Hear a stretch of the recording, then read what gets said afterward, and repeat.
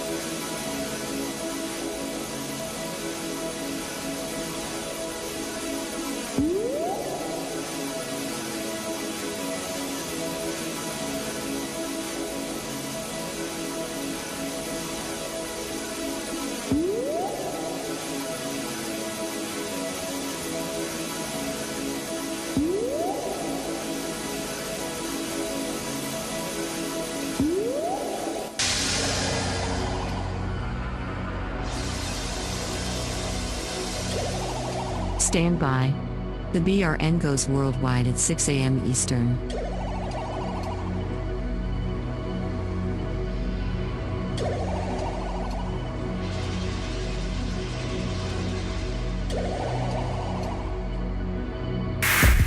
Attention, BRN affiliates. Showtime in 90 seconds.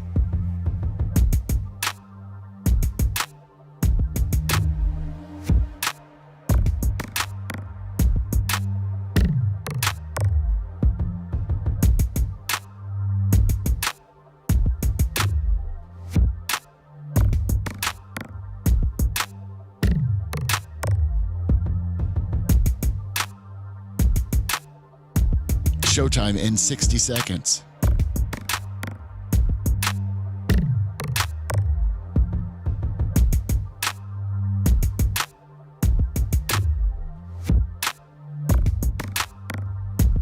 "45 seconds.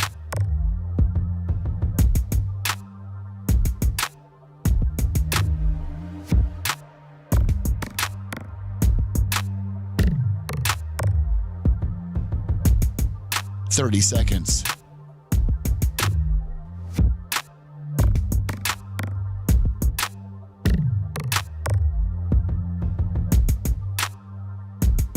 The show will start in 15 seconds, and this is your last audible warning.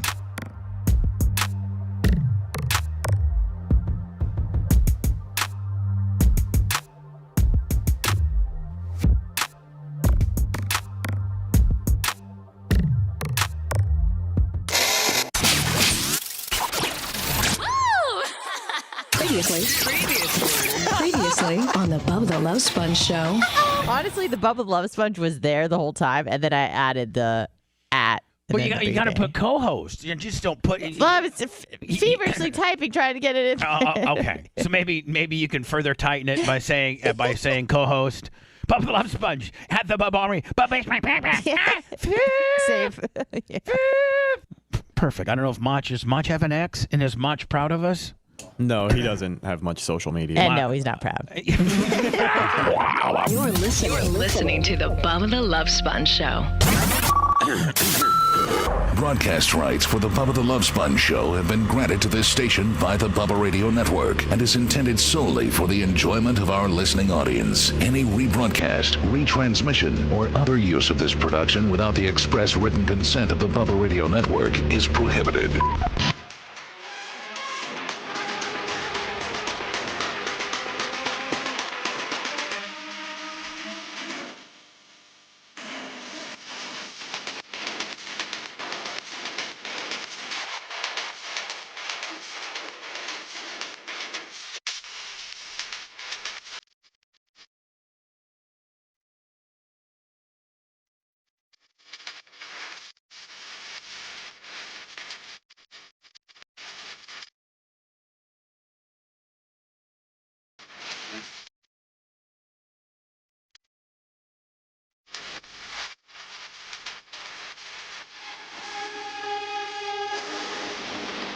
Good day. You shouldn't do that. Welcome to the Bubba the Love Sponge show. A crutch. I'm not going to say welcome to the program. I am going to say welcome to the Bubba the Love Sponge show.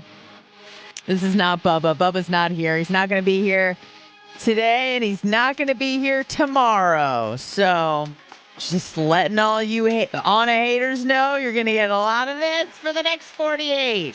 This is Bubba standing in solidarity with Israel. He's letting his resident Jew host the show. And I appreciate that. Where's Bubba? Bubba, I'm glad you asked, Lummy. Lummy is here, by the way.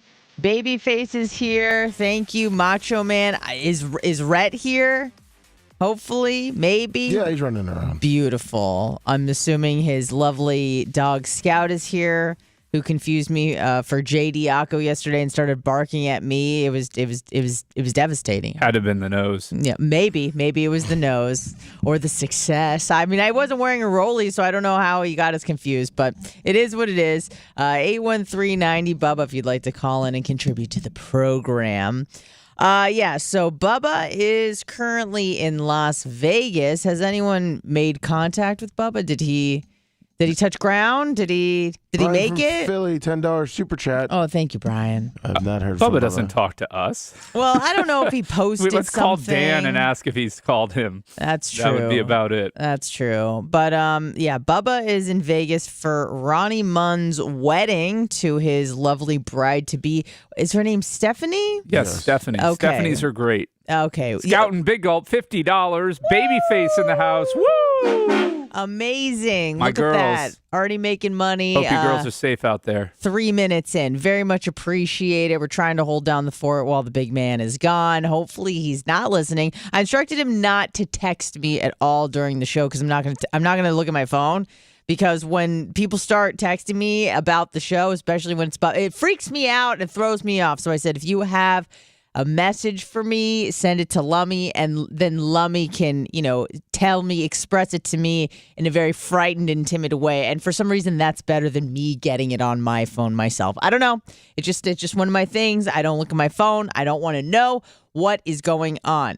But yes, Bubba is in Vegas for a wedding, which is very unlike Bubba because I feel like Bubba doesn't really like to travel or leave his compound and or the studio at all. He likes his routine. And I think that's just kind of like that's a culmination of a few things, but I think that's it's a function of age. And it's more maybe. control for him, I think. He likes to be in control of everything that's going on around him in his life. And so when he's traveling, there are things that are out of his control. When he's going to a wedding, he's not in control.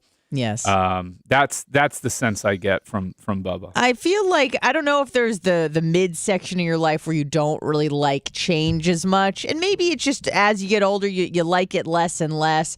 But it seems like when people retire, that's maybe when they decide to go on a little bit more adventures, obviously, because they don't have a set schedule. They don't have a job that they're responsible for. They don't have people they have people they're responsible for, but not so much in a working environment. And Bubba he likes his routine. He doesn't like to deviate from it. And I'm kind of feeling like I'm moving in that direction as well, although I'm a little bit more flexible than the Bubs, but it is what it is. Brian, you're heading to Vegas. But talking about, before we can transition to that, what you're talking about is you get older, you get more comfortable and set in your ways.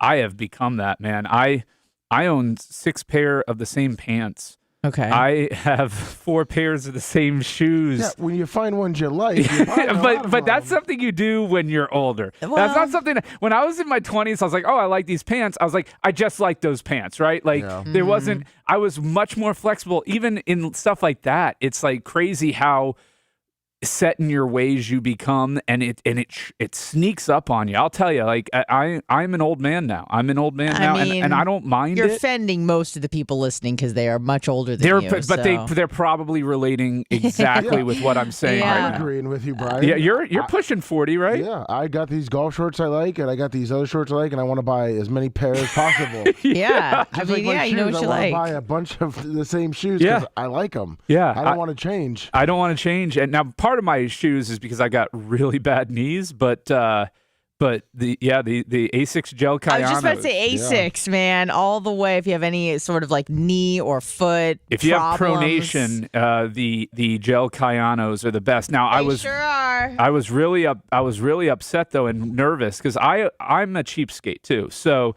I know the feeling. I will buy 2-year-old gel Kayanos that there are in closeouts in order to not pay because they retail for $160 a pair, and I will be damaged if I ever pay that for a pair of shoes. No, there's no way. I understand that. But I also, in your defense, and I've heard this from stories of many billionaires or super successful people, is that the fewer options that you have, like it's not like you have 1 pair of pants, you have 6 of the same pair of pants, but less decisions that you have to make during the day in terms of like what to wear, the more like brain fuel you have to make larger and more important decisions throughout the days. Does that make sense? Have you heard this? Oh, I hate Where it's like Zuckerberg has like one outfit that he wears every day. He has like Steve 40 Jobs shirts. did it. Steve Jobs did it, and there is truth to it. Yeah. Opening up your closet and not having to think about what you're going to wear. Think about women getting ready for any event or anything. It's very stressful for my wife, at least from what I experience,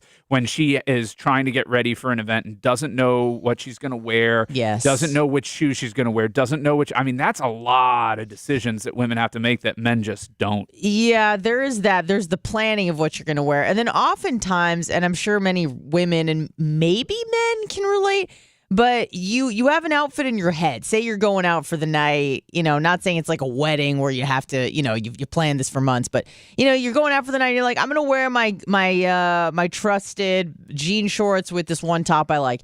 And then I try it on and I'm like, I look fat or I look bad. I don't want to wear this anymore. And then everything that you try on, even though your body pretty much looks identical to everybody around you, really hasn't deviated much. To you, you're like, I'm not feeling this today. I look bad today. Do you feel that at all? Even if your body really hasn't changed, you're like, it just fit me weird. I don't like it. Yeah, occasionally. No. I don't wear a lot of, like for women, there's a lot more tighter clothes. Yes. So for men, it's very few men are wearing tight clothes. But I have had skinny jeans in the past where if I had put on a pound or two or a little bloated, you see it.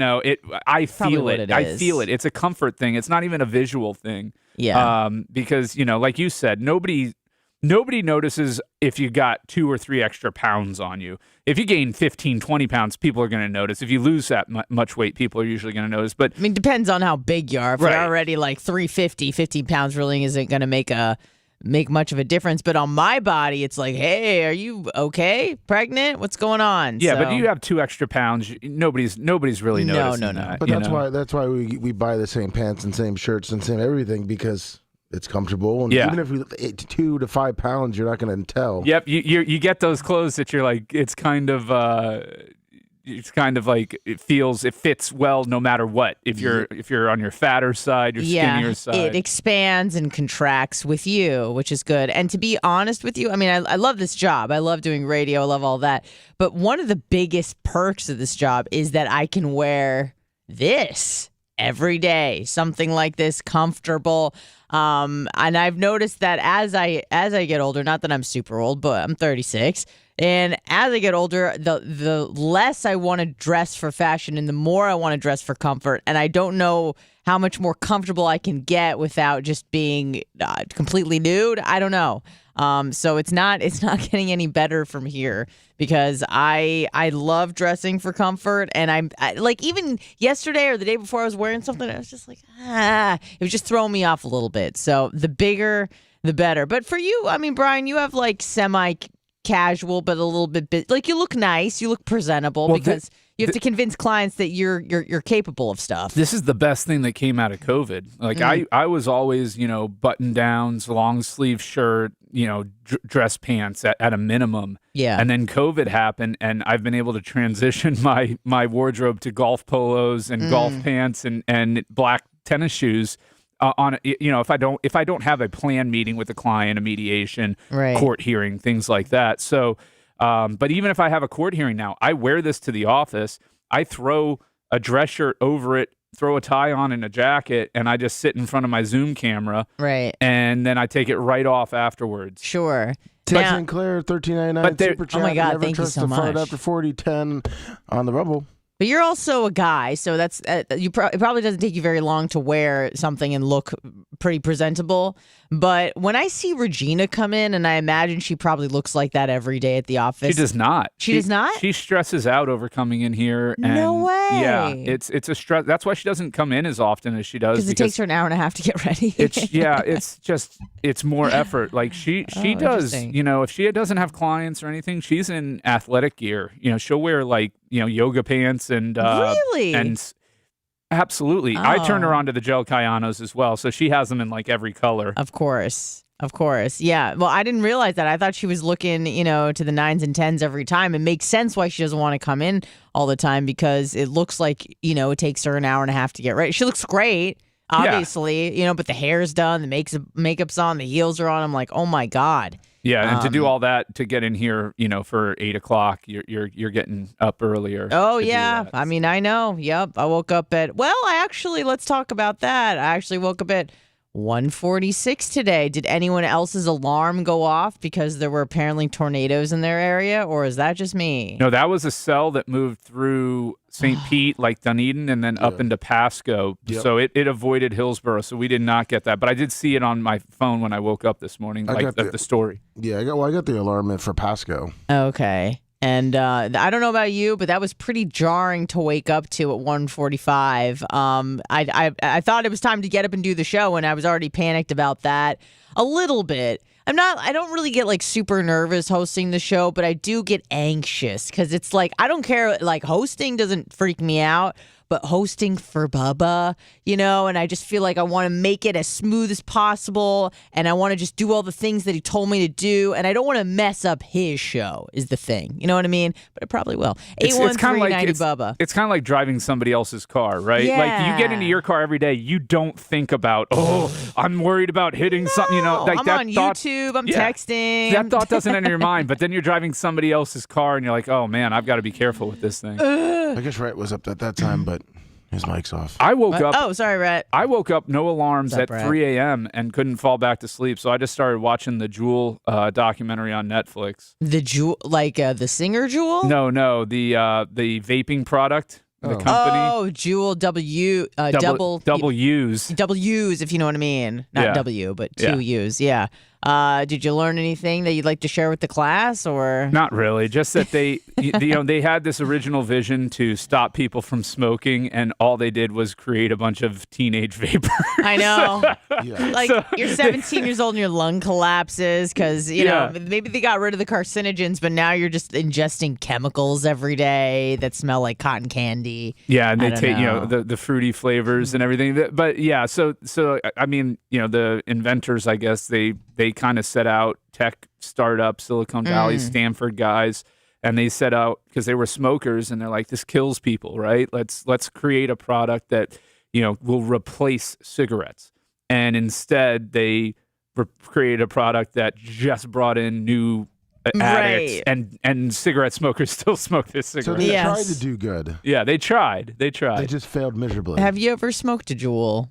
I've never smoked a cigarette, and I've never vaped. Ever. Lummy? I have tried a cigarette Okay. and never a Juul. Once I tried the cigarette, I don't really care about Yeah, smoking. I'm not gonna lie to you. I just wanted to know what the hype was about. I think I'm That's- like, because you see people smoking and they're just like they feel so much better when they come in. They're a lot more manageable, and I'm like, what? I just want to know what's going on. And to be honest with you, I never figured it out because I'm like, that's disgusting. I tried it. I'm like, it's horrible. You smell like crap. I much prefer, if given the option, I would smoke a Juul. I have before. It's kind of nice when you're drinking. Like, I get the drinking, smoking thing with the do? Juul. Yeah, I get it a little bit. It kind of elongates the high. It kind of just relaxes you a little bit. A little bit of nicotine is nice, especially when you're, rolling your face off at an EDM concert. But other than that, no thank you. I don't even like smoking weed. That was one of the things they said, is that the amount of nicotine that they got was actually greater than the amount that they would get from smoking a cigarette. And so the blast was, even for people that was like, they said when especially like first did it was like almost people getting sick because it was too much nicotine when they first started developing the product. In their baby lungs as 16-year-old smokers. So, well, thanks to them for creating. It's like a power vacuum. You take someone out. You're like, woohoo! We took out Saddam Hussein, and then now we have ISIS. No problem. It's cool. Not really. But Brian, you're following Bubba to Vegas next week, right? Yeah. I've got my 10-year. Renewing anniversary, of the vows. and in fact, with the same Elvis that Ronnie is using.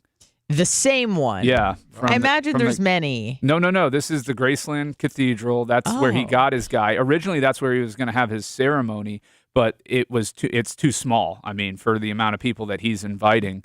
So the officiant, the Elvis, right, decided that he's going to do it at Ronnie's location, wherever that secret location may be, but yeah, I'm going out there. We're doing our vow renewal. I'm so excited. I'm going to the movie Inside the Sphere. Ooh, okay. So I'm very excited about going to that. Movie, or it's called The Movie? It's called Planet something. It's Earth. It's just supposed to really, it's a cool movie from the director of The Whale and a few other. Oh, hold on a second. That movie with Brendan Fraser. Did you see it? No, I didn't.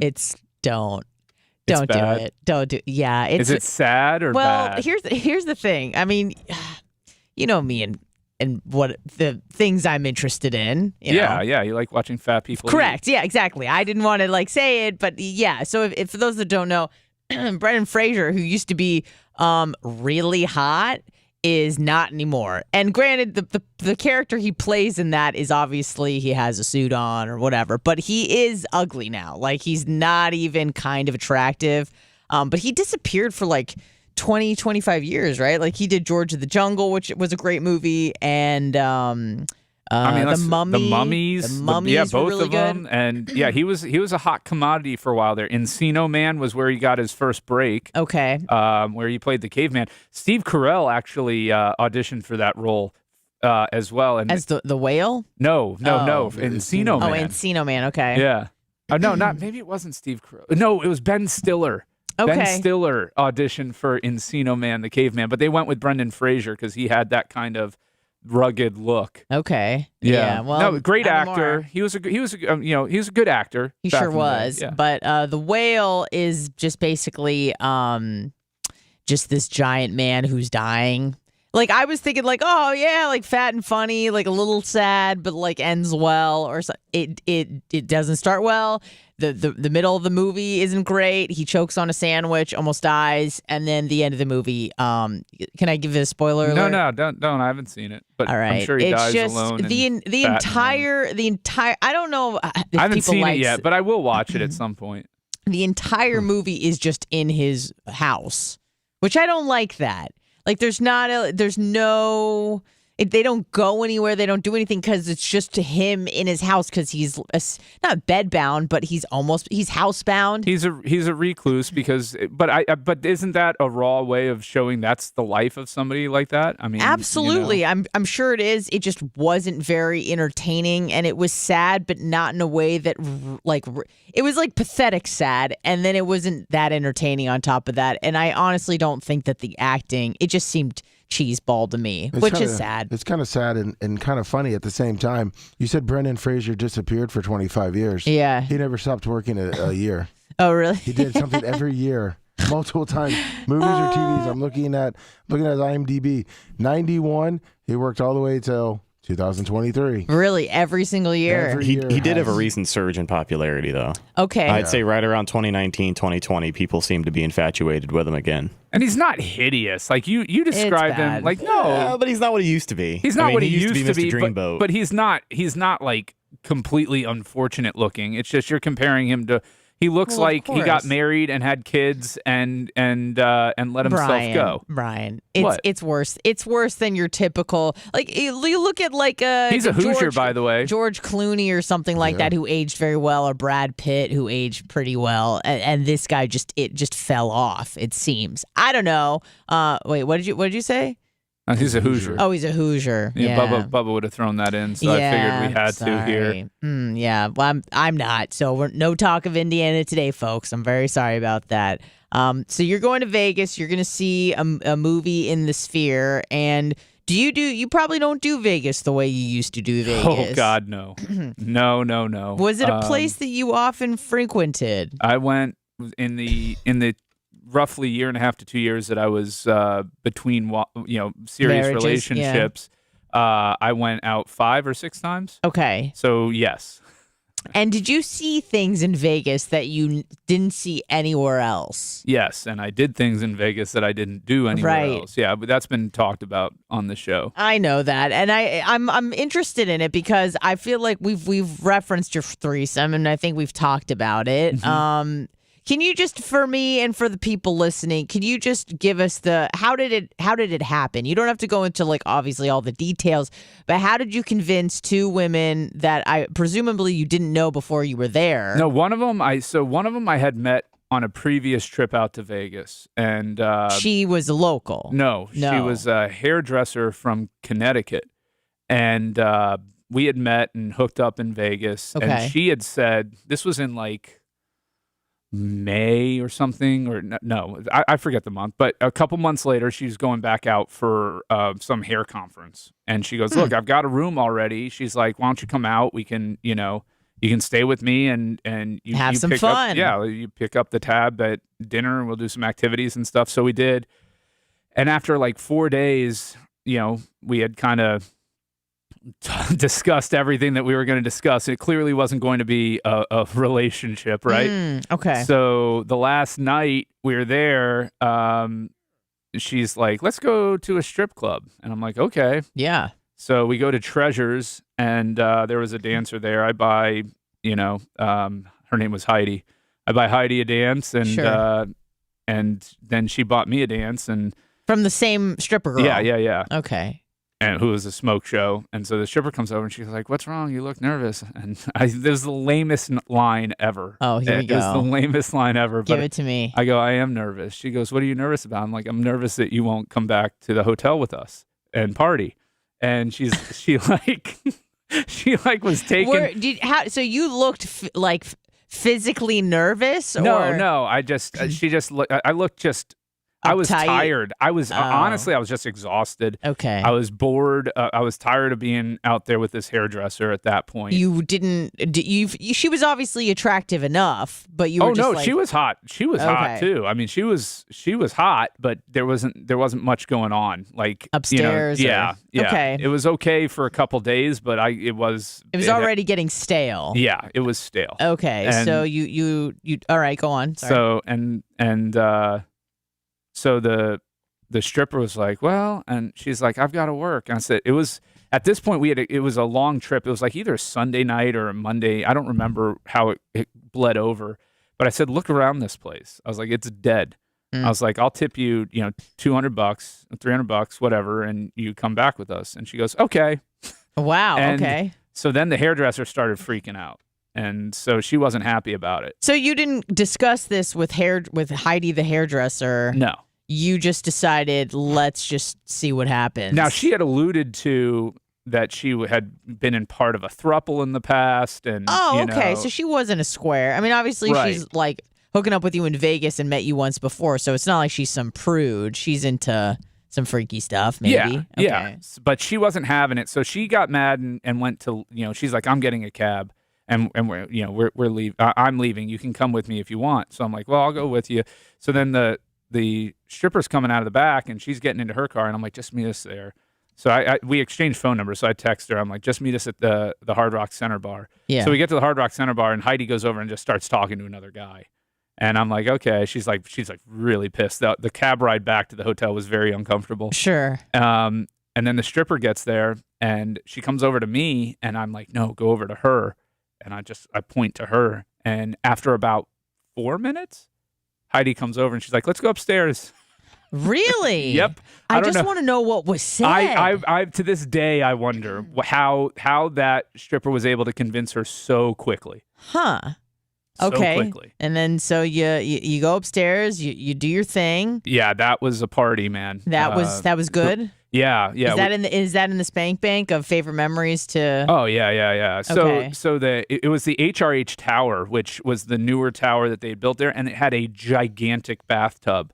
So we all started by like taking a bath together and cleaning up, and then then we went to the bed, and it was funny because I was using protection, and every time they would switch, they pull off the rubber, put on another, so it looked like at the end of the night, by the side of the bed, it looked like a snake, a boa constrictor just shed its skin. It was just the floor was covered with half-used condoms. Wow. Did you let the maid pick them up? Or No, I'm not a slob.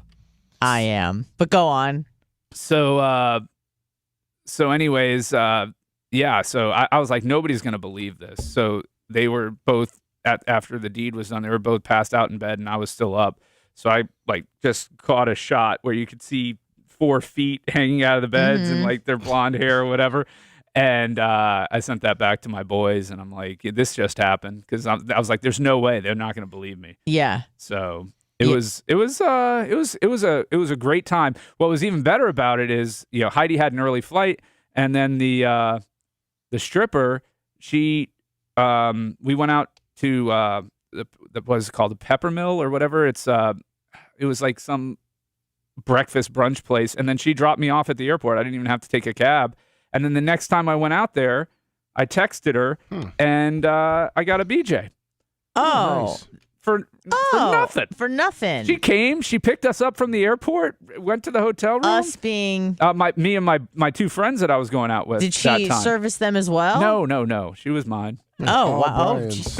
Calling dibs on the stripper and not sharing with anybody else. Yeah. Well, she sounds like a gem. I'm Brian. sure That's she's doing well right now. It's been, a long time, 12 years. You think she She's aged probably down well? in the Keys now. That's where strippers go to die. Is that where they go? They go. I didn't friend her on any social media. That's probably for the best.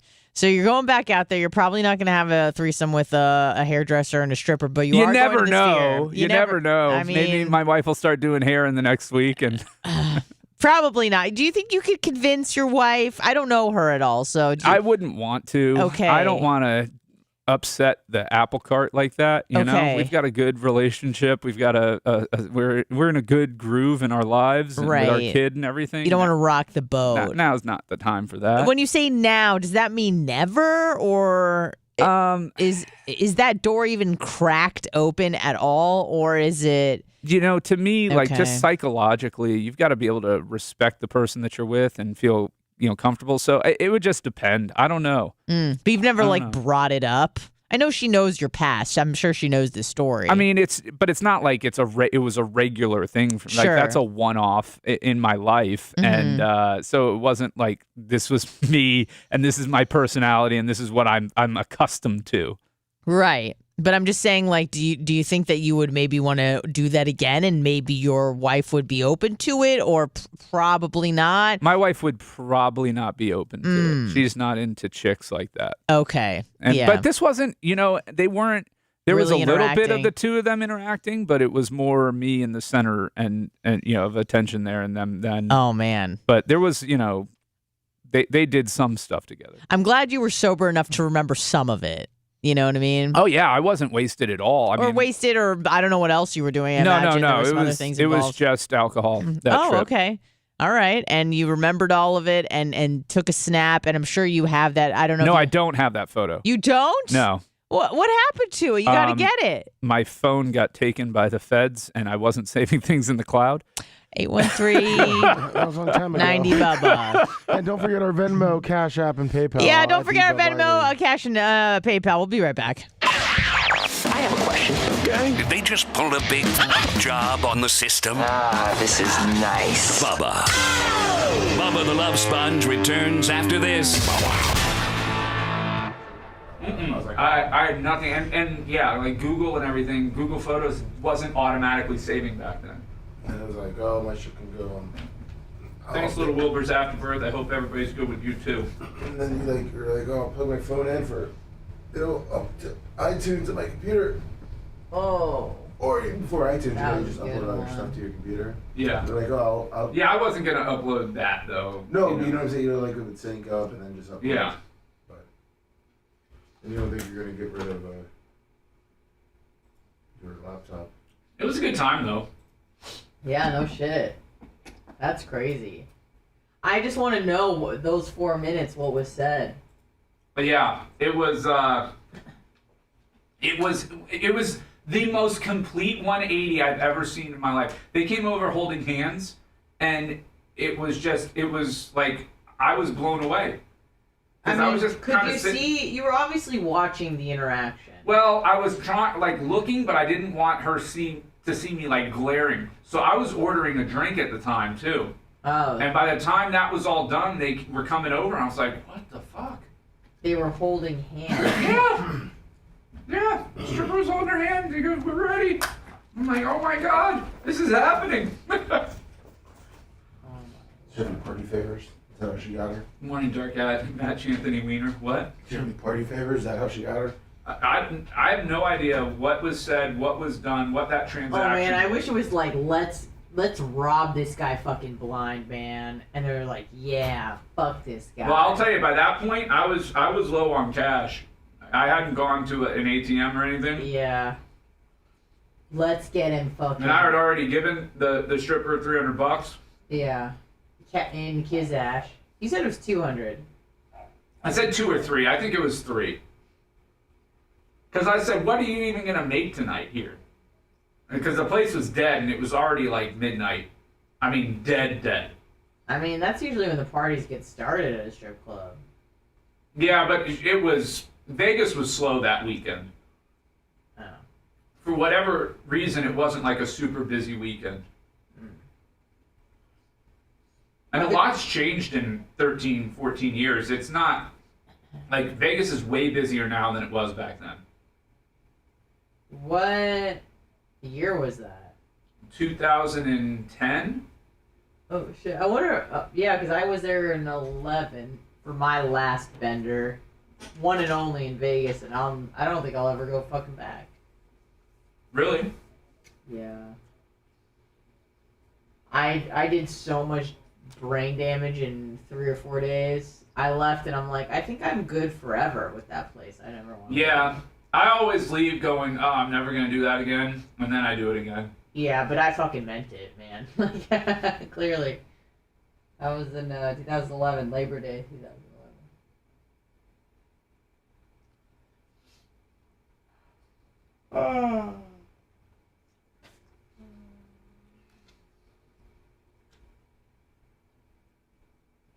Yeah, and then the Heidi chick, we were friends on Facebook for a while. And then she got like into bodybuilding and then became like ultra MAGA and defriended me. Which I didn't care. I mean, I don't add or subtract friends on Facebook anymore. I've probably got 250 to 300 requests from Bubba Army people in my Facebook. Facebook isn't for that. Right. Like, you can follow me on Twitter and add me. I'll add you on Twitter or whatever. Matroni? What's that? Where is it? Brian, the babyface Matroni, who actually was proud enough to put the Bubba the Love Sponge show in my bio, my intro, unlike Dr. Dan. Oh yeah. He had the hashtag, but you can tell he's a boomer because he had hashtags. Yeah, he didn't know really what to do. I was making sure he was following the show. I was like, that would be even worse. He doesn't even follow the I'm your show. friend, Joe, the Supermark. Joe. Let's be friends.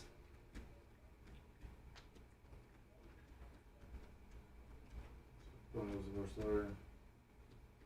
Curtis Enray, $20 on the Venmo. Thank you.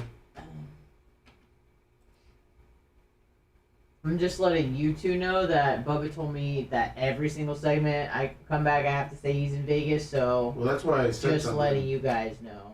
Well, yeah, he told Rhett and I. That's why I said something when you were going, because Oh, I was gonna get to it. I know, but I started getting text messages and I thought it was Bubba. Oh no. Well, There's no way he's up now. That's I a don't long know. day to travel out there. You never know. But my phone would, and it looked like a group text with Rhett and me. I'm just gonna scream, Bubba's in I Vegas! mean, like, because he said he wouldn't text Anna, so. Now, did he say specifically why he wanted you to do that? Me? Yeah, why he wanted just to Oh, 'cause he- explain to anybody Well, coming back from this? I'll tell you off air. You tell me off air? Yeah. Oh.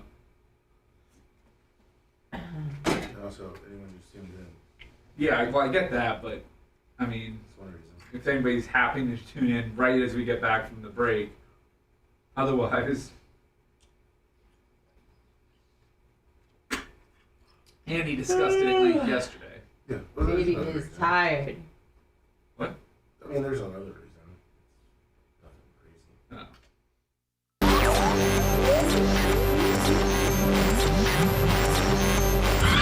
There's nothing sexy or glamorous about this broadcast. Just press play. Bubba the Love Sponge. You're listening to the Bubba the Love Sponge Show.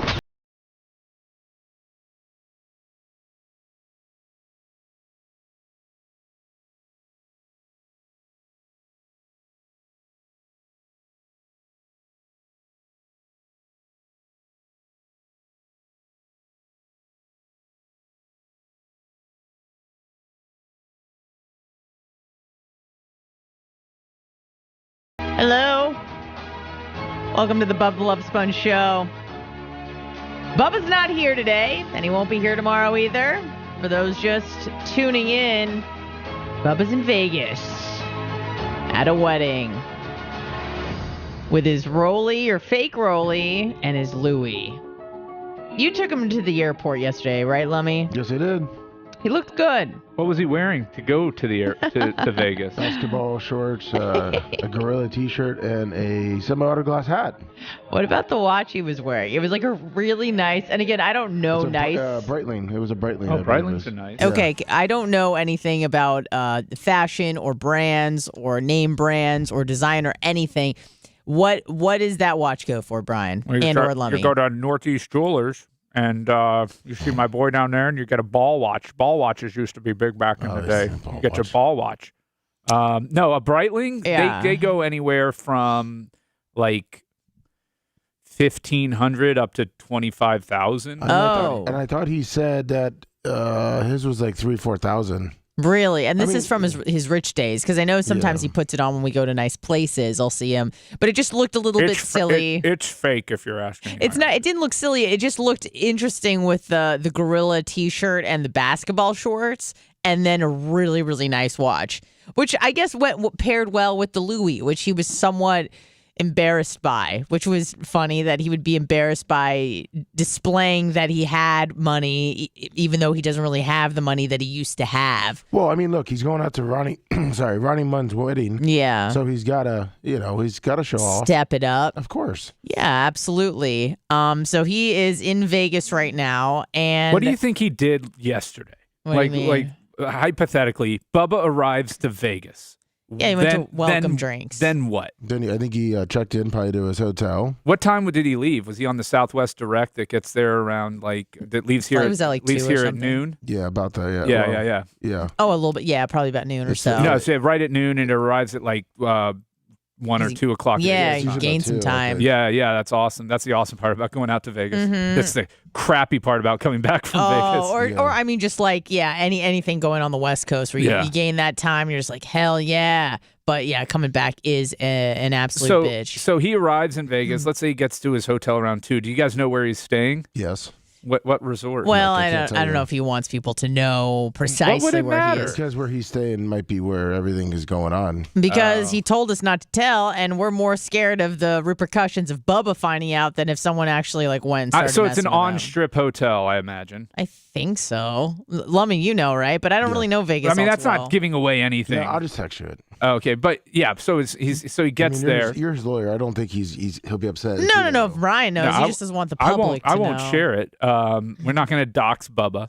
Right, but still, Mario from Las Vegas could show up and but maybe somebody wants to send him, a nice bottle of champagne up to his room. Treat him to something. Yes. Right, because he drinks so much. He's gonna be Mr. Champagne. Get him some perks. That's what he's interested in. Yeah, send me some perks. Send me some party favors up to my room. Yeah, you could send the perks on ice. That's fine. That's a nice touch. So he gets there, and then I imagine he goes looking for a cheeseburger. No, I think he probably takes a nap.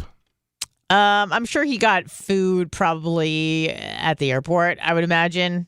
Because there's something about the airport, and I don't know if it's just with me or with everyone. I already know what you're going to say. You get snacky. Yeah. Not just snacky. That drink, when you get through security and you're going on a vacation, that drink at the hotel bar, the airport bar is probably the greatest drink you can have in your life. Really? Because then I've never done that before. You're on vacation pretty much. It's like you're about to go travel in an hour and a half or however long. And it's there. It's come to fruition, right? Yeah. This trip that you've been waiting for, this break in life from the monotony and the rut and the crap of everyday life and work is coming to you. And you've gotten through the crap of security and that whole cattle call. And now it's open. And it's like, and then you sit down. You see your gate. And your flight's on time, Yep. and you sit down, and you have that one drink. It just takes that one drink. And usually the bartender, especially if it's not busy, he's like, where are you going? And then, you have a little conversation about your vacation, which puts your mind even more excited.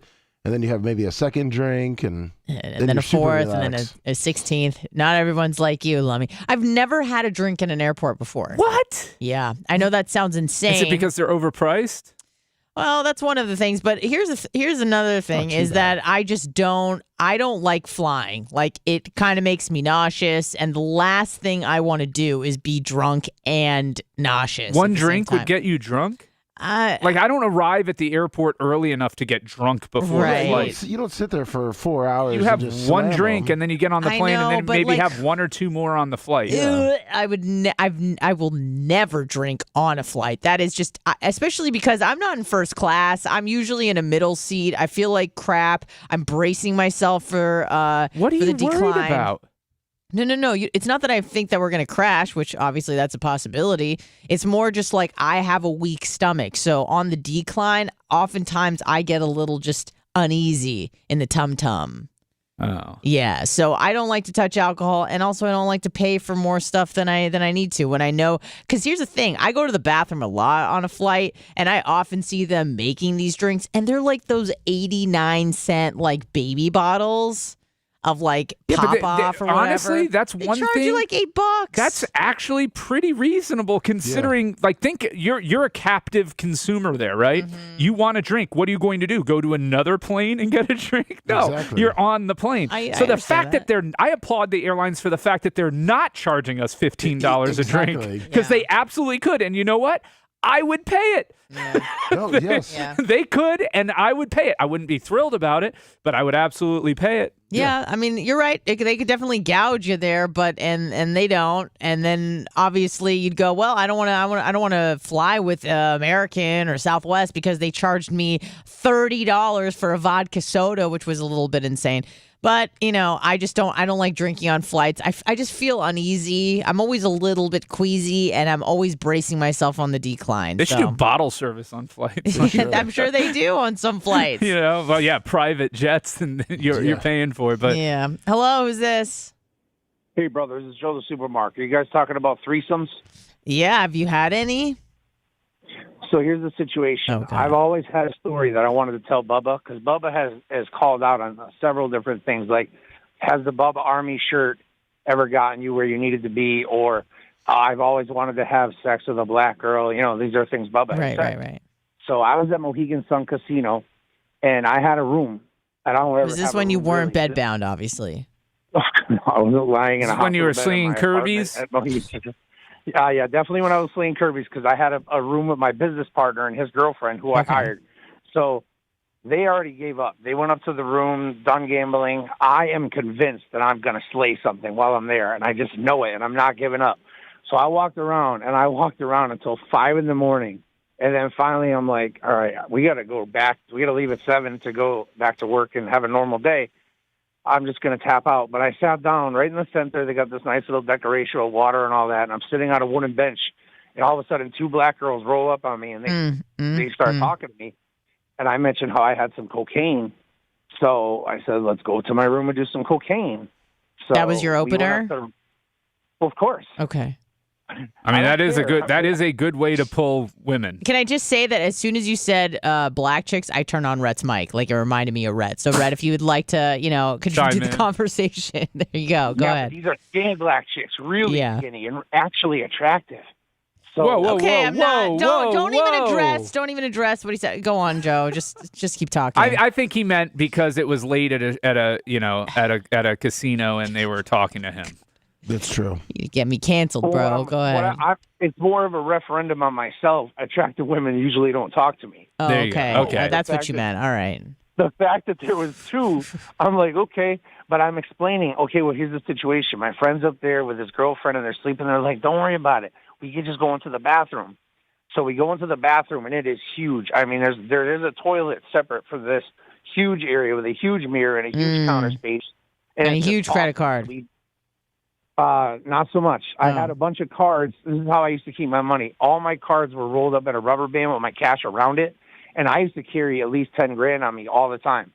But just in case, right? Occasion, I felt broke if I had less than 10 grand on me.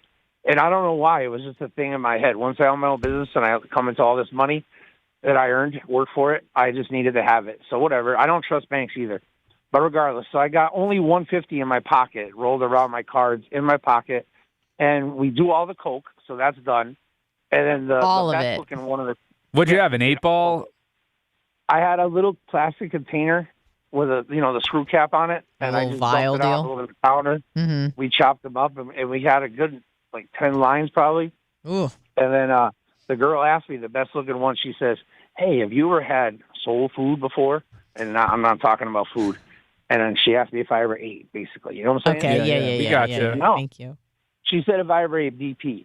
And I said, no, I never went to BP. And she hopped up on the counter and served it up. And the other one came from behind and started thinking about things. And next thing you know, then I'm laying down on the floor and I'm being used as a chair on both levels. And I'm just like, this is amazing. And then they cut the lights off. I never told this part of the story. And I never told the second part. I had a Bubba Army shirt on. they later revealed that they did this because they thought I was in the military. They didn't know it was Bubba Army. They said, we thought you were in the Army. So what do you think happens next? Brian, you're smart. They go for your wallet. You are so smart. I never wanted to tell this part of the story because I always wanted to act like, ooh, I'm nasty. I can have a threesome with 2 black girls at the casino. So you got robbed. But they cut the lights off, and they went into my pants pocket because my pants were diz out, obviously. And they went into my pants pocket and grabbed the cash, all the cards, and everything. And I knew it right away. So I shut the thing down. Luckily, I had already... Your thing down? I'm sorry? What thing did you shove down? Your thing-a-ling? I shut this whole threesome down. I was already... I had already because I didn't know what you meant by thing. Myself. That was vague. So I didn't know if you took your thing out of someone's mouth. I didn't know what thing. It was just basically like once you've had I enough, partied, bitch. I had stood back up and I had decided to use the counter as a place to lean on. You know what I mean? Really, kind of, and that's where I fizzed an issue. Then all of a sudden, the other one goes into my pants pocket, and I feel my money come out. I go to my pocket. It's all gone. Pimp slapper? No. I just said, hey, look, I'm not stupid. Just give me the stuff. Where is it? You can search me. I ain't got it. So somehow I searched both of them. I patted them both down, and they didn't have anything on them. And I looked in their socks. I mean, everything. Did you look in their prison wallet? Well, that's the thing. That's the only place that must have been where they put it, because I literally felt everywhere and couldn't find nothing. And then all of a sudden now my friend's girlfriend's banging on the bathroom door. Shut up, because we were being hella loud before. So now she's a cute little white girl. She wants to fight these 2 black girls. Okay. Now my business partner comes. He's pissed. So he ends up deciding to just leave. He just doesn't shower, doesn't do nothing, just grabs. He goes, I'm out. And we rode together, so I was going to be stuck there. Now I'm chasing these girls down the hallway. I don't care if they keep the 150. I just want my cards. That's my license. That's everything. Right. All my business, all my business credit card and all that. And I beg the girls. I get them into the elevator, and it's just me and them. Please, just give me the cards. You keep the cash. So what she does is she looks at me like I'm pathetic, and she just lifts up her pant leg, and all the cards fall all over the elevator floor. And they were already getting on the phone with somebody to tell them like what was good and what was coming. And then Maybe I they're took up my pimp. cards and I ran out. I grabbed Mohegan Sun Security. I'm like, look, these 2 girls, blah, blah, blah. This is what they just did. They just stole my money. And then that was as far as that went. And then I got back in the truck and we went back to work, and it was a miserable day. And that's that. But it's an epic I'm tale. sorry to have to tell you all that, but I'm so glad to get it out. If I could just ask Lummy a question, then I really got to go. Okay. Did Bubba eat yesterday before he got on the plane? He ate at his normal time. On the air. Yeah. I know he ate in the morning, but I mean, what He's asking to, but he probably Lummy probably dropped him off at 11 a.m., right? Yeah. Something like that. Yeah, so he probably wasn't eating again. I dropped him off probably like 10:30, 10:40. I mean, I think they Erica made snacks for them, like sandwiches that she brought along. I think, and there was 20 minutes where he was unaccounted for, so God only knows what that man consumed in that time. The only reason I asked is because I know Brian was talking about when he got to Vegas, he probably wanted a burger. But if he's fasting and he ate before he got on the plane, then he wouldn't be. I have a feeling Bubba's not going to be sticking to the fasting while he's in Vegas, and that's okay. You know, I'm a pretty big advocate of fasting, but sometimes you just got to just let it eat, literally. Just let it go. It doesn't matter. You're on vacation. Let yourself enjoy, not be so wrapped up. And I'm not telling you. I'm essentially telling myself this because sometimes when you get so into a routine and it's like how you do things always, you have a hard time deviating from that. And then you become like a wedge, no fun. And I don't think that that's any way to live and experience life. Sometimes you just got to go, F it. Eat the burger, eat the cake, don't fast. Just enjoy yourself. Thanks for sharing, Joe. Yeah, and it's nice to give yourself a break sometimes and just do something crazy, like eat some ice cream. Yes. So that's that. But Bubba's got an extra 3 hours because he's out in Vegas, so he can tack that onto his fast. Yep. Yeah. Probably, I don't know. You probably blasted Erica. Take care, Joe. All right. Have a good one. Rock and roll. God bless. All right. How true do you think that story is from 0 to 10? Joe's? Yeah. Probably 80%. Okay. Yeah. I mean, I didn't get a lot of lies in there. Okay. Yeah. It was nice for him to just come in and just perpetuate some stereotypes and then just dip, and leave us with the trash.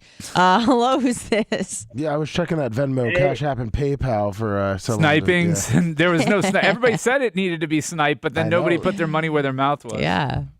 We're going to take nothing but bad calls the rest of the day. Get Gary on the phone.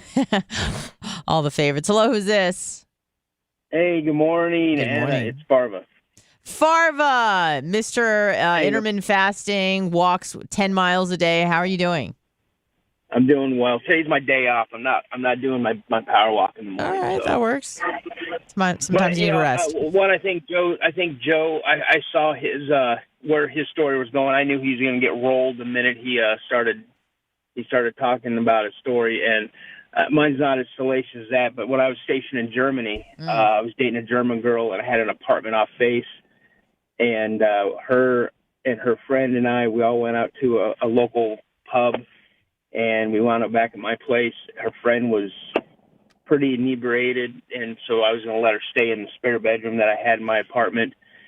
And about 2 or 3 hours after we went to bed, all of a sudden she comes rolling up into the bed and starts getting crazy with my girlfriend. And I'm kind of like, whoa, what's going on here? And then they both look at me, and they give me the come hither look. And, yeah, that's pretty much my one and only time. So. And that's in the spank bake, I imagine, as well. Do you think about that often? Nah, I'm an old man now. I really don't. You can't have memories?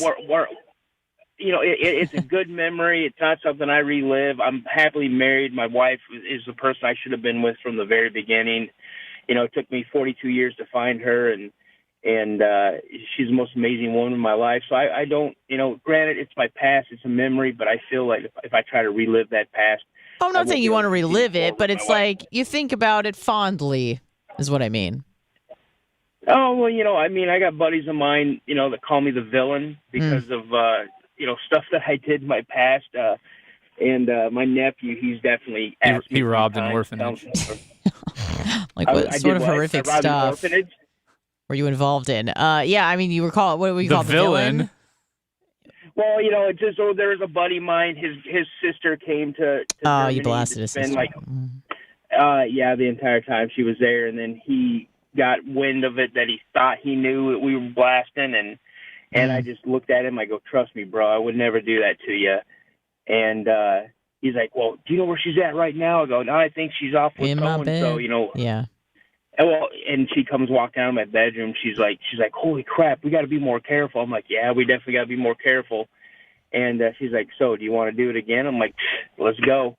And, she said that in front of her brother, he wasn't even. All right. He wasn't even down the stairway. By the time he didn't know she was in my place. And then, there's another dude that his girlfriend came up from Aviano, Italy, and he decided he wanted to take leave, but he took leave at the wrong time. And so he asked if I'd show around base or whatever, and I was on leave at the same time. Boy, I showed around base, and I showed around the farm a few times, and he was bragging one day about how all these hickeys that he had were from his girl, and I started laughing, and this is in front of all of our guys, and then he's like, what are you laughing at? What are you laughing at? And I go, listen, man, I said, those hickeys, you made those with the vacuum cleaner. I said, this hickey right here, this is from your old girl. And I said, the entire time she's here, I was blasting her the entire time. So, that's why they called me the villain. So, dude, makes sense. Yeah, it's kind of scummy. Yeah. Good job, man. Thanks, Farva. I like you better now when you're intermittent fasting, going on power walks, talking about your beautiful wife. So, well, she is. She's beautiful. And you know what? The show so far, you guys, I'm loving it. I love it. And Brian, you know what? Sometimes you just rub me the wrong way, man. But I don't know, man. You're making a lot of sense lately. So, well, I'm lately. That's fine. I'm glad you are enjoying the show, man. Take it easy. Don't sound so surprised next time. I knew it was going to be a good show today. All right, Farva, have a good one. Have a great weekend. I appreciate you. Have a good one. Bye. I was propositioned pretty hard one time for a threesome. Oh, yeah? Yes. I don't think I've ever told this before because I feel like it wasn't like super significant to me and nothing ended up happening, but it's still like talking about all the threesomes, it brought to memory. This was right after I moved to Florida. So it must have been in 2016. And I had a friend named, I don't even fully remember. I think it was Jed or Jeb. I think it was Jed. Yeah, Jed. He had a lot of problems. I initially. Please clap. Huh? I said please clap. Oh, yeah. Jed Bush. No. And he was like in and out of town. I met him initially on like Tinder or something like that, but it didn't work out. But I didn't have any friends. So I like moved here and I was like, I know 0 people. So I started to try to like make contacts through Tinder, which was not, the move to make. But whatever. I was doing the best I could. And I went to, Jed was in town. He was like at his friend's house. Let's just call his friend Bob. I don't even remember Bob's name. But go to Bob's house, meet them there. And Bob had a girlfriend who lived there. And she was not going out that night. And so I think it was me and like 3 of his friends or something went out to the Ritz. I think it was the only time I went. Obviously, maybe some party favors were involved. And I'm starting to talk to Bob, and Bob just seems like I could tell he's like interested. He's curious about me. He's asking about he thought I was with Jed, and I'm like, no, it's just kind of like I just moved here and I'm looking for friends. He's like, oh, interesting. Okay. And he's like, my girlfriend also really likes whatever I was talking about with him. You should meet her. Conspiracy theory. Yeah, you should meet her. And I'm like, maybe I will one day when we all like hang out. He's like, no, like come back to the house, which is where my car was parked anyway. So he's like, come back to the house. And like meet Jennifer, whatever her name was. And he's like, I really want you to meet her. I think it'd be a good time. Maybe, and I could just see him scheming. And we get back to the house, and he literally like takes me, like he's like, come on, meet my girlfriend. So he like opens his bedroom door. His girlfriend is asleep, and he's like, hey, Jennifer, I just want you to meet Anna. Honestly, I'm like, hi, how's it going? She's like waking up. It was the most awkward thing ever. And he's like, maybe you could just like let's all come and talk. I'm like, nope. No, thank you. And then ended up leaving. But that was my my one almost threesome, not really, memory. But I felt good that night because I was like, okay, I still got it. That guy screwed up, though, because he needed to wake his girlfriend up first on his way back and say, hey, look, I'm bringing over a friend, if that's what they were into. Right. I'm assuming that's what they were. But that's a rookie mistake, though. I mean, come on. I don't know. Man. I don't know what he was Bob. thinking. Come on, Bob. You done effed up. 813-90 Bubba. I think someone else here has a better threesome story probably than yours. You? I don't know about better. Oh, go ahead. Oh, well, this was a couple months before Monet. Okay. And it was with an ex of mine and some Uber ass. And that was pretty much it. It was probably it was maybe 0 work from my end. An Uber driver? No. It was just someone that she had met and talked to on a dating app. What's Uber ass though? Someone who drove over, had sex, and then left. Oh. Wait. Like I said, 0 work from my end. Is this it was very easy. Was it someone you were very serious with for a while? Yeah. Yeah, really? But it was after we'd broken up the first time. And then we were trying to make it work the second time around, and she was having all these crazy ideas, and I was just kind of there. Okay. So I definitely wasn't going to turn this down when she brought it up. And it was another girl? Yeah. Okay. I didn't know if this was going in a darker direction. No. Okay. Interesting. Jamal showed up. Yeah, Jamal showed up. What's up, Brett? Oh, no. So she propositions this. Brother. And oh wow, that got interesting. And so this person comes over, and you'd known this person? Nope. Total stranger. Okay. First time I had met them. And it was 2 thumbs up from Rhett, or yeah. It okay. It wasn't like someone super like gross or something. No. Okay. No. And it was a good experience. Yeah. All right. Yeah. I feel very like you're easy. holding back. Very easy all around. Oh. No, not. I mean, I wish I was. There's not much to it. I just wanted to share it. And then they left. So she comes over, and then what? Like, is there? Well, we smoked for 45 minutes to an hour, watched TV, Yeah, just wine kind and of dine talked 'em. a little bit. Obviously, the first time you meet someone, you gotta get someone acquainted, I suppose. Get them comfortable is pretty much what you want to do. But obviously with women, you want to make them feel comfortable, that there's a way out if they don't want to do this. Yeah. You know, get them high, get them drunk, whatever it is, just to kind of chill out. Oh, yeah, I was nervous too. Yeah. Because, like, obviously you don't want to give off the wrong vibe the first time meeting someone, so. Right. I get it. So, I mean, what was the conversation? Was just like, how you doing? What's going on? Yeah. Small talk. Okay. I really don't remember. Like, it wasn't anything substantial. Huh. And then who initiated, like, okay, it's time to blast, or? My ex did. Really? And did you know that she was into the ladies at all, or? Yeah. But how did that start? Did she go over to her and start kissing her, or did she say, "Hey, let's go in the bedroom"? Much, yeah. Or yeah, I mean, they started kissing, and then we all decided to go to the bedroom, and then it just. You gotta get a little bit better at storytelling, Rhett. I know. Tell me. This is like when Tyler was on the sports show with us. Oh no, it was bad. I didn't listen to it. It was just you trying to pull teeth. I could give you better detail. I could probably give you better details from the Bucks game like 12 years ago. Yeah, interesting. Yeah. It's like you're holding back. Mm-hmm. There's no threesome story that goes like this. Yeah, she came over on an Uber. It was good. It was pretty easy. That was it. I mean, literally, that was it. We did it one more time after that. And it played out the exact same way. You did it twice?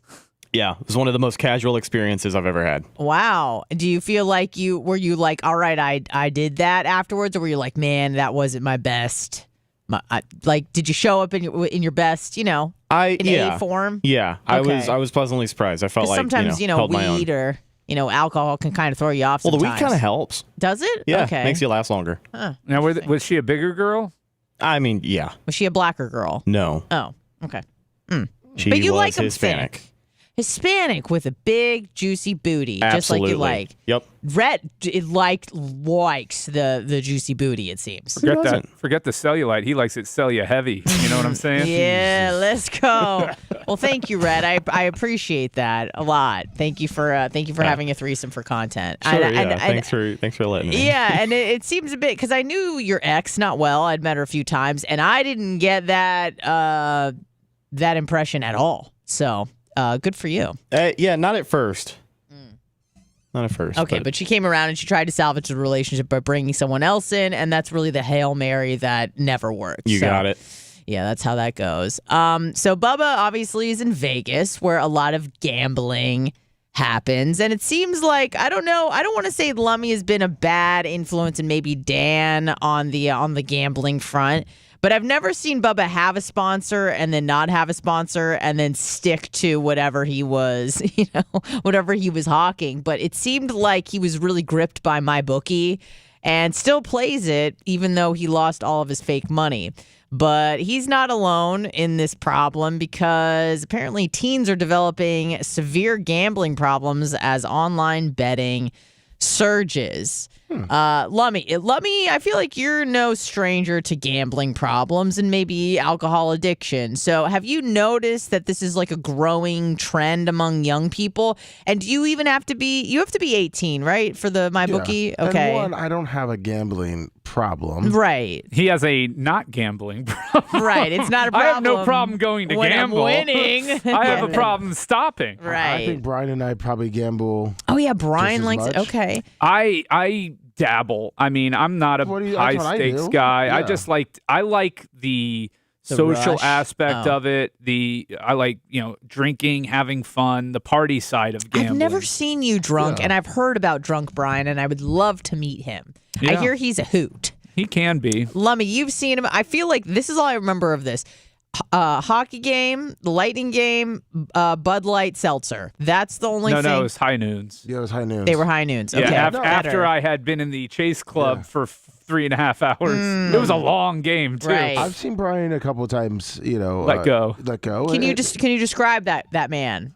Brian is he is a fun person to be fun around. drunk. I know he has his level, and just that one time at the hockey game, you hit your level. I hit my level. He hit his level. I definitely hit my level at the hockey game. And my buddy was at his level too, which was even worse than my level, because he started getting picking fights. Yeah. Ooh, that's not good. And see, Brian just kind of Brian's not a fighter; he's a lover. No, when he was kind of getting a little cocky. Oh, like more than usual, or? Yeah. Yeah, okay. Yeah, no, like Brian was, throwing his Amex card, like, and then just, kind of being big time.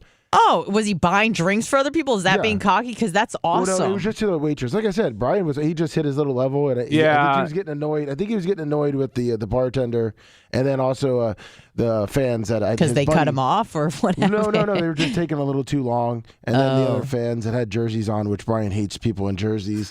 So, but you went to a hockey game, especially visiting jerseys. Well, this was after the hockey. So game. what do you wear to a hockey? I mean, I guess a polo. Now I will say the one thing I did say though is that a hockey jersey at least makes sense because hockey arenas can be colder. Yeah. Let me ask you that. I think a guy did show up with a basketball jersey on, and that's when you. Oh, that really got me. Yeah, exactly. yeah. What, did you call out to this man and say? And what did you say? Probably, I don't recall. Lummy probably has a better recollection of what I said than I do. He just was like, "What real men wear basketball jerseys?" And the guy kind of looked at him, and I think your buddy said something to him. Well, I think my buddy said something first, and then. You said something. Was this guy bigger than Brian? Because everybody's bigger. That's than what me. I'm saying. Is like, what were you thinking? Like that's. I don't think that's that drunk courage. Interesting. Yeah, the high noons. That got you. How many do you think you had? Oh like my more God, than 6? in heaven, no. Oh my God. They How go much down can so you easy. drink? So I can drink a lot. Okay. I probably. If you were to ballpark it, I know you don't remember. I probably had 12 at the game because it was free drinks in 3 hours. Yeah. And then that's heavy, dude. And you're not a big guy, and it seems like you don't drink all that often. 2 at the bar afterwards. Oh, nice. So at the game, you were just inhaling them. Okay, 3. I think you had 4. 4 an hour. Okay. I think you had 4, and you spilled one. Yeah, it seems about 2 right. more. Oh man, I need to meet Drunk Brian, and unfortunately, you're not going to be at BARP this year. I will say that's the drunkest I've been in the last decade. Like that was I was obliterated. I haven't gotten anywhere sick? near that drunk since then. No, but I wish you did. I was and it was the middle of the day. It wasn't even that late. It was like the game got over at like 5 o'clock, 4:30. It was an early start. Yeah. Is that the drunkest you've ever been in your life? It's up there. Okay. It's up there. All right. Yeah, I would probably say I've had a few bad situations, but probably the worst was my 21st birthday where I almost got arrested. Allegedly. I don't know. I don't really have recollection. And I have a vague memory of thinking I was walking to my apartment, but I was getting dragged by, I was like, I remember having the thought, I'm really doing it. Like, I'm like, in my head, I'm like, I'm really doing it. Like, it was really, really, really bad. I was in Santa Barbara at the time, and they had a Bill's bus, which was such an awesome. It was an old school bus. Some guy named Bill bought an old school bus, and he would pick all of the kids up for $10 there and back from Isla Vista, which is like the town right next to UC Santa Barbara, to downtown, which is about a 15-minute drive. And so instead of having a bunch of people drive and kill themselves because they're all effed up and everyone would get DUIs. He just took this old school bus and turned it into a party bus and just had packed how many kids can you get on a school bus? Like 60? Yeah. Yeah. And so we'd all have like wristbands and he'd take us down there and pick our ass, right back up. And I went down on my 21st birthday and took every shot that was given to me and just got so unbelievably sick. I have a vague audio memory of me throwing up and hearing someone say, "Is that Anna Hummel?" Like it was probably someone I had known from class, but not well. And I hear my friend go, "Yeah," and they're like, "Man, she's not doing well." And I hear my friend go, "It's her 21st." And then the other person was like, "Oh, she's doing great. Like she's still like alive and breathing, so that's good." And then getting off the bus, I thought I was walking off the bus, but I was getting dragged.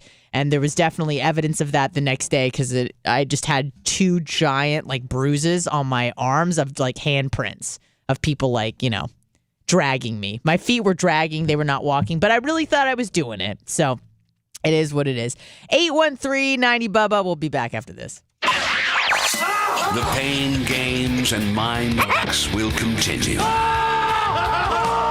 This is the Bubba the Love Sponge Show. Bubba the Love Sponge returns after this.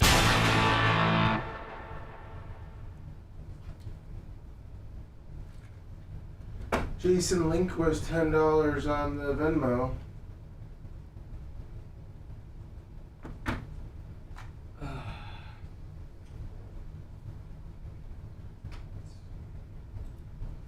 Dodgers getting swept out. With the Orioles. Oh, I knew that was going to happen. I knew if the Rays managed to get past Texas, they were going to the ALCS. Yeah, Texas is... Orioles weren't built to win yet in the playoffs. Hey Brian, let me tell you I'm beating him in picks so far this season. Oh, really? Yeah. 0-2 is beating you? Yeah, 42 and 22. That's really good, man. He's 40 and 24. That's through week 5. Wow. So I actually haven't added up the last week's picks, but I do think I beat you again. Wow, good job, Brett. I make some Trying to ridiculous. make it happen, I make man. some ridiculous picks. We're doing our first prize picks parlay on the sports show today, I think. Gonna go in on another one. We won on Monday night. I won $225 on a 4-leg. Wow. Because we had a 6-leg, but 2 of them were a push, so it bumped it down to a 4. Ah. But so you could have won like $5,000. It was 40 to win 11.25. Ah. Brian's like, shh. No, that's pretty awesome. That's a great parlay. It's all. It's. Is it the prop bets? Yeah. It's honestly like for shits and giggles, it's a lot of fun because they give you free picks all the time. So like I got a free 3 pick, or I got 2 free 3 picks this week to win $25, but it's fucking free. I'm just playing daily fantasy. I'm like 80 up on the season. Yeah. Nice. Yeah, just small bets, $5, $10 entries, double my money. Yeah. Last week was the first week I didn't win, but I didn't bet much because I wasn't feeling the games. There was something really good Do you guys agree that it's like the weirdest season ever for fantasy? It's either boom or bust for everybody. Well, it seems like a lot of guys are getting hurt. Yeah. Well, that too, but like it's just been like so boom or busty. Very few players are like putting up consistent numbers. Well, like who could have seen the season that like Raheem Mostert's having? Yeah. And then the dude that just went down. A-Chain. Yeah. A-Chain. Like, usually you have a few of those. Thank Usually you. you have a few of those sleeper guys pop up, but I mean Miami's just had an historic production through the first. Yeah, well now 5 A-Chain's games. on IR. Jeff Wilson Jr. is coming back. You know who's suffering though is Jalen Waddle. His numbers are way down. I know. Way down. I'm actually shocked at how bad Chris Godwin's numbers have been so far this season as well. I figured he would be the primary target over Evans, but Mayfield's been up with Evans. I think this week is the week for him. Mike Evans hasn't been practicing. He's still gonna be feeling it. Even if he goes out there and plays, I think it's still a good week for Chris Godwin. Fucking Rhett with the threesome. It was, like I said, next to no work. It was pretty easy.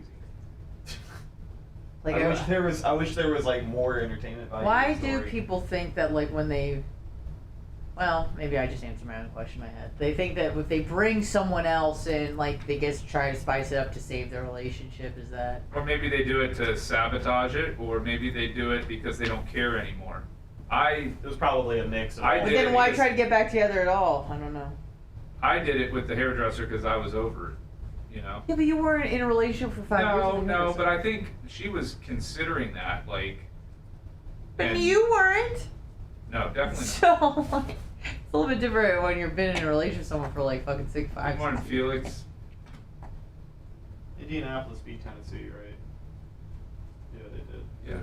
Are you guys involved with the like what is it, fantasy football together? Like, do you have a thing? No. I don't think we're in the same league. Me and Lummy are in one, but I'm kind of falling behind in that. I'm 4-1 in one, 3-2 in another, and 2-3 in my third. With different people? Yeah, 4 different leagues. One's a 12, one's a 10, one's an 8. People. Oh, 14 team one. Justin Jefferson now. He's like, there's not many people in the. Well, the one I'm 4-1 in, I've had Aaron Jones, who's hasn't played at all. Yeah. I had Cam Akers I originally drafted, and thank God after week 1 I spent my free agent money and got Kyron Williams. I picked up Puka Nacua that week as well, which saved me because I had Christian Watson also. He hasn't played until last week. He showed up a little bit, and then I I had Travis Kelce, so I lost him. First You lost him to Taylor Swift. I've lost so many. I'm in Ross St. Brown this week that I didn't, and somehow I'm 4-1. I'm 4-1 because my team's been consistently scoring around 104 points, and my opponents have fallen short. I'm probably 6th in my league in total points, but I've been lucky enough. My matchups have worked out well for me. But now that I've got everybody hopefully coming back and healthy, I should be in a good position. All right, Lummy, I am 49-27 up until this week. You are 47-31. Wow. How does he have 2 more picks than you? What do you mean? Well, if he's 47-31, you should have more than you have. He has 2 more games than you recorded. You missed 2 games somewhere. 14-team league. I picked up the Broncos guy a while ago, so he's helped me because Eckler. Yeah. Well, that's 14 games for last week that I added to both of our records. No, I know, but you add up your totals. You're 49. too short of him. So you're 2 wins. 77, 76. Well, we're coming back, so.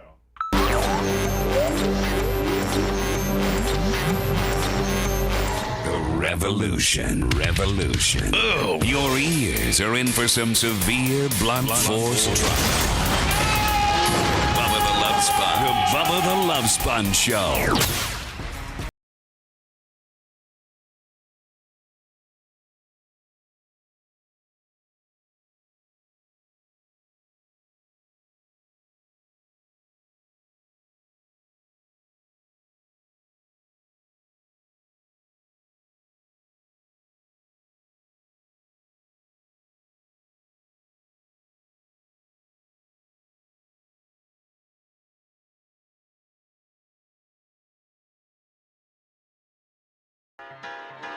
Where's Bubba's in Bubba? Vegas. Where Bubba's is in he? Vegas. He's in Vegas. I hope he's listening.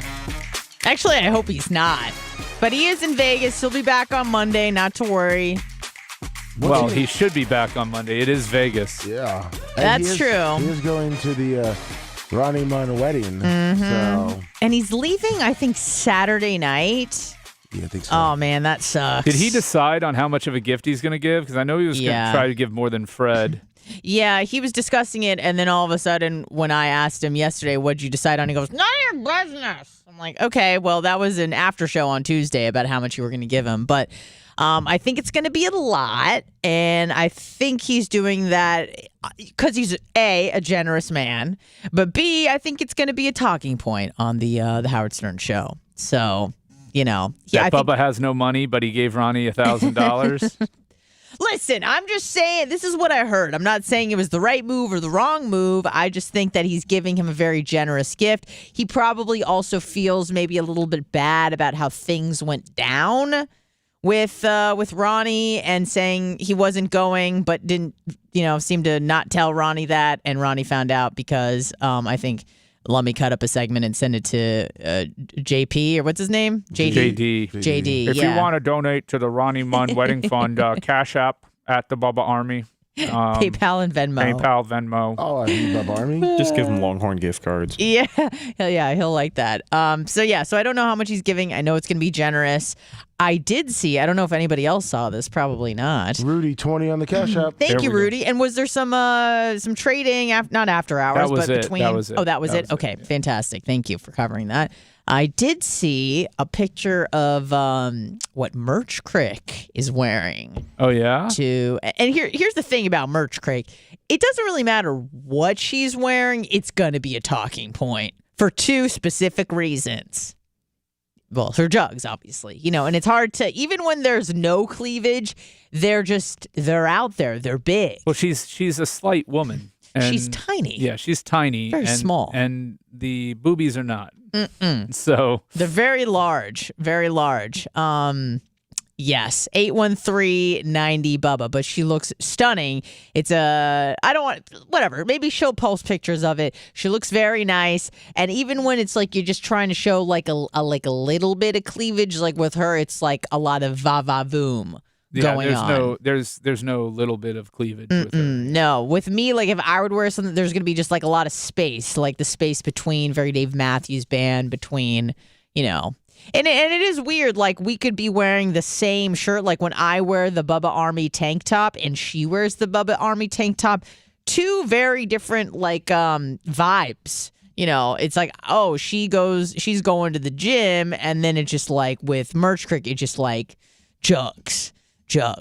So I don't think I could work them that big, but you know, I know Bubba's been trying to get me to at least consider. Here's the thing about the breast dog, and I know we've talked about it ad nauseum, so we'll just gloss right over this. But I just want people to know that, like, I am grateful for the offer. That's it. That I am grateful for the offer. I feel like because he always thinks I'm like scoffing at it. I'm not. I'm just saying it's not right for me, but I do appreciate the offer because I appreciate free stuff. You know, I certainly do, but not enough to, you know, cut myself and to actually do it. Yeah, and like shove some bags in there. I don't know. It's just not for me, but if it's for you, freaking go do it. Live your life. Now, did Bubba say if he was going to go to like the Ronnie Munn pool party and the kickoff party and all of that? He's doing everything? He's doing all the things. He has mapped out all of his outfits. We talked about that yesterday. Nice khaki shorts and I think a button down. Yeah. For the pool party. I thought it was like the linens look. Yeah, the button down. Is that what that is? Yeah, the button down linen look. Yeah, the like Tommy Bahama kind of. That's a good look for somebody like Bubba. Yeah. I can't imagine Bubba at a pool party. So I hope that there's some live streaming or something's going on. Well, he doesn't have to do much. He just stands next to the Merch Crick the whole time. Yeah, I know, but just seeing Bubba in that environment, in that atmosphere would just be fun to watch with him, like with a prop drink, because the man doesn't drink alcohol ever, and so anytime he does, it's like awkwardly in his hand because he doesn't really want to hold it. Like, give the man a Monster and some pills, and he'll be just like happy as a clam. So do that. I did want to get into some OnlyFans stories because OnlyFans seems to be a pretty lucrative career for many women and men, but mostly the ladies. Some people are losing their corporate jobs, which seems like the plan. So there's the story out of Australia where a woman has been fired after her boss discovered her explicit OnlyFans side hustle. And when I'm reading through this story, I don't understand why this woman has a corporate job at all, because she's saying that she's making $1,000 a day from this content. So, should she have been fired from her corporate job? I don't know. Brian, at the firm that you work at, if you found out that one of the people that work there also had a side hustle of, you know, showing some P and a little bit of T online, would you find that to be problematic? Or I guess the fear you have as an owner of a business or a boss is that your clientele will find it, or it'll somehow become, you know, public fodder. Okay. But I don't know that I would care enough about it to do anything about it. Do you think it would hurt the image of the firm?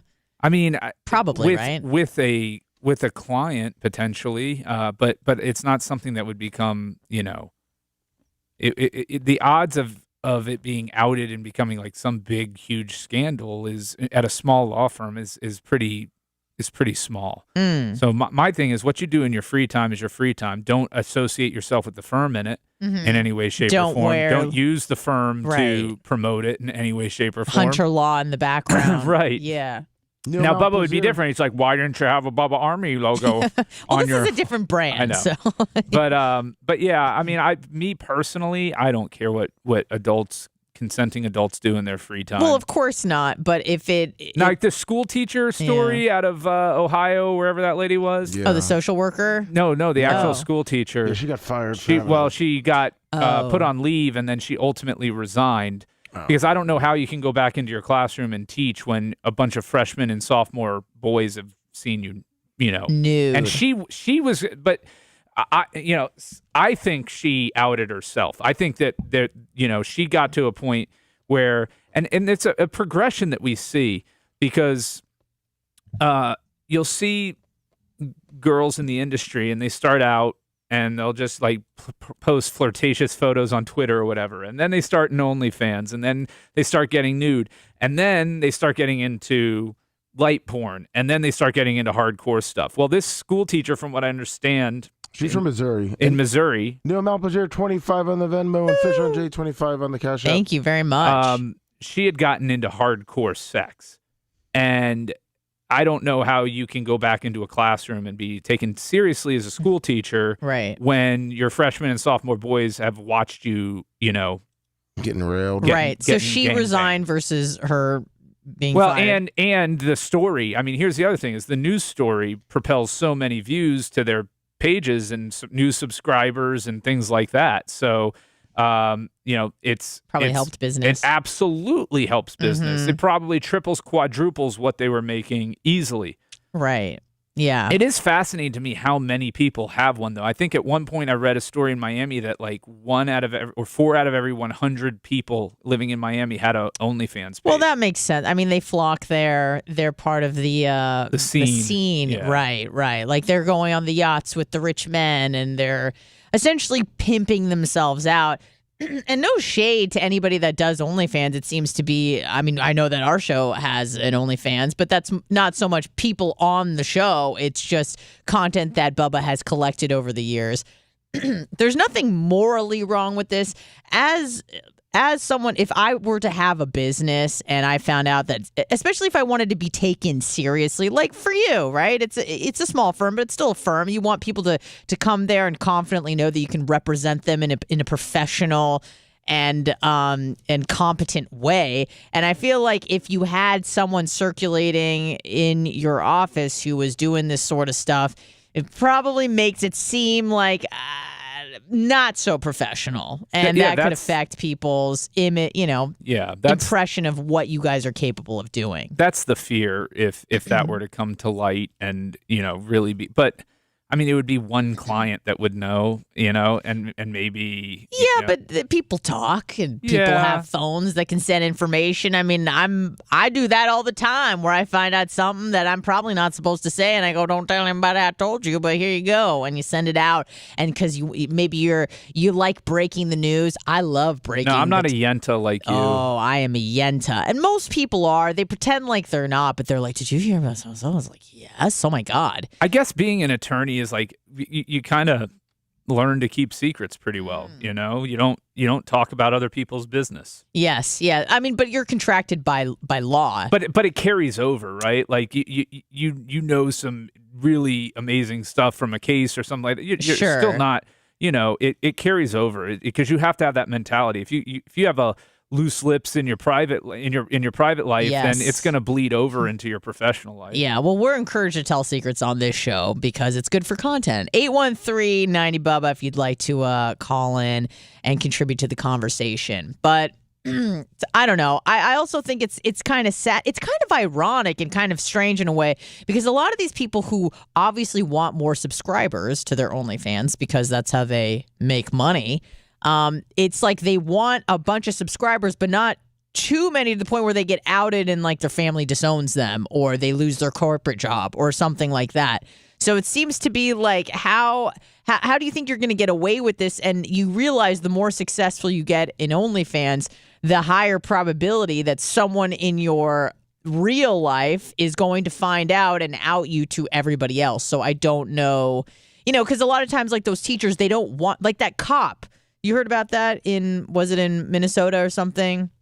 She pulled someone over and the guy's like, "Where do I know you from?" And he's like, "Oh, I was watching you have sex with your husband last night for $29.99 on your OnlyFans." And I don't know what the police station did with her, what the department did with her, but apparently it was a problem. My whole thing with that is if you have that type of double life, then wear some sort of face covering in your OnlyFans. Leave their plausible deniability in the mix, right? Like that's not me. Don't show your face. Yeah, don't show your face. Like just wear some sort of face sexy mask or whatever it may be, or blur out your face in your content before you post it. That's how you do it. I mean, it actually leaves. I know that it may hurt your business on that side, but then if you're so committed to your side hustle there, then just leave your job and fully go for it. Yeah, if you do what you love, you never work a day in your life. I think Brian was right on that teacher because it seems like she kind of announced that she had her OnlyFans. She was making $8,000 to $10,000 a month. It says now at least it's doubled. Yeah, after of course. word got out of her suspension, and it looks like she was talking all to the New York Post and all these other articles about her OnlyFans. Yeah, So, it's just to get it out there. I mean, she had started making real money with it, and she probably outed herself, knowing that if she outed herself, then it's going to get all this attention, and it did, and she now doubled it because you don't, what she. So as soon as I heard the story, I looked into it more, and I'm like, oh, this chick's into hardcore. Like, she's not just showing some flashing booties. her boobs. Yeah, like she is, getting tied up and that sort of thing, and having everything done to her. I was like, that's not, you're not looking to stay a teacher if that's what you're doing. You're taking this seriously, and I appreciate the grind, is what you want to say. Now, Brian, let me ask you this: if you, let's just pretend you were single, you didn't have a family, you didn't have a wife. And you were looking for somebody, and you found out that they did OnlyFans, like you're dating, and it comes to light that this person does OnlyFans. Does that disqualify them as like a long-term partner for you? And say it's not like they're blasting everybody, but they're doing stuff to themselves, and maybe occasionally there's someone else involved. Would that disqualify them for you as someone who you would take seriously and be committed to? I mean, I think the person would have to be pretty exceptional for me to consider a relationship. Like, that's a strike, right? I don't know that it's a disqualifier. Really? Okay. Right, but it's a strike. And then, it's once we're in a relationship and I can, help provide for you, is that something that you're going to want to continue to do? But because then that would be disqualified. Well, would it bother you that like many people, but mostly men, have seen your girl naked? That doesn't bother you? No. Interesting. That's irrelevant. Lummy and Rhett, feel free to chime in about the situation. Would it disqualify it for you, Lummy, if everyone had seen your girl nude on the internet? Oh, you're saying everyone. Yeah. I mean, if not she's got everyone. a mildly successful OnlyFans page with like 300 subscribers, and half of them are in 300 Oklahoma. Men. I know, but it's still other people that have seen what is only supposed to be Has she gone for to your the eyes. beach and shown? I mean. I'm just not that much of a prude that's a problem. I definitely agree with Brian. I agree with Brian. I mean, it's a strike. But I do think that there is a limit to maybe the type of content that is on that OnlyFans. And what's that boundary could for you? Potentially disqualify her? Well, Anna had said, if she's got several videos herself. taking two guys at once, or you can tell she just gets around, and there's a lot of people, there's a lot of content to choose from, that would turn me off personally. Yeah. Because I know that they make a lot of money from the subscriptions, but don't they? Again, I've never really been on OnlyFans or know how it works, but I'm assuming there's like direct messaging and personal favors that someone can request a video and pay you whatever $100 or something like that. Is that where they the primary amount of money? That's where they make it from too. So I mean, she's like in not a pseudo relationship, but like in a sexual relationship with who knows how many men, where she's providing them with content that they personally suggest or But I said if it's a strike, and if it's something she's going to continue to do if we're in a serious relationship, then I probably would not engage at that point. But if it was like, look, I'm struggling to make ends meet, this is what I have to do. You're like, this bitch is resourceful. Then yeah, I mean, look, I get the hustle. I'm not going to hate the hustle there. But if you're gonna, if we're gonna be serious about it, and I have the ability to help you, make ends meet, then why do you need to continue to do that? And if you do, then that's fine. But it's just not going to be with me in a relationship. See, Brian sounds like he has a little more patience to turn these hoes out. And that's just not what I'm here for. If I'm going to invest in a long-term relationship, I don't need a project or someone that I need to help, make ends meet. And they had to start doing this because, like, you don't have to do anything. Even what if it's in their past? Like, they did it, it's over, they don't do it anymore. But those pictures are still around, and people have seen, your lady nude, does that listen? Because I listen to like some red pill stuff sometimes, and this seems to be a talking point that oftentimes, especially for more traditional men, which may not be the people in this room, but that is a disqualifying factor where if someone has nude pictures online, they'll invest a night with you, but they don't want to invest anything really more than that. So I was wondering if you guys shared those sentiments. Well, I feel like it's kind of no different in a way. Perspective is different, but it's almost no different than like Instagram. In high school, dating someone that like they dated someone or they dated your friend or I see whatever the case may be. Like I feel like for the most part, if they've done a good job of putting that part of their life away and is it they've different done that what they did it for can. money though? Like, I mean, I think, and I don't know if every OnlyFans person would want to be identified as such, but like, would you consider someone on OnlyFans a sex worker? They are a sex worker. Right. Yes. Okay. I mean, if you're making that much money to consistently do it and it's paying off, yeah, then you're using it as part-time income. Then yes, that's what you're doing. But then the lines are kind of blurred because it's like, all right, there's a lot of people who post scantily clad photos on Instagram, say, right, and they have a lot of sponsors and brands that invest in them, and they do stuff, and maybe they're not completely nude, or maybe they are, but they're covering themselves up. It's like, so the lines are kind of, would you consider that person a sex worker? Let me ask you this. Yeah. Would you not go out with an actress who did nude scenes? I mean, in mainstream movies, like Sydney Sweeney. Okay, she's been naked on film. And she got money for it. Yeah. Is that disqualifying?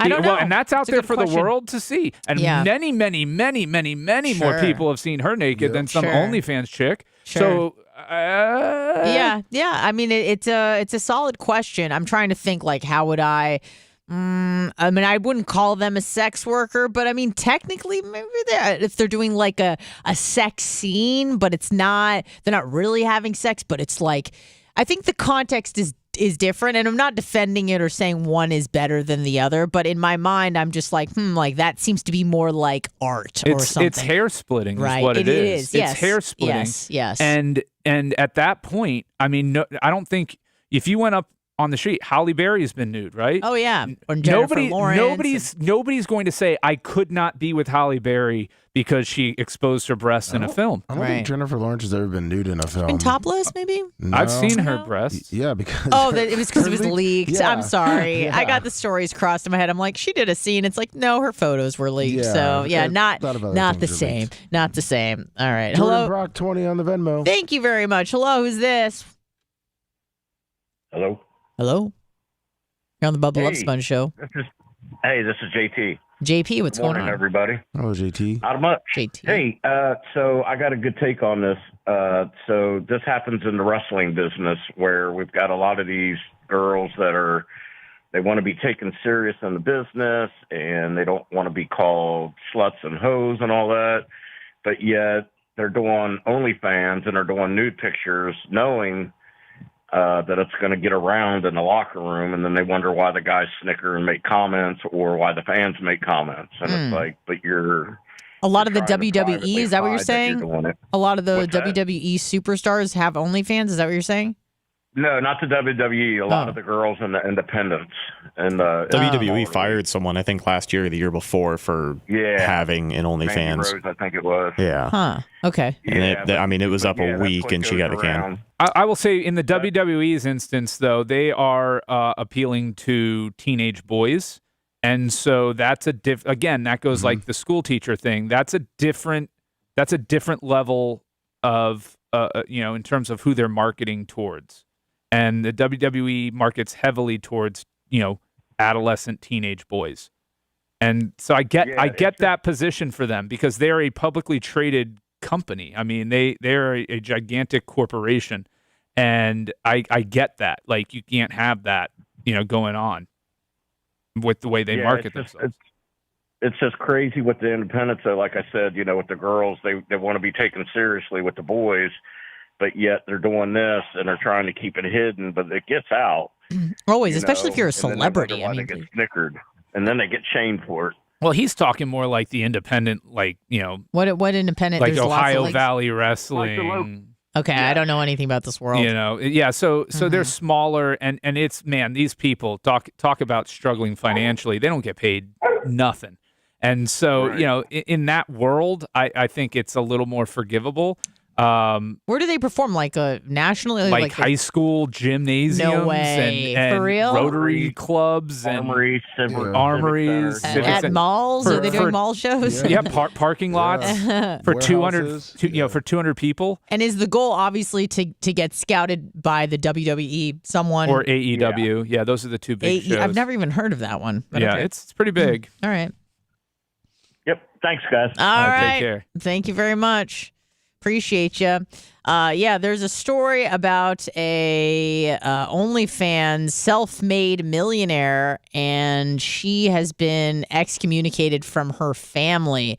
She's a California OnlyFans influencer. Claims her parents disowned her after her risque career choice, despite the fact that it reportedly made her $1 million by the age of 26.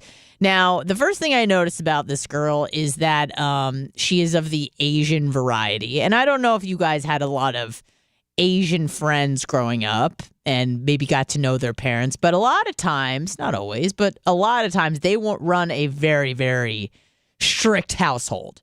They don't really put up with a lot of BS.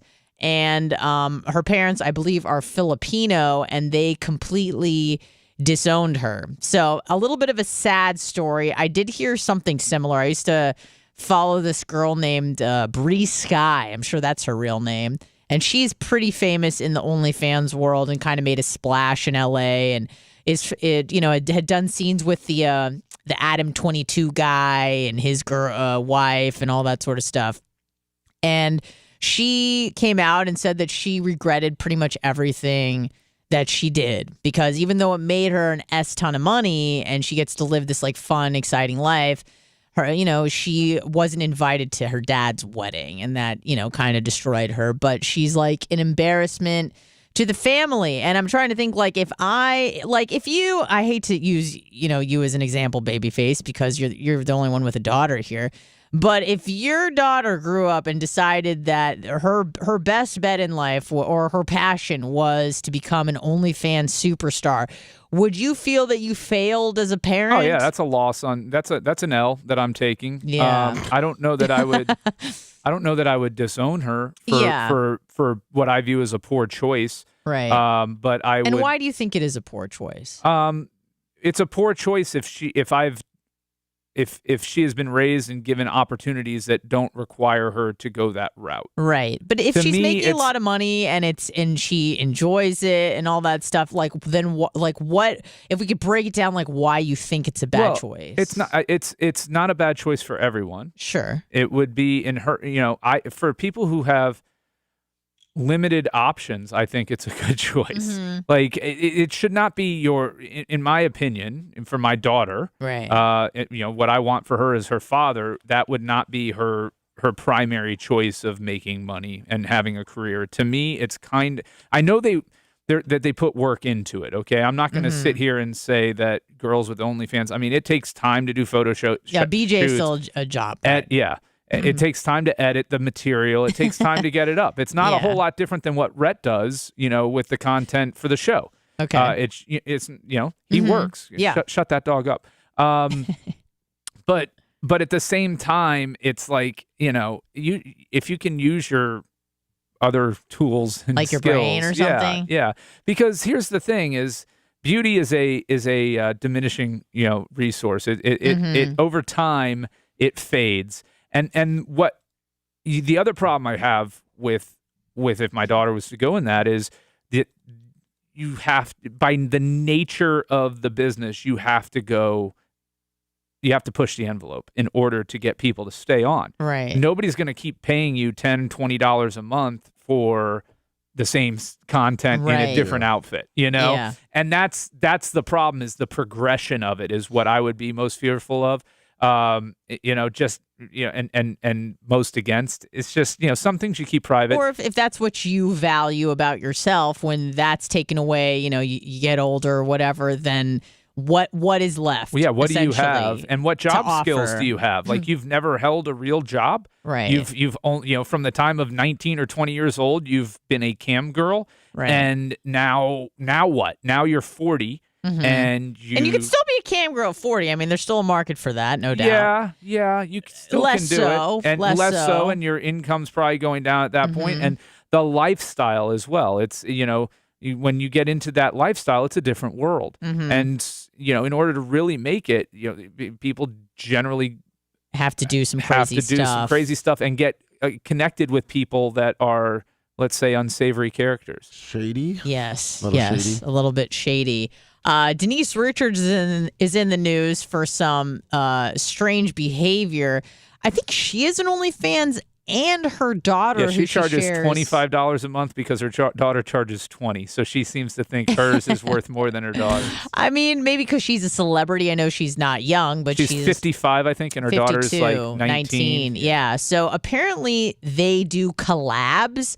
And people are talking about this online because they're saying it's effing weird and incestuous. But apparently they've done scenes together. She posted something where she posted a picture of her and her daughter, and she said, "Should my mini-me, Sammy Sheen, and I do another collaboration soon?" That seems to be a really unique relationship between a mother and a daughter where both are doing salacious content online, and not only separately, but also together. But what hope do you have when your mother is Denise Richards and your dad is Charlie Sheen? By the way, does he have AIDS or did it go away? He's got tiger blood. Yeah. Don't worry about he's him. like, he's like I'm not worried about it. I don't think he ever had full blown AIDS. He had HIV. But nobody's HIV gets to AIDS anymore if they treat it. It's not even a thing. It's not. No, and That's, it's incredible. Science figured that out. Yes. Magic Johnson figured it out. Right. Is it even detectable in his blood? Like because he's, how old is Magic Johnson now? Probably like in his late 50s or something. I'd say in his 60s. 60s? Okay. Yeah. And the guy's going strong, right? Healthy and yeah, I mean, doing all the things. As healthy as a guy who's lived such a tough life as he has. Oh no. Was he with his wife when he found out that he was HIV positive? Like he was cheating on her, and is that how it came to light? Or is that even the story, or did I get it wrong? He was with his wife. I think he was. Or did I get it wrong? Oh no, I don't know how to make that better. Oh, actually, I actually do. Okay, hang tight. All right, go ahead. Sorry. Yeah, he was with his wife. I'm not sure if it came out he was cheating or he did say it. But yeah, he was with his wife. His wife, I think, was at his press conference. But it's interesting. I'm curious as to how he got it, though, because heterosexual AIDS is really hard. I mean, really hard to get. I'm guessing it's intravenous drug use and sharing needles. Oh, okay. But I'm guessing that. I don't know what he's into. But unless he was into receiving, he said. So it looks like he didn't. He said he didn't know how. Initially, he didn't know how he got it, and then he admitted that having harems of women and talked openly about sexual activities with them. He was convinced that heterosexuals needed to know that they can too get were it at risk. too. Yeah. It is. Let me tell you, the percentages of regular vaginal intercourse. It's very small. It is infinitesimally small. Really? Well, you have to have blood transfer. You have to have tearing of the orifice and of the male part as well. And so it is really, really difficult. So it's mostly the blood, not so much the other fluids. The other fluids are such a almost a non-existent risk. Interesting. It's the blood. Yeah. And that's why anal sex, because of the tearing. What I do for a living. Yeah. I was trying to pull up a clip. That was from, funny timing. Yeah. But nailed it. Yeah. It's, listen, can it happen? Yes. The odds of it happening, like if you research it, it is really, really minuscule. Like in the millions and millions of chances. Okay. Then why do you kind of see it so pervasively in places like sub-Saharan Africa, where I'm sure there's gay sex, but most of it isn't. Is it mostly? I feel like most of them are not drug users. It's just that they don't have any food. Are they doing any rituals with blood? Possibly. I don't know. That would be a huge problem. Because I was thinking it was mostly sex, and then the kids are born with AIDS, and it's just Well, that happens too, Yeah. but if they're engaging in any sort of sodomistic activities, it increases the chances Yes. dramatically. Yeah, that's probably what it is, where, they come with like a medical issue with the bloody and no one's wearing gloves because they don't have any money, and it's just not, it's not a good situation. I mean, it is a bloodborne illness for the most part, like 99.999999999%. Got it. Here's a little clip of Sammy Sheen talking about being a sex worker. It's on a sensor. Every time I move, it turns on. I'm sorry.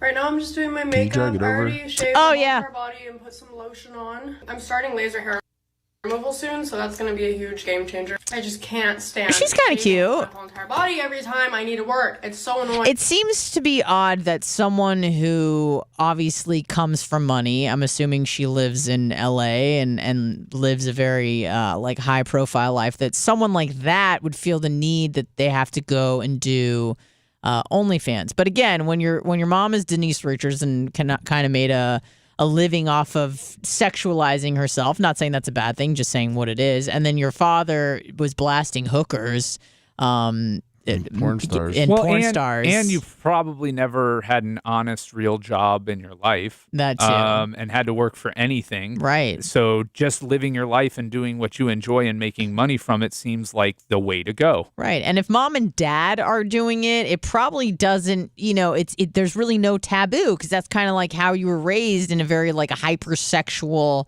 environment. So, it is what it is. Yeah. I like you, Babyface, and I think for most people probably wouldn't want their kids involved in this, because like you said, it's a knock on you and possibly how you raised them, and they felt like this was their only option. Oh, this is on Charlie Sheen and Denise Richards' tab. 100%. Oh yeah. Hello, who's this? Good morning. This is Austin from Georgia. What's up, Austin from Georgia? Hey, Rhett might know a little bit of what I'm talking about, because we're relatively in the same age range. But like as far as OnlyFans goes with the dating scene now, I mean, sometimes it's hard to, get through that, with some women. Like they'll think that, like for example, I was, talking to someone, a few months back where she had asked me. She said, "Well, how would you feel if I started one?" Started. Well, okay. If you want my real opinion, I said, I appreciate the exclusivity, between two people. I feel that if if anybody can see that for $9.99 a month, what's special about me, essentially. Yeah. Yeah. And, shortly after that, I get the text saying, "Oh, well, you're just manipulative. If you could do it, you'd probably do it too. You don't like the what's the word for it?" Did she call you insecure or something? I feel like that's something they throw around. Okay. Yeah, something to that nature, and also along the lines of like, "Oh, well, it's I can't even think of it now. More or less that." Take your time. She views you as possibly being controlling. Possessive. Yeah, that's what Well, it's hard to set a boundary about something like that and not be immediately labeled as just some weirdo, someone who's closed-minded by the people who do that anyways. But I mean, that's just fine. that's the type of women who do OnlyFans, and most of them, if it's a reliable source of income, they do look at it as a job. And if you have a problem with it, then don't stick around. That's just the type of women that there are today, especially our age. People don't care as much maybe about their public image, especially just an overall lack of self-awareness by everyone nowadays. It's just kind of how it is. But that just means you're not compatible and you move on. Like if I had a girl who came up to me and she's like, "Do you mind if I start doing heroin?" Like I'd be like, "Well, that's not the lifestyle I want to live, and you're free. You're an adult. You're free to do whatever you want. But I just don't want to be a part of that." Yeah. No, there's nobody would be coming back to me being like, "Well, why aren't you open-minded enough to be with somebody who shoots up?" It's like just not the lifestyle that I want for me. It's you not, know? Yeah, it's I mean, not cute on me, but maybe it's cute on you. Yeah, you do you, boo, and that's it. 35. We'll get out of here soon. But Red, do you find that to be the case as well, where like you're talking to a lot of girls and it's they maybe don't post their OnlyFans initially, but then kind of divulge that they do in fact have one or want to start one? It has happened before, and that's usually for when, like when it happens to me, that's usually when I stop talking to someone, just because I don't. Yeah. It's just not for me. Yeah. I'll probably blast them one more time real good before I go on the way out, and then be like, yeah, that was fun, but I'm done with you. Bye. See you later. Yeah, I had known her and her family for years prior, so we had always just kind of had something, and then just out of nowhere, she had just turned 22, I had turned 21, and we started getting closer after my ex and I had broken up. And, sure. Well, then she springs that on me. I'm like, oh, I'm not really into that, so you do you, I guess. Did she already have one? Sorry, go ahead. Well, I was going to say, when it's someone you've known for a long time too, that's extra weight. Yeah, and did she already have one, and she was just kind of throwing it out there like, I'm thinking about starting one, but it was already rolling in motion? No, she pretty much started it like a week after she had asked me that question. So she had already been thinking about it, but just wanted to see how I feel on it. Yeah, I would say the only problem with your answer is that you weren't defiant enough. Like when you told me, oh, it's not something that I would prefer. It's like if that's not something you want, don't even crack the door open. Just be like, that's a no for me. I would say more women would have respect for that, and even if they call you possessive or insecure, like manipulative, whatever, you just own it and be like, sure, that's fine. Bye. See you later. Yeah, I wouldn't get caught up or hung up on it. When you're truly interested in somebody for a while, that can definitely throw you off. So I was trying to kind of be a little bit more open about it, but at the end of the day, I'm not with all that. I mean, maybe it's that I'm not open, or maybe it's that I have my own set of borders that I like to make sure that stay established. Yeah, and I appreciate you calling in, because I am curious to hear about the younger generation. How old are you now? You're like 23, 4, something like that? 21. 21. Okay. Yeah, I'm curious to know like what the dating world is like for you, and the kind of men and women you're dealing with, and the problems that you're incurring, or if you just start accepting this behavior as normal, you're like, yeah, okay, you got an OnlyFans. Who doesn't? So. Well, one thing I've noticed is, for example, like even a lot of people that I went to school with, whether it be whenever I lived in Florida or whenever I moved up here to Georgia, they've I'd say about 1 in maybe 20 of the females that I used to associate with, they've made one. They've made them. And whether it be now that and as far as the culture goes, it's more or less that nobody's serious about settling down. Like for me, I'm looking for somebody who I'm going to be with, for the foreseeable future. That's what I'm into. Because, that's unusual for a 21-year-old guy. Yeah. Yeah, and you can always hook up with somebody and, what have you, and, have that little fun. But, I mean, what's the real meaning of it if it's not going to last? You're an old soul, my friend. I don't really hear a lot of 21-year-old guys talking like you. So, interesting. Thank you for calling in, though. I appreciate you. No problem. Good luck with them hoes. All right, we'll be back after this. This break gives Bubba time to Monty up on an unsuspecting member of the support staff. I walk up on him, I bear hug him, bite him in the shoulder. Jesus! Bubba the Love Sponge returns after this.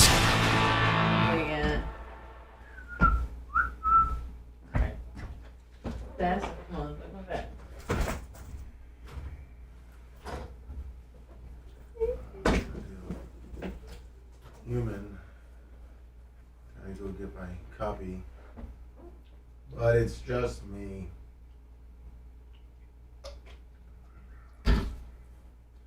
Just me.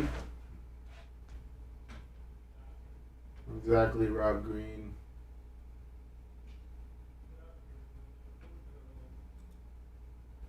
Yeah, not really the best career path, probably. Long-term career path. Straight, horrible career path.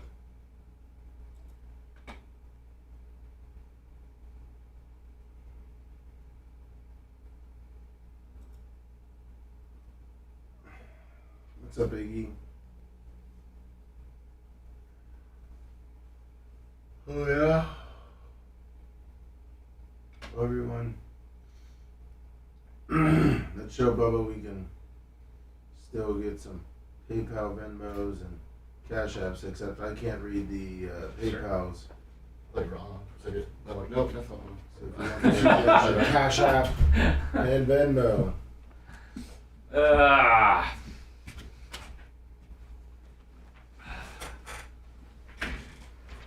I get the What's Up NC server? Are you in town for Thanksgiving? Yeah. You want to do something fun on Saturday for the USF game? Sure. Maybe. Well, you guys have tickets, don't you? Yeah. So I'm gonna give you a little inside scoop.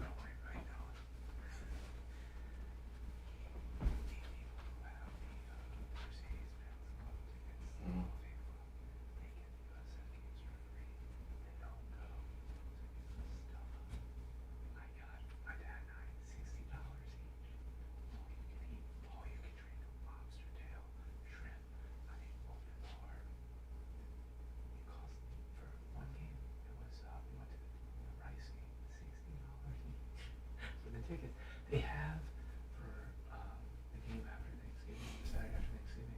They have, I think, on Charlotte. It's like $90 a ticket, but it's so fucking worth it. Now it's plus fees, so it's like $115. Yeah, but still, we'd probably do that. We? Oh no, it would just be. Yeah, I'm looking for some. Hey, when the region fighters, My wife doesn't want Yeah, see if not, but if not, you know how and when it hits zero, that's it is such a good deal. Okay, I saw it. I just usually like to I was try to saying, leave it in, or should I not? I would just hit the on button when it Okay, says zero. okay. That's it always says crossfade. Okay. Yeah. All right, perfect. All right, thank you. I told Bubba that too, but he doesn't remember. Yeah, because he's on. Because there's music beds in those regional ones. I got you. I hear it, but I'm always like Yeah. trying to bleed it in. Yeah, But yeah, I marked them all, so when it's zero, zero. Okay. And he's still Perfect. talking, but I got you. Thank you. It's usually not normal on the sweets. I get a copy of the human you did, right, with me? The what? The human? The human? Super Beats? Oh, yeah. Oh, shit. You want to do that next? I'm gonna Brian the copy real quick, so maybe the next one. I'll read it. I don't care. Yeah. Well, no, you don't have to. I was saying we can both do it. I'll read it, and you just say the Bubba part. We don't have that. That's what I'm saying. What? We don't have that part. The Bubba promo code? I'll get you a new code. I'll show you. Oh, okay. Yes. Orders up. What'd you say? What do you eat when you're picking out? Like what's your cheat? Like, oh, I gotta have that type of food. Usually like some chocolate. Yeah. Yeah. But do you do carob or do you do real chocolate? No, fuck carob. Ah, fuck carob. No, when I go in, I go in. I mean. Like chocolate cake. Oh fuck yeah. Now I like me some chocolate cake, and I didn't know this was a thing with people, but like they not just drink it with milk, but they like put it in a bowl and pour the milk on it. Oh, that's like kind of like dulce de leche, isn't that right? But like or any like cake, tiramisu is with coffee poured on. I didn't know. I'm like, what do you know? Because I was asking, Chris about it. I was like, you drink it with? He's like, no, you put the cake in a bowl and you just. To me, like. So I did that, and I'm like, game changer. Duncan Hines or Betty Crocker yellow cake with chocolate fudge frosting with a glass, like served warm with a glass of milk. Is when I was a kid, that was like my comfort thing. Now when I pick out, I want like nachos, like just savory shit, fucking piled on everything, and I could eat like 5 pounds of nachos in a sitting. Yeah, especially when you've had 14 high noons. No, when I drink, my stomach shuts down. Really? Yep. I'm not full of fucking bubbles. I'm not a drunk eater. And you don't drink beer, do you? Or like not? No, I mean beer to me that's for playing games like beer pong and flip cup and stuff. If I'm a hard liquor kind of guy. Yeah. Yeah. A high nooner, if you will. All right, that's done. That's done.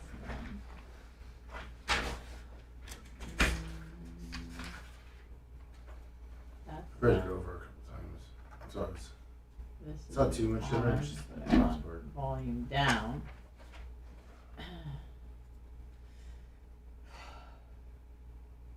Ah, look at that.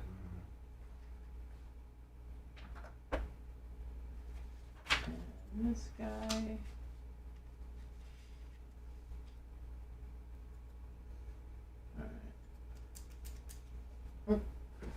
We got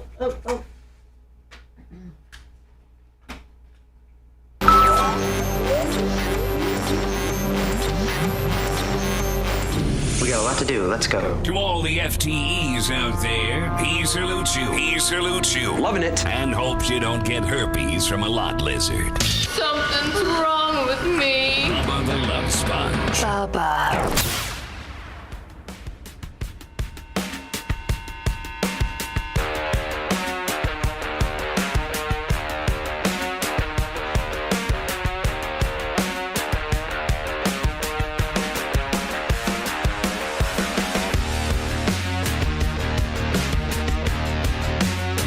Back for more.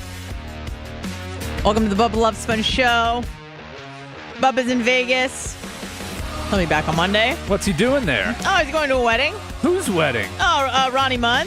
Ronald Munn, the limo driver from the Howard the Stern show? Yeah. Marrying a chick 33 years his junior. Pretty pimp. Now, Anna. Yeah. Could you be with a 68-year-old guy? Probably not.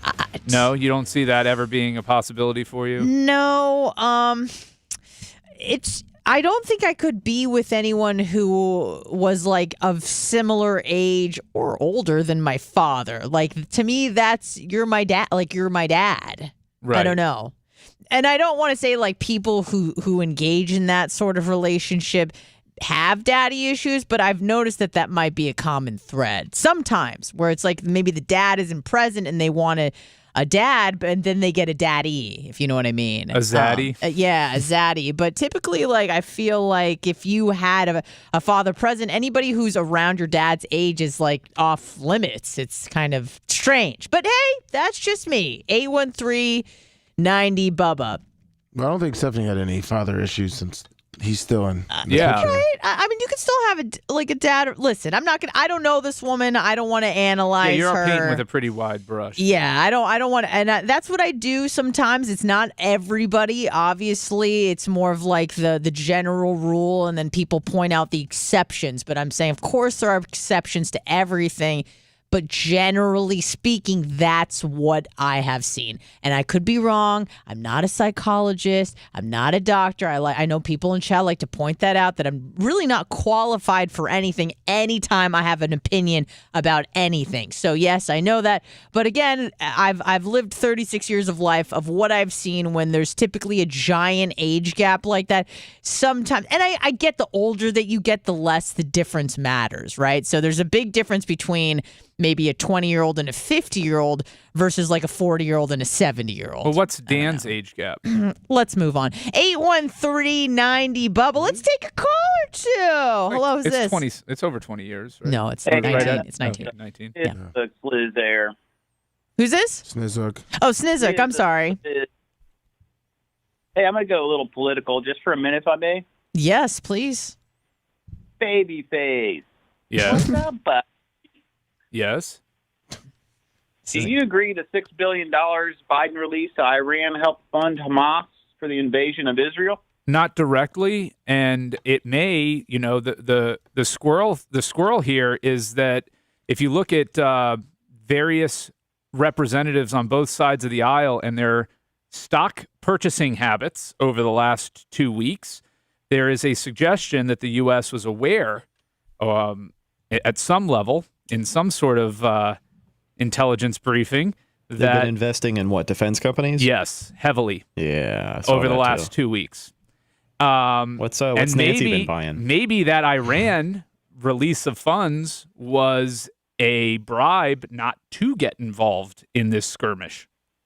We don't know. Okay. You know, there's a lot we don't know. Now, is it unfreezing funds? Obviously, if you know, I get I'm not in that that group that's arguing, well, they couldn't have used those exact dollars to purchase these weapons. Right. I get that. But this was also something that was not thrown together in the last 2 weeks. Iran was not aware, or Hamas. This is something that had to have been planned for months. I mean, this was apparently it's years. I think. Yeah, this 2 is years in the making. At least that's what I've heard. Well coordinated. They seem to know the number of missiles that it would take to overrun the Iron Dome, which is a very incredibly effective weapons defense system. All right, go ahead. Well, I was trying to finish. I know. I think the weapons that Biden left in Afghanistan are being used by Hamas against civilians in Israel. Well, the Afghanistan withdrawal was a interesting scenario, right? They thought they had more time than they did, and it turned bad. And should we have blown up everything that was there before we left? Yeah, probably. Now, whether or not this stuff's being used against them, look, if we're going to get into U.S. geopolitical history here and the wrong side, hold on, are you going to interrupt me or are you going to let me talk? Okay, because if you're going to interrupt me, I'll just have Anna hang up. Okay, thank you. If we're going to get into U.S. geopolitical history here, we can point to a lot of times where we have been on the wrong side of things. We armed and created Al Qaeda and ISIS, and ISIS to begin with. So our foreign policy as a whole is generally atrocious. We have a very bad track record. Do you think it's possible terrorists have crossed our open border because of Biden's policies and will attack Americans? I don't think that any attack is imminent on U.S. soil by terrorists.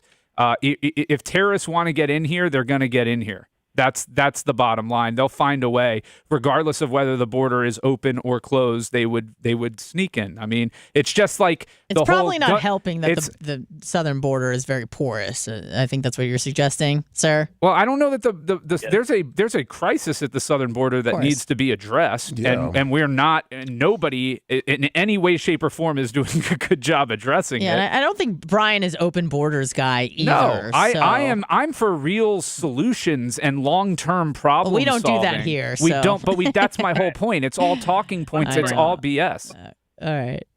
But do you think we're better off with energy independence right now with the instability in the Middle East? Well, I think the U.S. is producing more of its own energy than we have at any point in our history at this moment in time. So energy independence is a tricky thing.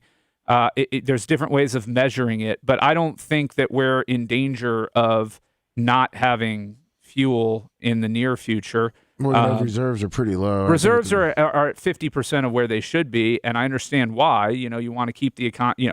Imagine what oil prices would have been. I mean, OPEC is a global cabal that is conspiring against us right now. Saudi Arabia is not our friends. It's again, these issues are very. And the thing too is you got to remember is Biden's oil policies definitely drove the price of oil up, which Iran profited heavily on. Long term, yes, but in the short run, nothing that he did drove up the price of fuel. But I'm surprised a lot of people aren't talking about either. Is the $730 million that the Bidens gave. What was it? What is it? The United Nations Organization for Refugee Assistance in the West Bank and Gaza Strip, that has been known to be anti-Israel and anti-Jewish. When you say the Bidens, you mean, is that personal money? The or Biden administration. Oh, okay. Look, the $730 million to... Thank you, Snizzik Slayer. I appreciate you. We can separate the average Palestinian from Hamas, right? We don't, when the U.S. government does something, I didn't kill people with drones under the Obama administration. That was the Obama administration, right? You're not responsible for that. So I feel for the Palestinian children. Of course, as anyone should. And so providing aid to people that are essentially locked in Gaza. But it's been known, and I know what's going to make you disagree with me, but Trump cut it off when he started because everyone knows that it's a corrupt agency. Anytime you have money and large amounts of money, you have corruption. I mean, that is a given. It doesn't matter what it is, where it is. It's just like any charitable organization.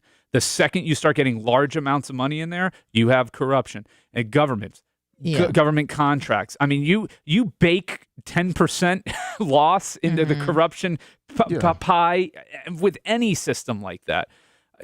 these are complicated issues. A two-state solution is impossible. Yes. A one-state solution is possible, but it leads to incredible instability in the Middle East. It's a powder keg, man. It's a powder keg. Yeah. And I'm quite honestly, I'm shocked it went this long. The reason Hamas went this long without an incursion of some sort. Right. And what I'm hearing and reading is because my biggest question was why? Why now? Why this? And this all seems to be centered around the agreements that Israel's making with Middle Eastern nations like the Saudis. Saudi Arabia. So, that was the one that's pending, right? That seems inevitable.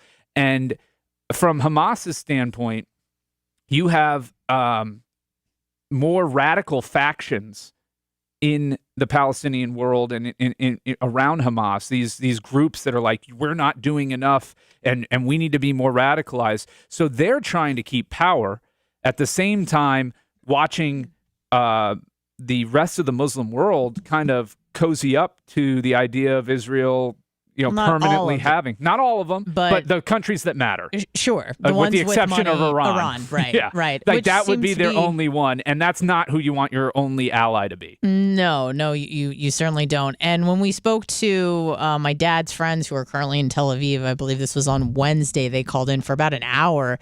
And for those that don't know, right after that, they got a notification on their phones that they had to go hide out in the bomb shelter because there was, some rockets flying and stuff like that.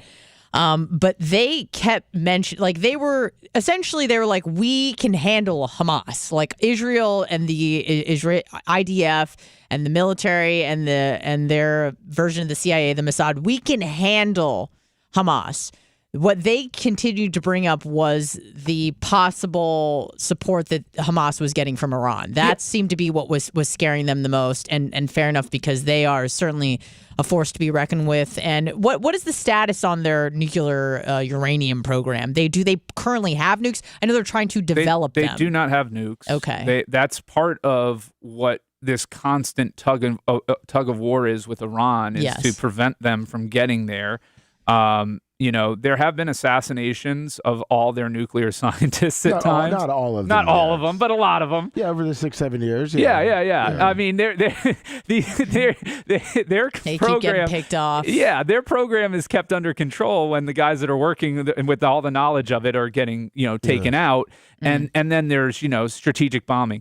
Iran is in a position, they don't want, so they support Hezbollah in Lebanon.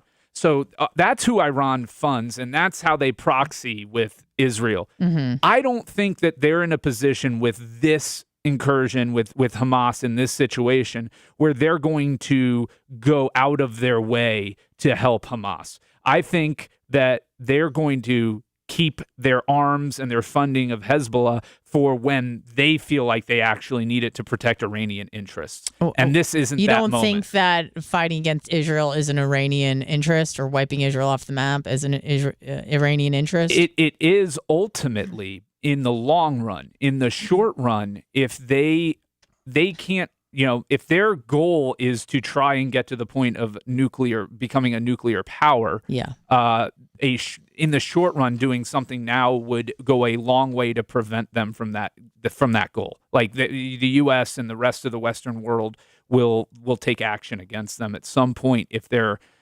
supporting these atrocities. Right. Yeah, I certainly didn't want to make, because yesterday I spent probably about 2 hours just.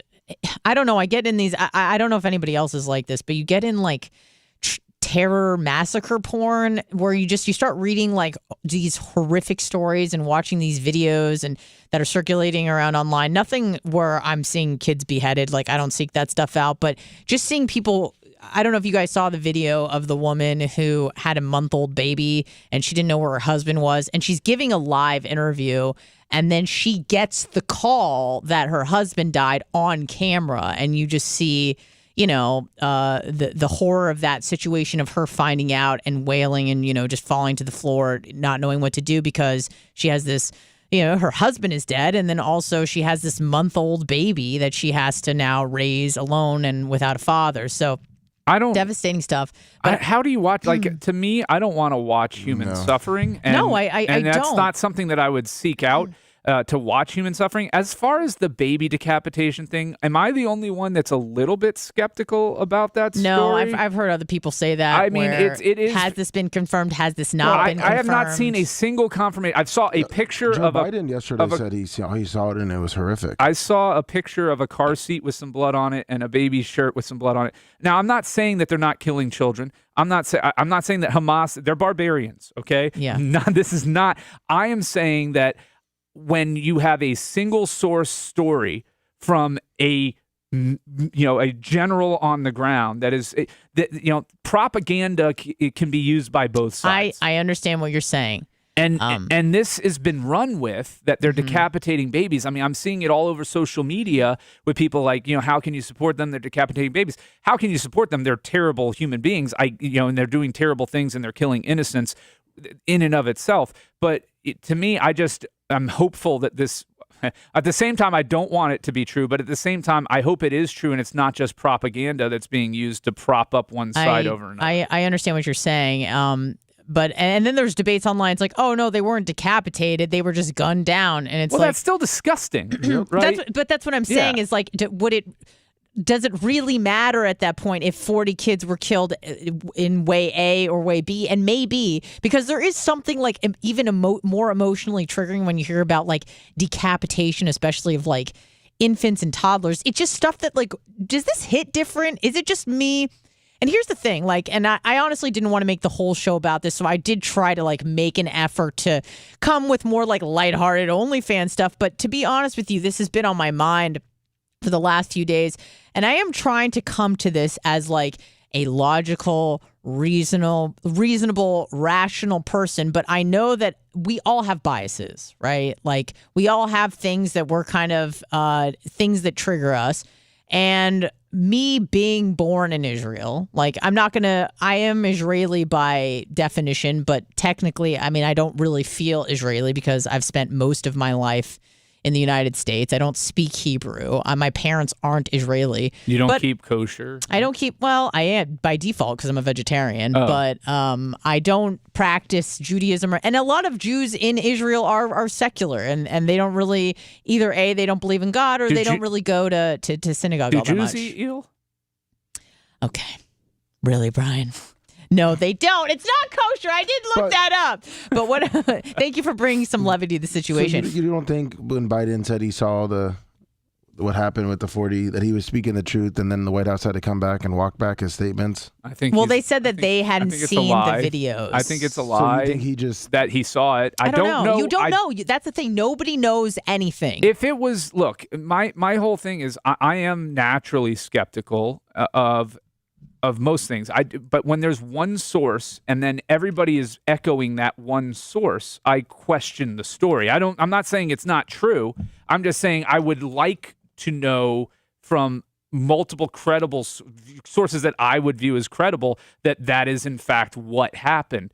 Not that, again, it doesn't really make a huge difference in the terms of who's on the right or wrong side of this. I mean, Right. Hamas is on the wrong side of this, but it does make a difference in terms of the way viscerally we're all emotional reacting triggering. to it. Yeah. Because what it does is now if innocent Palestinians, which they will get killed in this Already because have. they're caught Already up in it, it makes that more palatable, right? Yeah, but they're murdering babies and cutting off their heads. And so, to me, anything that is false that makes human suffering more acceptable that's not a good thing to do. I understand what you're saying. And again, yesterday it was very hard for me to kind of stay as rational and reasonable as possible because I felt like, and I hate using the word triggered or something like that, but being as someone who was raised Jewish and has a connection to the country, my dad was there in April. Like he goes there once or twice a year. He knows people there. We obviously spoke to Jack and Yael, who live in Tel Aviv. And hearing that sort of stuff was like, it was making me like irate. And it then, which is exactly what they want to do, is it bolsters more hatred for like the other side. And then when it's like come to, when you're asked about like, well, what should the retaliation be?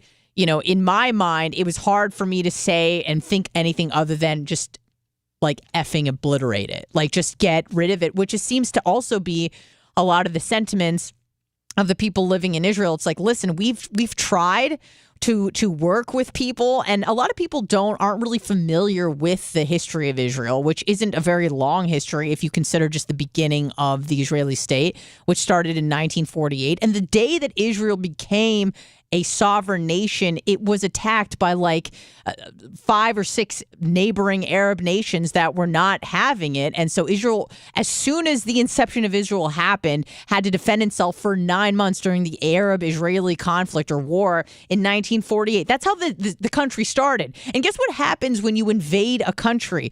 There's a victor and there's a loser. And sometimes that victor takes more land. So I know we like to go back and see, what about the history of the land and where did this land and who did it belong to? It's like every land has been stolen and taken and transferred. You look at the United States, we didn't populate this land a couple thousand years ago.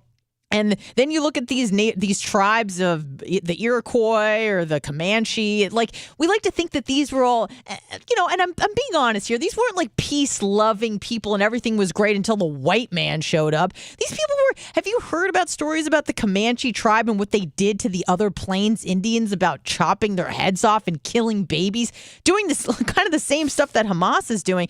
That's just like I hate to say it, like the nature of the game when it comes to land and conquest and stuff like that. But I'm trying to keep a level head here. But when you hear things and you see things about, not just decapitating babies, but also raping women, picking people off the street, killing grandma, and then posting that video on Facebook for her family to see, it's disgusting and it's sickening. And what makes it even worse, which is like, how could it be worse, is when you see people who are ignorant at best and hate Jews at worst online, just saying like posting pictures of the paragliders saying free Palestine. It's like, what kind of sick individual is supporting this sort of stuff? If anybody who was a Palestinian or a Palestinian sympathizer, the first thing that you should say is we do not condone what Hamas is doing, and we support like a free Palestine, and this is a way that we can kind of get to a better situation. But the first thing that you need to do when something like this happens, if you are pro-Palestinian or whatever, is condemn Hamas for what they're doing, because it is sick, it's disgusting, and it's some of the most heinous stuff that I feel like we've seen in the last 50 years on such a large scale with a country that isn't, not that it makes it any better or worse, but you think of places like Yemen or Ukraine, it's like not a first world, but Israel is an ally. It's very much, I don't want to say like the United States, but it's like a place where people feel relatively free and are relatively safe. And then when something like this happens, and how many Israelis have died? Like 1,200? Yeah. I think. That's what it says. You look at the proportion of that to the rest of the population.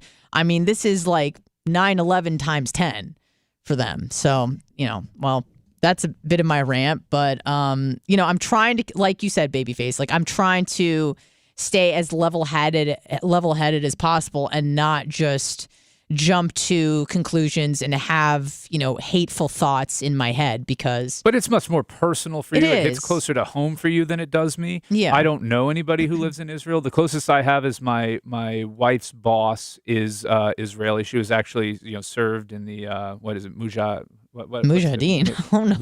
No, not the Mujahideen. What's their... Mossad? The Mossad. That's like their CIA. Yeah. But, okay. Yeah, she was trained and did that, Mhm. and then came over here and so she, I obviously feel for her, it's a different, everybody's experience with this is different. Sure. At the same time, and this has been predates this attack, is you can't help but feel for the Palestinians who are, the innocent ones, not the ones that are, out there killing other Right. innocents, but that are living in this situation. You lose. the birth lottery is a crazy thing, right? It sure is, man. Holy hell. I mean, I think about that all the time, Brian. Right. But how lucky I just happen to be. Well, I was born in Israel, but, I live in the States, first world country. I have like problems about how long will my fast be? Like, it's insane that me not eating is like a fun choice, Like not because I don't mad, have food. Our biggest problems in our life is when somebody messes up our order or our Amazon order is delayed, right? We're not worried about mortar Cholera shells. in the water. Yeah, and mortar unless you're shells. in Flint and it's you got a little lead, but that's something. But again, gone. that's a talk about again the birth lottery. Yeah, You were born in a poor part in rural Alabama versus you were born in Tampa, Florida. Sure, like that's a big difference. Yes, even within America. And it's as I think of that, I'm like, man, it really it's the human suffering side. So then what helps me is I just try not to think about it. Yeah. Because me thinking about it or caring about it is not going to, or internalizing it in any way is not going to make a difference at the end of the day. And it's just, what's going to happen is going to happen irrespective of how much of my own emotional support but I you give say it. that, but you are a very informed person. But I guess you yourself have boundaries about what you kind of allow yourself to take in.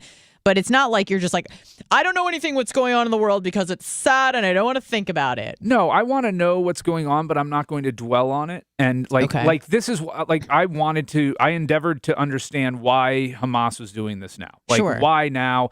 How'd they do it, first of all? Because it was well coordinated. How did it slip under Israeli radar? And it seems like it didn't, but it was just one of those things where they thought they were. I kept reading that the Israelis just thought they were posturing, because you got to think that they see stuff like this all the time.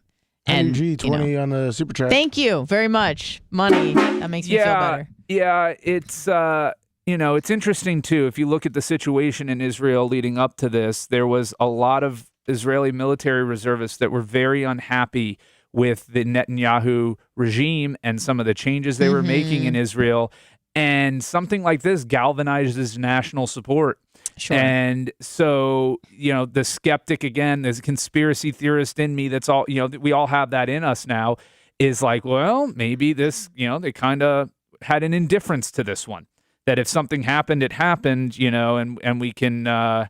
We'll end up better for it in the long run. Like this is better for someone's political career? Is that what you're... Or better for the government in the long run and their long-term goals? Yeah. I mean, look, there's those that think that 9/11 was...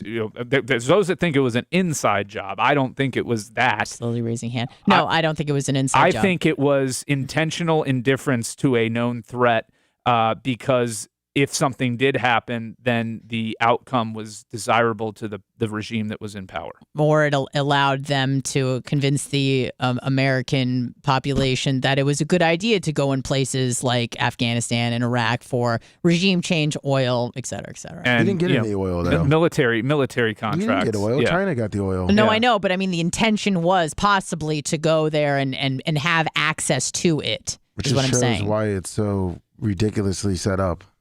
What do you mean? Because we barely get any oil from Iraq. Iraq sends all their oil to China. Afghanistan now. Well, I mean, once we left, but I'm saying, I mean, it didn't go well. Is when the Iraq War didn't go well. It's a long-term plan. Yeah. That's what I'm saying. That didn't go well, but I think that the intention was to have control over a region that was rich in those resources. No, it was the long-term goal. Probably was to release it to China. For us? No, we don't get it. I don't know what the intention was to get oil. You're saying that that's not true? No, I think it was to get oil for another country, China. But why did we have to do that then? Why 9/11 to do that? I'm just asking. So why did we go into Iraq according to Lummy Bang? Why did we go into Iraq? For a regime change and also to get the oil for China. But why did we do that for them? Right. That's what I'm asking. Why? Because I think the Bushes and the Clintons have deals with China. Why wouldn't we want it for us? Then why don't we have it? Why do we give up? Well, just because we didn't succeed, it doesn't mean that it wasn't the intention. They left it, and you could have easily cut a deal with Iraq's government or anybody in there. They're selling a majority of their oil to China. Afghanistan, we literally pulled out of there. We didn't do anything to keep what's their biggest opium? Oh no, what's the other one? for the batteries. It's opium. Oh, lithium? Lithium. Yeah, a lot of lithium there. I mean, we pulled out of there. We didn't do anything to get lithium. China moved in right after we left and made deals. They're making the right because we left. But that's the reason we were there for so long and we never got lithium from there. We didn't get any oil from Iraq at that time. I thought we were controlling the opium, the poppy fields. No, I thought we were helping them. I'm talking protect. about the lithium and also the oil. We leave. China's building the superhighway. Yeah, all across there. I just find it real interesting. Clinton's is one of the ones that really got China to start building up in the 90s, and they're building the new Silk Highway. Okay. And we don't get anything from. How do we go in there for 10 plus years and we don't get anything from them now? So Nothing. you're saying we went in there with the intention of doing business for China in hopes that would how much oil did we get when we were there for the 10 plus years? Oh, I don't know. Nothing almost. Okay. Because we didn't want to look like we But did I it. thought we didn't want to look like conquerors that were going there to steal right. the oil. So why wouldn't we get anything now then? So you're saying it was more insidious than that China was kind of doing our dirty work and we were supposed to do business with China, but then that went sour. Is that what you're saying? To kind of cover our tracks? No, you have these people in the government that literally are probably making money off of the different deals that they're doing. That they're personally doing, like with Dick Cheney, Halliburton, and, Didn't the general during Trump administration want Trump to go to war with Iran? I mean, now all of a sudden Iran and all this stuff is going on. I mean, I just think it's a long-term plan. Okay. That's obviously not for the best interest of the country, but in the best interest for a few individuals that are in the tip-top but also elite. becoming a one world government too. What I think the the U.S. is really trying to do is get the rest of the world to use up all their fossil fuels and all their supplies and use all their lithium, so that at the end of the day, we're the ones with the raw materials left. Because the longer we can get them, the more we can get them to use up their limited resources and sit on ours, the better off we are in the long run. But I thought it was about the keeping the environment clean. That's the cover story. I like a That's good the cover cover story. All right, let's take a few phone calls here. Hello, who's this?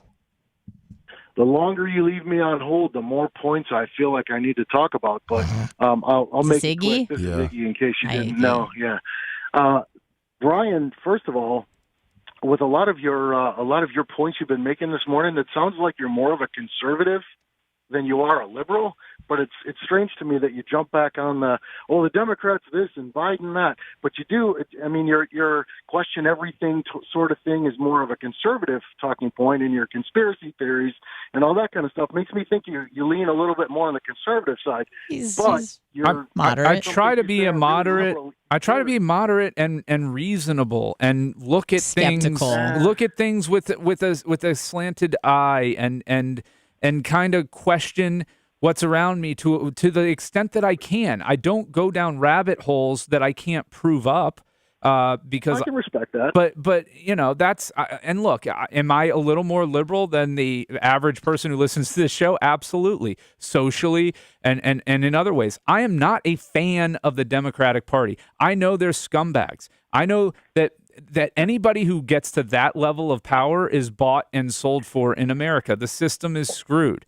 Okay, not to interrupt you, sorry. Yeah. But to the other point that I was going to make there, well, you guys are like, well, it's not in the best interest of the country. Well, of course it's not, because all of those people you just named are all bought and paid for, and that's what it's all about. It's always been that military-industrial complex, et cetera, et cetera. You guys are doing a great job. I just want to know who the hell woke my lum up with his brain. Like lately, he's having some really good takes and some really good input. Love you, Lummy. You're doing an awesome job. Keep it up, Honor. You're doing great. I'm going to get off this bitch. Have a good day. Take care, Iggy. Wow. I think Lummy's drinking. Who's that Iggy? Is Lummy drinking so less? Nice. I haven't seen Lummy drink at all, but that's what I'm saying. When he goes to his car and takes a few swigs. I don't know what he does out there. When do I go to my car? In between shows. I go call Ashley. Actually, I'm not Walker. So they said I'm a paid Obama supporter. It's actually Soros gives me the money, and then every day I get an email directly from him telling me what to say and do because I am capable of free. You seem like a Soros guy. Yeah, I am definitely. I get paid a lot of money by. I'm not actually an attorney. So you're not. No. You're just a puppet for Soros. I'm just a puppet for Soros. I like that, Brian. Hello, who's this? Welcome to the Bubba the Love Sponge show. Bubba's in Vegas. Okay, I said all the things. Go ahead. At Ronnie Munn's wedding. Yo. Yeah. Venmo, Cash App, PayPal. Venmo, Cash App, PayPal. Give us that shmoney. Hello, who's this? Hey, good morning. How are you? How are you? John. Oh, Big Hands John. Big Yes, Hands I was John. like, that sounds like a familiar Gee voice. whiz, Anna. Yeah. He's got that you guys voice. Are doing a great job. Thank you. You know, the what we're seeing today, I think, is something that's been going on for a long, long time. You know, the government's always been kind of skewed one way or another. You know, and I've been around the world 3 times. Mm-hmm. Every place is different. We all have different rules, different standards, different guidelines, different ideals. It's just coming to light. People are seeing it, and it's a horrible, horrible thing. The things that are going on now, they shouldn't be happening. Mm-hmm. But we can all agree. At this point, oh, sorry. I was going to say, while we all can agree there's different societies and there's different rules and there's different customs, there are certain lines that we have to draw as humans and humanity and say that those lines are that this is where we draw the line. You can have your crazy religion and you can have your crazy ideals, but this is where we draw the line. Like, you can't be doing this stuff, you know? And that's what this is about. And it's been about for a long time. I mean, you know, it's amazing to me, again, that we went as long as we did in the Middle East without a blow up. I mean, there were skirmishes. There's stuff, a minor. This is a blow like up. This is a blow up. No doubt. Right? So this isn't, And this has been going on for thousands of years, too. This is not something that just happened over a weekend. No. You know, this has been festering for a long, long time. Yeah. And unfortunately, it doesn't look like there's any good end to it. You know, and when you have standards and guidelines and rules and all that, they're wonderful. Yeah, but everybody has to agree to abide by them, and that's clearly not the case here. No. And it's not like Hamas is just an isolated pocket of people who thinks that this is acceptable behavior. I mean, if you look around the world, it seems like they're getting a lot of support and applause from, you know, other Arab nations or other dictatorial, tyrannical societies. So unfortunately, this isn't just some people that think something crazy and the rest of the world thinks that they're insane. It's not like that at all. So when Brian's like, oh, there's certain rules and regulations and lines we can't cross, it's like, I don't know if everybody feels that way. I feel like a large majority of the population on this planet thinks that that's justifiable behavior. Well, there's people in this country.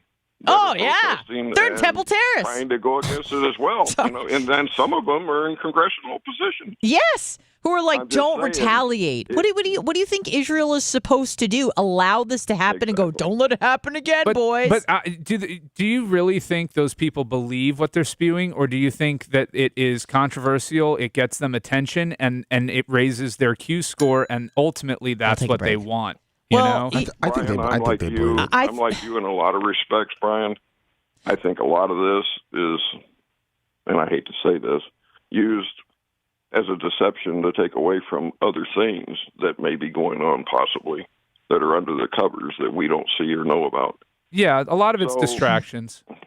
Yeah, and I think that's where a lot of it comes from, and ignorance. You know, the people that are running the country anymore have no common sense. Right. Common sense is out the window. That left a long time ago. Yeah. Everybody's into phones and let's type a message. There's no accountability. Right. There's no face-to-face. And I feel like... if you got a problem with me, you come talk to me. You know? Yeah. Go ahead, Anna. I'm sorry. No, you're fine. In response to what Brian said... I'm taking over. I'm sorry. No, you're good. What Brian said a few moments ago about, like, you know, what, or maybe it was Big Hands John, you know, do they really mean what they say? Are they ignorant? Like, what exactly is their position? When people, and I heard these chants in Sydney, Australia, the pro-Palestinian supporters were saying, gas the Jews. I'm not going to think, well, maybe they don't really, maybe that's just like a fashion statement. I'm going to go, they probably think that what's going on now, even if, you know, there's some conjecture about what kind of atrocities are being committed. But if you think and you believe that babies are being beheaded and you think that that's acceptable, justifiable behavior, then I think that it's pretty clear what your stance is. I meant more the American politicians that are taking a very a tepid, lukewarm approach to this. I didn't mean the morons and the hateful people that are chanting to exterminate another race or culture or anything like nationality, whatever you want to call it. Unfortunately, though, Brian, there is some of that happening here in the United States, and it shouldn't be happening. I understand, it's one of those things. You would hope that we would all be united on this, but people have the right to be ignorant, I guess.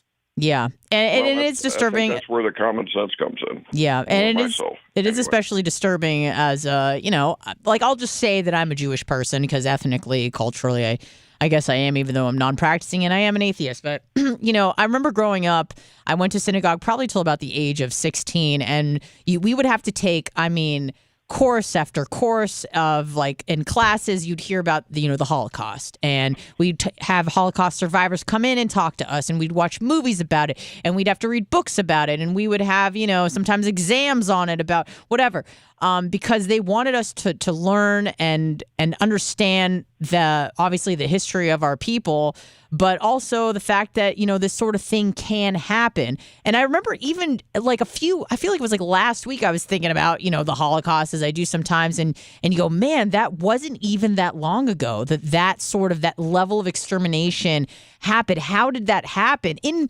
the foreseeable history, or in recent memory, in the 40s and 30s, that this was happening? How did one type of human do this sort of thing to another human? And here we are in 2023, and it's happening. And people ask themselves, well, how did the Holocaust happen? It's it's pretty apparent how it happened, because that same sort of hatred, and I'm not just talking about anti-Semitism, but just the capacity of a human being to be brainwashed and hate another human being so intensely that they could do something so egregious and effectively feel nothing, and not only that, but celebrate it. Well, the difference between the Nazis... Man's inhumanity to man. Oh, I'm sorry. The crazy difference is... The Nazis tried to hide it? Yep. I knew you were going to say that because you probably listened to the same Ben Shapiro thing I listened to. Did. On Piers Morgan, right? Okay. Yeah. Like I said, that's crazy. They at least... What I mean that because that's how he said it, too. He said, at least the Nazis, were trying to hide it from everyone. Hamas is just putting it straight out there for everyone to see, and there's still people that are backing them. Yeah, and it's funny that Ben Shapiro, he goes, at least the Nazis, then he goes, and that's something you'll never hear me say again. He goes, but at least the Nazis tried to hide their atrocities and cover it up from the rest of the world, where Hamas is going in there, committing these atrocities, streaming them online, celebrating them, and, putting them out. They want the world to know what they are doing. And there's people that are backing them. Yep. Crazy. Yeah. Lots of calls. Yeah, it's sad. No matter how you look at it, it's sad. No doubt. Man's inhumanity to man. I'm a combat veteran. I know what it's like, and I feel so sorry for those people over there.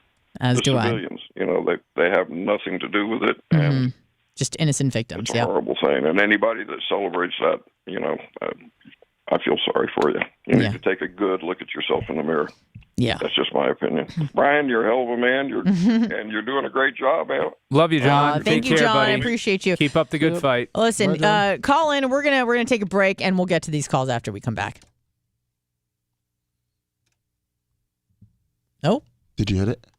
We're still on, so I hit it. I'll sing a song for you. Please sing a song. This is how we do it. All right, I'm gonna turn it off, and then I'm gonna $20 hit it again. Hopefully it works. Nope. It's Thursday morning. Another break gone horribly wrong. Dude, you are sick, okay? Just go see a doctor. Bubba the Love Sponge returns after this. I mean, tried my best. Moderately. I figure we just started. You want to do Super Beats next? Yeah. Yeah, you can do it long. No, I'm saying we both we did that one time. Okay. Fucking John fell over on the bell. You want to take I was gonna start. I can start it off. introduction, and then I'll do the personal endorsement, and then you do the product features, and then I'll do the call to action? Yeah, you can break it up into those two sections each? Yeah. Yeah.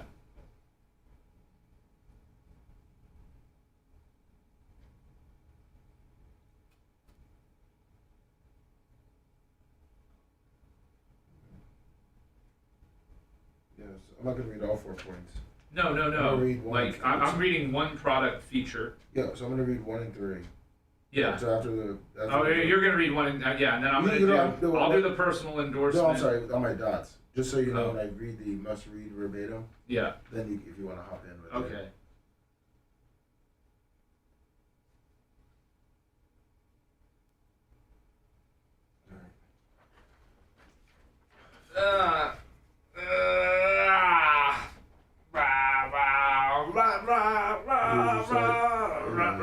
Spot Zay Flowers or Madison. What's that? Igor Koslav said who would just start in a stretch position this weekend, Madison or Flowers. And I probably start Madison just because Jefferson's out. Yeah. Maybe looking for weapons.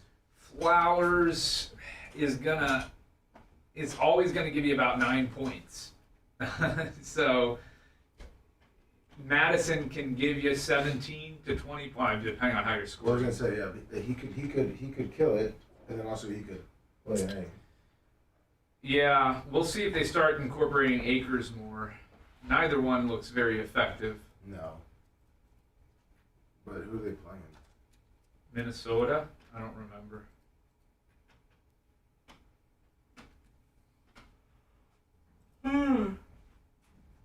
Ooh, ah.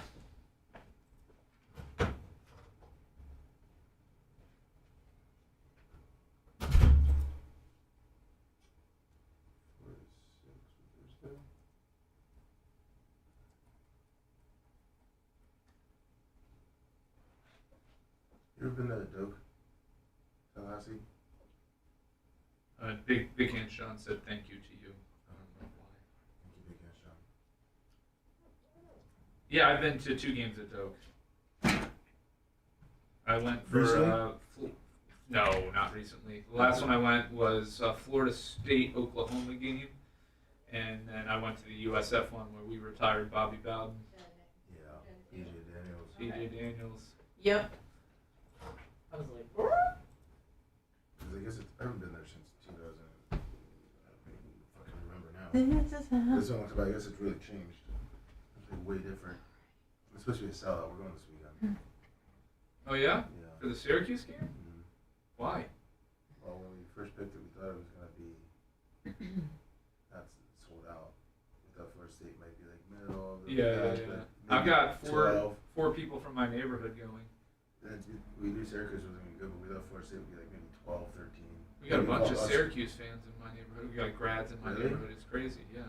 Yeah, because we were like, oh yeah, they'll probably lose LSU week 1, and then toss up between Clemson. So we're like, will they be? Maybe they'll be in the top 20. So then again, Syracuse is never really a big game, but now that they're number 4. Oh.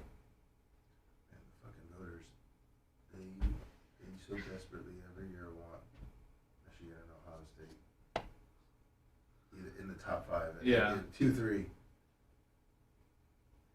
I mean, Michigan's look good against nobody, but they'll eventually have to play somebody, so we'll see. I know, but you know what I mean? Like, they always pack it right there because they want that big game. Well, I personally don't think there should be preseason polls. There should not be the first poll of the season should be week 4.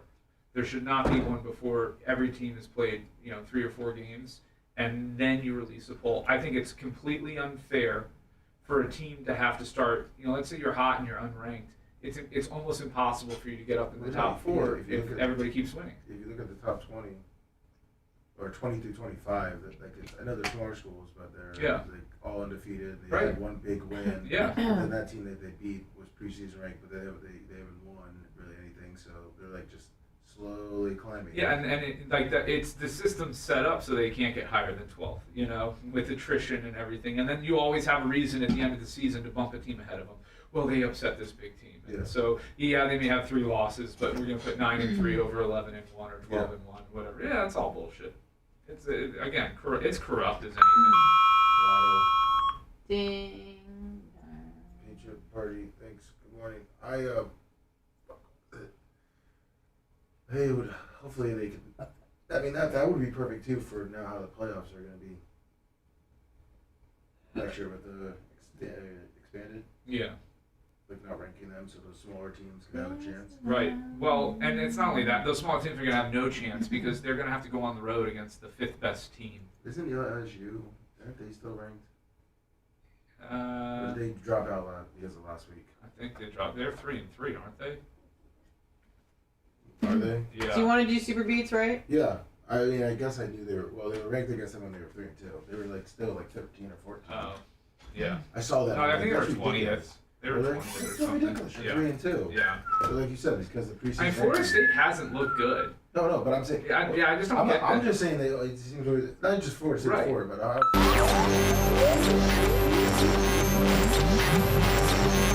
Get to a safe place. Safe place. The prison work release program gone horribly wrong. You may want to duck. This is the Bubba the Love Sponge Show. Bubba the Love Sponge. Bubba the Love Sponge.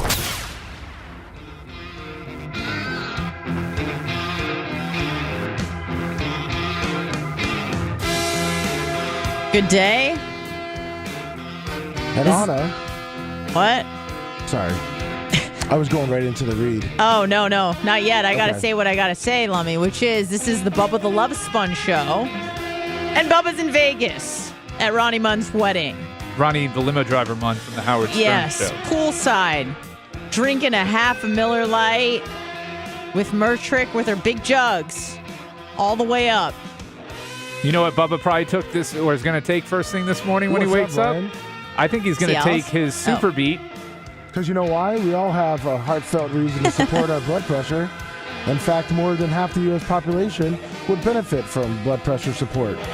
Paired with a healthy lifestyle, the antioxidants in Super Beats are clinically shown to be nearly 2 times more effective at promoting normal blood pressure than a healthy lifestyle alone. You know, I don't know about you, Lummy, but when I take them, I feel good knowing that I'm helping my heart, and I'm going to be there for as long as I can for my little daughter. I know you got little Wilbur, and I've got little Aria, and taking Super Beats Heart Chews makes me know that I'm doing what I can to be there for her. Because you know why, Brian? They're a convenient way to support healthy blood pressure. Super Beat Heart Chews are plant-based, so Anna can take them, and so easy to add to your routine. There's no pills to swallow and no ingredients to mix or prepare. You just pop open the bag and pop one in your mouth, and you're helping your heart. You're supporting your heart health with Super Beat Heart Chews. Get a free 30-day supply of Super Beat Heart Chews and a free full-size bag of turmeric chews valued at $25 by going to BubbaLovesBeats.com. Get this exclusive offer only at BubbaLovesBeats.com. That's BubbaLovesBeets.com. That's right. No promo code, new website, BubbaLovesBeats.com. Thank you, Super Beats. Oh, man. Perfect. Nailed it. Fantastic job. It was like to the second of the song. We didn't even know that. No, I know. It just neither did I. I'm like, 10, 9, 8. I'm like, are they going to post up? I don't know. 813-90-BUBBA. Yeah, so for those that missed it, Bubba's in Vegas. He'll be back on Monday, so not to worry. Let's take some calls. I have a feeling I know this is kind of what this is going to be about. We'll clear these out, and then we got to go back into break because we got to stay on time. So yeah, and I'm pretty much over this topic at this point. Well, that's nice, but maybe the callers aren't. I know. So we got to take the calls, Brian. I know you want to do the show the way you want to do the show, but we got to talk to the people. You just loaded up so much great content for us to discuss. I understand, but let's get the people a chance to speak their mind. I'm kidding. All right. Hello, who's this? Yo. Good morning. Good day. We don't know what time it is. You could be listening at any point in the day. But good day. How are you guys doing? My name is Chad. I'm calling in. Hey, Lummy, you're doing a great job, buddy. Well, thank you, Chad. Hey, Brian, couple things, and then I'll hang up, and I can hear you guys' response to it. On this Israel-Palestine stuff that's going on, the most barbaric thing that we have seen unfolded on TV, unfolded on social media. Number one, Hamas and Hezbollah has come out and said that Iran is their biggest sponsor for money and weapons. Number two, okay, this is ingrained in the culture. Look at that poor woman that they paraded naked, the German/Israeli girl. Yeah. Look at that video again, Brian. Look at that video again. And look at all the people that were spitting on her in the back of that truck. Majority of them were kids. Majority of them, when I say kids, I mean 16 and under. was running up to the truck and spitting. So this is ingrained. And third, Israel has no choice. Israel has said, please evacuate if you want to save your life. Israel is going to go in and flatten the Palestine. Thank you, guys. You're doing a great job without Bubba. Great show, and I'm going to turn off so I can listen to you guys stay. Thank you. Thank you. Well, there's no, It really there was wasn't no a question, but you there made was a lot a of good statement. statements, so we'll move on to the next call. Yeah, I don't really know. I think he wants to know, maybe because you were saying about the Palestinians, maybe the kids, because it's ingrained I in mean, them. there's a level of that anywhere. I mean, if people judged us by the photographs our troops took down in Abu Ghraib, they would think Americans are torturers and terrible people, right? But for the most part, we're not. I'm not saying Hamas isn't.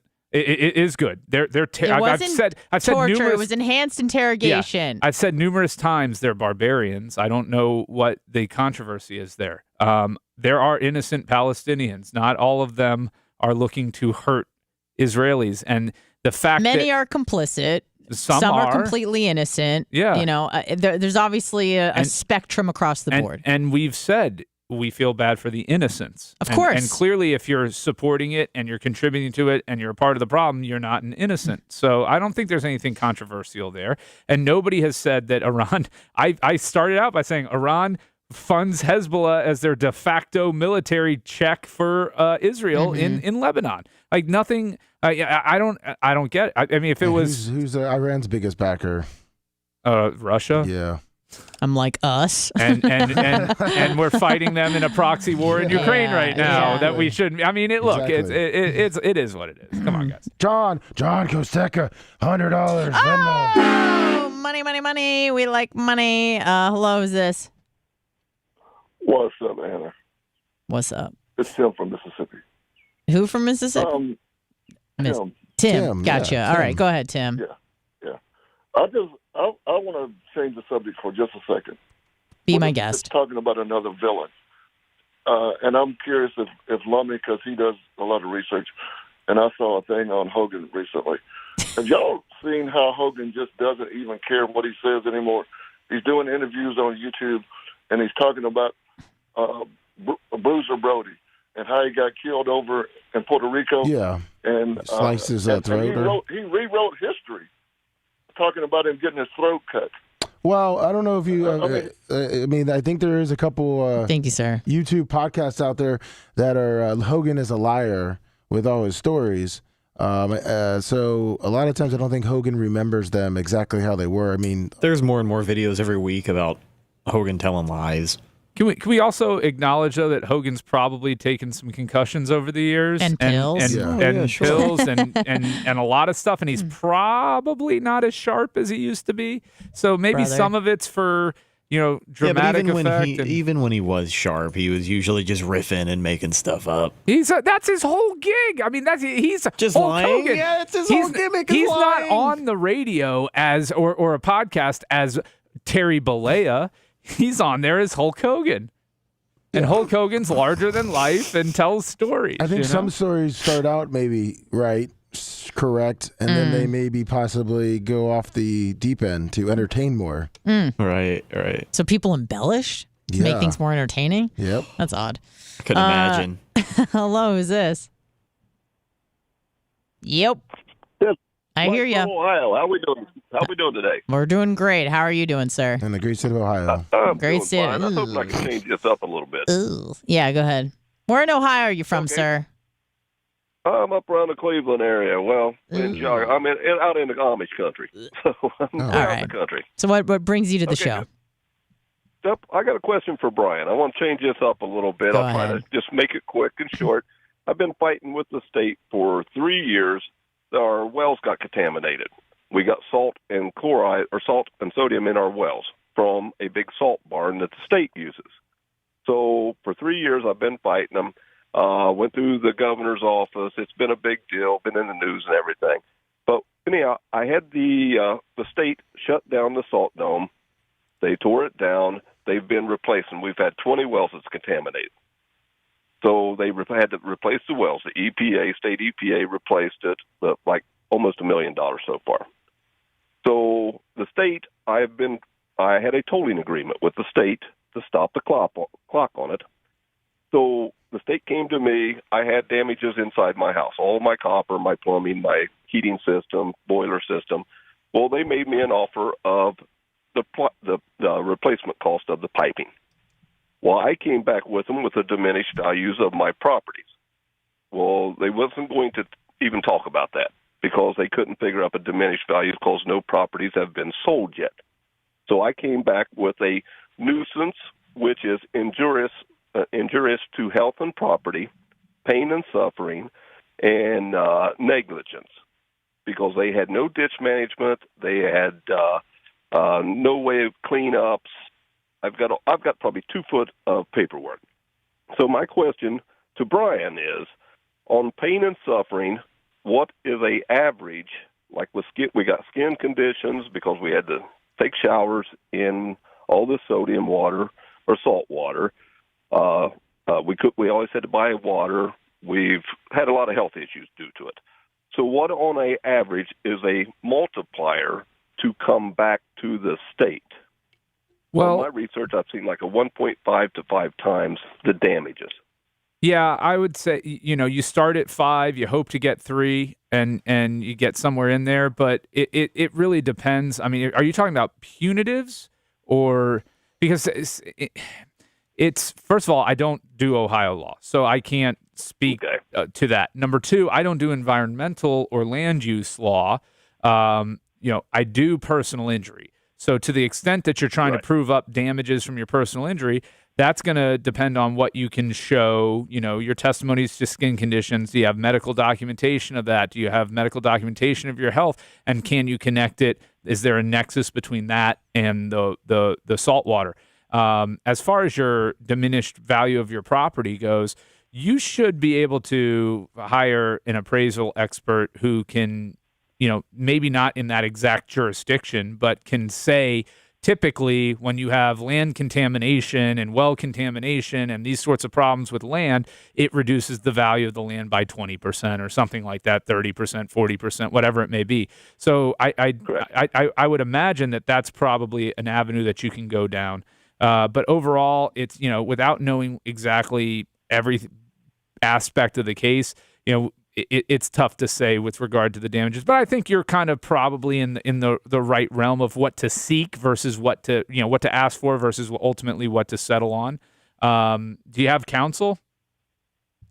Well, that I've been holding off on due to the fact you're going to lose 30 to 40% of it. I've been trying to deal directly with their attorneys, which they've been dealing with me so far because the governor's office has kind of forced them to, because I don't know if you've seen on the news when East Palestine had the train derailment. Yes. Mm-hmm. Well, I've kind of tied that together. It kind of happened at a great time with what I'm dealing with. So I did have I had a real estate person look that up. On the average, they're losing 17% on, they may have some contamination. They don't have contamination yet. So I used that to go to the state, which the state, I said, I want 30% of all my properties. I own like 5 properties. I said, I feel that I'm going to lose 30%. Well, they came back and he said, we can't come up with a number, and East Palestine's completely separate. That's a different chemical. So they wouldn't even listen that out. So then that's when I came back with the nuisance, negligence, because they had no spill prevention, no cleanup, and I've got 74 years of this property being there. It's in our aquifers. Well, so they had to drill to another aquifer. Their negligence is the base. So when you keep saying negligence, that's the basis for you having a claim against them at all. Because, if they were not negligent, then they wouldn't have breached any duty to you and they wouldn't owe you anything. So, when you say negligence, that's the base. I think part of the problem is that you don't, is maybe that you don't have an attorney. So they're not afraid of a lawsuit because you don't have a lawyer. And until you have a lawyer, then they can look at it as, well, what's he going to really do about it? He's not going to file this on his own and beat us. So, sometimes there's value to adding that. Now, you can seek out an attorney and say, look, I've come all this way with it. I've done all this work. If you can help me get it done in pre-suit, I'll give you, a fee. They've offered me this. Right. I'll give you, 25% of anything above that amount that we can get out of them. Like that's not necessarily a bad way. You know, there's ways you can negotiate on the fee side of things with them. So that's what I would encourage you to do. Okay, get lawyer up, but negotiate something that's fair to you. I appreciate your time, and you guys are great. Love listening to you. All right, thanks, sir. Hello, who's this? Hey, it's Super Red Bubba Light. Oh, what's up? Hey, no problem. Oh no, I'm doing fine. Hey, I wasn't sure if any of you guys brought it up. You were talking about all the people that are as response to what was going on in Israel. Yeah. And I was like, well, it's kind of funny how all these social media the groups that were making all these stupid comments, I never hear anybody saying, oh, hey, you know, these guys broke, all the guidelines that YouTube puts out there, or all these media. Oh, you mean like they're posting content on X, and how is that getting? I imagine it's getting taken down as soon as it's posted. Is that on X? Correct? Yeah. No, X it's up. X, like X even is, if there's beheadings or but I mean it takes a long time for stuff to get pulled off X. Okay. They've parsed down their crew that does that. Oh, I thought he was going to say that they're not following the Islamic rules of war. Oh, there are. No. Yeah, you're not. Allah said that they're not kill women and Allah children. says in whatever Psalms 23, let it eat. No, Frankie says relax. No, it says Allah says no women and children should be killed in war unless they're not Muslim. I mean, I feel like there's a caveat there, but go on, Super Fat. Oh no, see, Dr. Dan did a Helen Keller joke, and he got you guys suspended for 2 weeks. Well, that's Dr. Dan and their Hamas. Yeah. It was YouTube has a rule actually that it has to be a funny joke, and so that's why it got taken down. Thank you. Yeah. He's just throwing shade. Oh, yeah. and no, I'm all set for BARP. I bought my airline ticket. Oh, hell yeah. I don't know.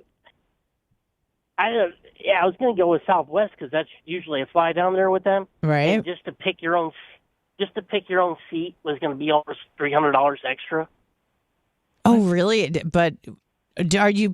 I know your name is Super Fat Bubba Light, and I've seen you. You're not a small man. Are you getting 2 seats or just one? Oh no, usually I would do that, but then I was like, screw this. I just bought a first class ticket down there. There you go. Okay, that's cool. That's good. Rolling large. That's right. Yep. But yep. Well, Lummy's done this. Lummy's done this too. If you buy an extra seat after your flight is done and you're done with your flight, you can get all of refund. Southwest and yeah, they'll refund you for the extra seat. We'll do that. You got to put an X in the middle in your middle name. It's your X seat.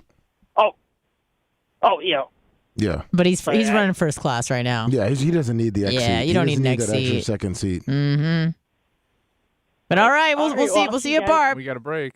We got a break. Okay, have a good one. All right, bye. We'll be back after this. Don't be mad at him, dude. Be happy for him. He would be happy for you. Yep, they got it all figured out. Oh, no, I'm happy for him. I'm so happy for him that I would like to beat him with my happiness. Bubba the Love Sponge returns after this. Too far behind, but I mean, especially what the show typically turns into. I was just about to say, yeah. Usually last hour of nothing into but breaks. An hour of commercials.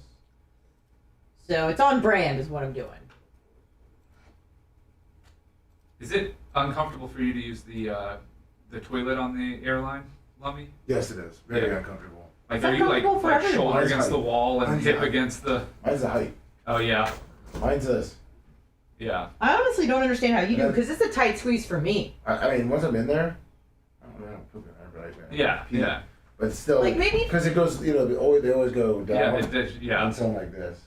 Maybe for guys, it's because you could just pull your penis out and pee, but unless you have to make doo-doo. But like for me, even my knees like almost hit the door, and I'm short as shit. I've never, ever shit on a plane. I had to have once because Maybe. I got food poisoning out of Vegas. I've flown to Australia and Tokyo, and I still didn't have. You went to shit. Australia? Fuck. Did I know that? What? Did I know that? I don't know. I was managing a UFC fighter. Flew out to Brisbane and then took a train to the Gold Coast. Oh. How long were you there? there And then went went back to Brisbane, spent a day in Brisbane, and then flew home. Direct Brisbane's Willie? gorgeous. Oh, well, no, you're in... No, not direct. No, that was Qantas, and I think I had to go LAX. through, for that one, I think I went through, not LAX. I forget Chicago? I don't remember where my connecting city was. And then for Tokyo, I was on, I think, American or something, and that went through Houston or Dallas. Dallas or Houston. You like Tokyo? What? Did you like Tokyo? It was interesting. So that's a no. No. I liked it. It was just I wish I had more time. You know, when I'm doing the UFC stuff, which is why I was there, I've got very limited free time. Like there's a schedule built in. So what I got to experience from it, I liked. It's just I didn't get I don't get immersed in the culture or anything. Yeah. But Australia was just like going to fucking America. I mean, it's, you know, obviously the views, you know, are different and the vistas are different and things. The differences are minimal. Yeah, in terms of like the culture and society, and they're, you know, very modern and yeah. Yeah. Yeah. And It's even probably people the there- most like America. That's what they say. They're like, it's more like America than it is Europe, even though it's like part of the Commonwealth. Yeah. Yeah, definitely. Yeah. Yeah, I was there for 13 months. What part were you in? Sydney. Yeah. Bondi. Would I hire a Harvard student at my law firm? Oh, because they're talking about a bunch of Harvard kids are coming out for support for Palestine, and so there's these big CEOs who are like, don't hire these people. I won't hire anybody that, you know, is showing support for what's going on. It's such a bad situation. There is no solution. It's a zero-sum game, right? I mean, we're dealing with land. There's no. Can't make more of it. Yeah, I mean, it's a zero-sum solution, and that's why a two-nation state solution is not going to work. And you know, you can't really negotiate with people who, in their charter, says you shouldn't exist. Right? Yeah, that's kind of a non-starter. Right. That was elected by the people. I mean, What am I planning on eating today? I'm going to have a salad for lunch, probably some dry roasted edamame, and then for dinner I will have a piece of salmon with some cauliflower rice and some broccoli. is that because that's the Thursday scheduled meal, or is that because you eat that I'm every doing day? Factor, like Bubba, the Factor meals. Really? Yeah, I got a really, really awesome offer code that I found. 70% off your first box. We ordered 20 meals. We ordered all of our meals for the week, and with the rack, I was able to piggyback that with the Rakuten $15 back. And so to get 20 meals, fully cooked meals, it cost us like $70. How many, sorry? 20. That's really good. 10 each for that first week, and then for the next 51 weeks for the entire year, I get I think it's 20% off each box for So the you do next that 5 days a week or what? For lunches I do bagged salads, like the salad bag mixes Put it in a bowl. that we pick up from Publix. You Yeah. even put it in a bowl? What? Or are you a savage and you just leave it in a bag? I'm able to put it on we have large plates at my office, so disposable plates, so I put it on that so I don't have to wash anything. Yeah, hell yeah. I'm fucking lazy. Fuck the environment, man. Yeah, you know, it's if my plate usage, if I thought that if I didn't use that plate it would make a difference, I would. Right, but if everybody thought like that. Yeah, but not everybody's going to do that. I understand. Yeah. And I too use paper plates, so I'm not trying to throw Yeah. The meals mostly fill me up. I'll sometimes do a Greek yogurt at like 6 or 7 o'clock. Yeah. Like I like the Oikos Zero. Ooh, I like the Faye, I think that's how you say it. Yeah, I like the cherry. The Oikos Greek Absolute with the Zero fruit at the bottom? triple zero cherry. Oh, no that's fruit at the bottom. That's all sugar. Wait, so you don't do that? No, I use the one that's sugar-free, 60 calories, all protein. Look at you. And it's Look delicious. at you! I mean, it's full of chemicals and things that will kill me, but that's Yeah, but at least you'll stay thin. Yeah. That's all that matters. At the end of the day, pretty much.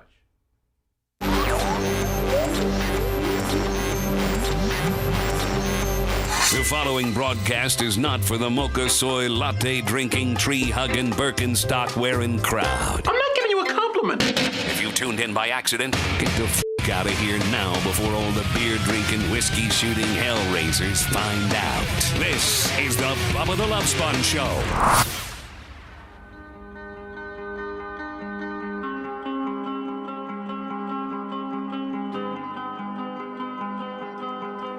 Welcome back.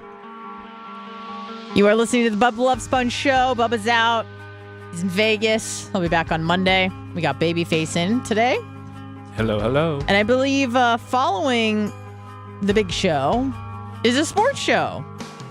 Yes. Is that correct? Unusually on a Thursday. And you can give on Venmo, PayPal, and Cash App on that show, the Bubba Army, and for this show, too. And you know what you can do with that is if you put a little special message in there, put this toward Ronnie Munn's wedding gift, because that's where Bubba is at Ronnie, the limo driver Munn's wedding in Las Vegas. And I don't know if you know this, but he worked for Howard Stern. What? Yeah, both of them, Ronnie and Bubba. That's crazy. Bubba almost didn't go because of an agent, a secret agent man. Actually, a scummy agent man. Who won't even be there. Lots of drama regarding that, but it was all resolved, and Bubba will be in attendance with Merch Crick at Ronnie Munn's wedding on Saturday. And then I think they leave Saturday night, which is, for me, wouldn't be the move because I like to get drunk and have a good time and not rush off to the airport. But, you know, Bubba's got to get ready on Sunday. Ronnie's getting married on Friday. The ceremony's Friday. Yep. It's tomorrow. Yeah. Oh, my mistake. Yeah. Okay, I got tomorrow, you. And then he just Right. tomorrow. Oh, because he had welcome drinks yesterday, and then something today, and then Ronnie had to do that so everybody can get back to the Howard show the same way. But I thought everyone from the Howard show didn't attend. A vast majority. They're not live this week. They were live Monday, but not yesterday or Tuesday. Gotcha. Yeah, or Wednesday. Okay. Well, yesterday was Wednesday, and that's why I said yesterday or Tuesday. I didn't hear you say yesterday. 813-90 Bubba. We're going to shift away from geopolitics for the rest of the show, and we're going to dip into something a bit more fun. Divorce, separation. Jada Pinkett Smith and Will Smith, it has come out that they, in fact, have been separated for 7 years. Now, I don't know if anybody listened to a little bit of the one-on-one with Jada Pinkett Smith that I listened to on the Today Show in preparation for the show today, because I was a little bit curious. I don't know if you guys, I think we played it on the show. Yeah, we played a little bit of it. Of the red table conversation between Jada and Will when they were discussing her, quote, entanglements with other men. And it seemed to be like, why would you have that conversation publicly, A? And B, why would you have that conversation publicly when you're trying to convince the world that you're still married? Which, in fact, apparently they are still legally married, but they live completely separately. Like, they're pretty much divorced. I'm going to play a little bit of the clip here so you guys can kind of get a glimpse of what we're talking about. Her candid new memoir, Worthy, she opened up about an issue that has been kept secret until now.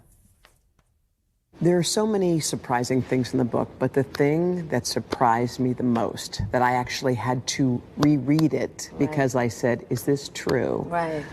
Was that in 2016, you and Will decided that you were going to live completely separate lives. Yes. It was not a divorce. I don't know why you would come out with this now. I don't know why you're trying to convince the world that you are together. But it kind of just illuminated the fact that there's a lot of, and I feel like I remember Brian saying something about this. There's a lot of interesting arrangements surrounding marriage, right? Like you were saying that other people do things that are kind of weird, like they don't have joint bank accounts. Yeah. Obviously, that's a lot lighter than something like this. But it seems like there's lots of interesting arrangements with people that obviously are in relationships or get married. And it just seems a bit odd that you would try to convince the world that you are married. Like, for what? Not for your star power, for your movie power. You leveraging your movie power, your overall power. I mean, Jada Pinkett Smith. not quite the name of Will Smith, right? No. So, and he's already been cucked out. So, T-shirt Will 20 on the Cash App Ronnie wedding gift. So clearly, she was wearing the pants in that relationship. Right. I mean, what does Will have to gain by convincing the rest of the world that they're still together? It seemed like I listened to the whole, it was only like 5 minutes, but I listened to the whole snippet of that interview, and it seemed like she felt like obligated because she made a promise, that promise of the sanctity of marriage that no one takes literally anymore. She apparently did. But it doesn't really sound like they tried to work it out. They just didn't officially get divorced. And somehow she was giving herself props for, like, quote, keeping the promise of staying married. And she said there's really no intention of them getting legally divorced, but they have no intention of living together. And then it was weird when they came out and they were talking about her entanglements and her, being with other men openly. And then you have the slap in the face with the Chris Rock deal. And apparently Chris Rock asked her out, and I don't know if that had something to do with it. I don't know. But a lot of people are involved in some interesting stuff when it comes to marriage, and I don't know, like, how and... Because I imagine it's probably pretty exhausting to try to keep this under wraps if you're living in different homes and stuff. Yeah. Yeah. I mean, look, maybe the benefit to him is financial at this point. He doesn't have to give her half of everything that he makes moving forward in the future. It's an interesting situation. Right. But then you could just have the situation and go, hey, we're separated, but we're not getting divorced. But I guess they weren't ready to quite come out and talk about that because then people would think it was weird, which it kind of is.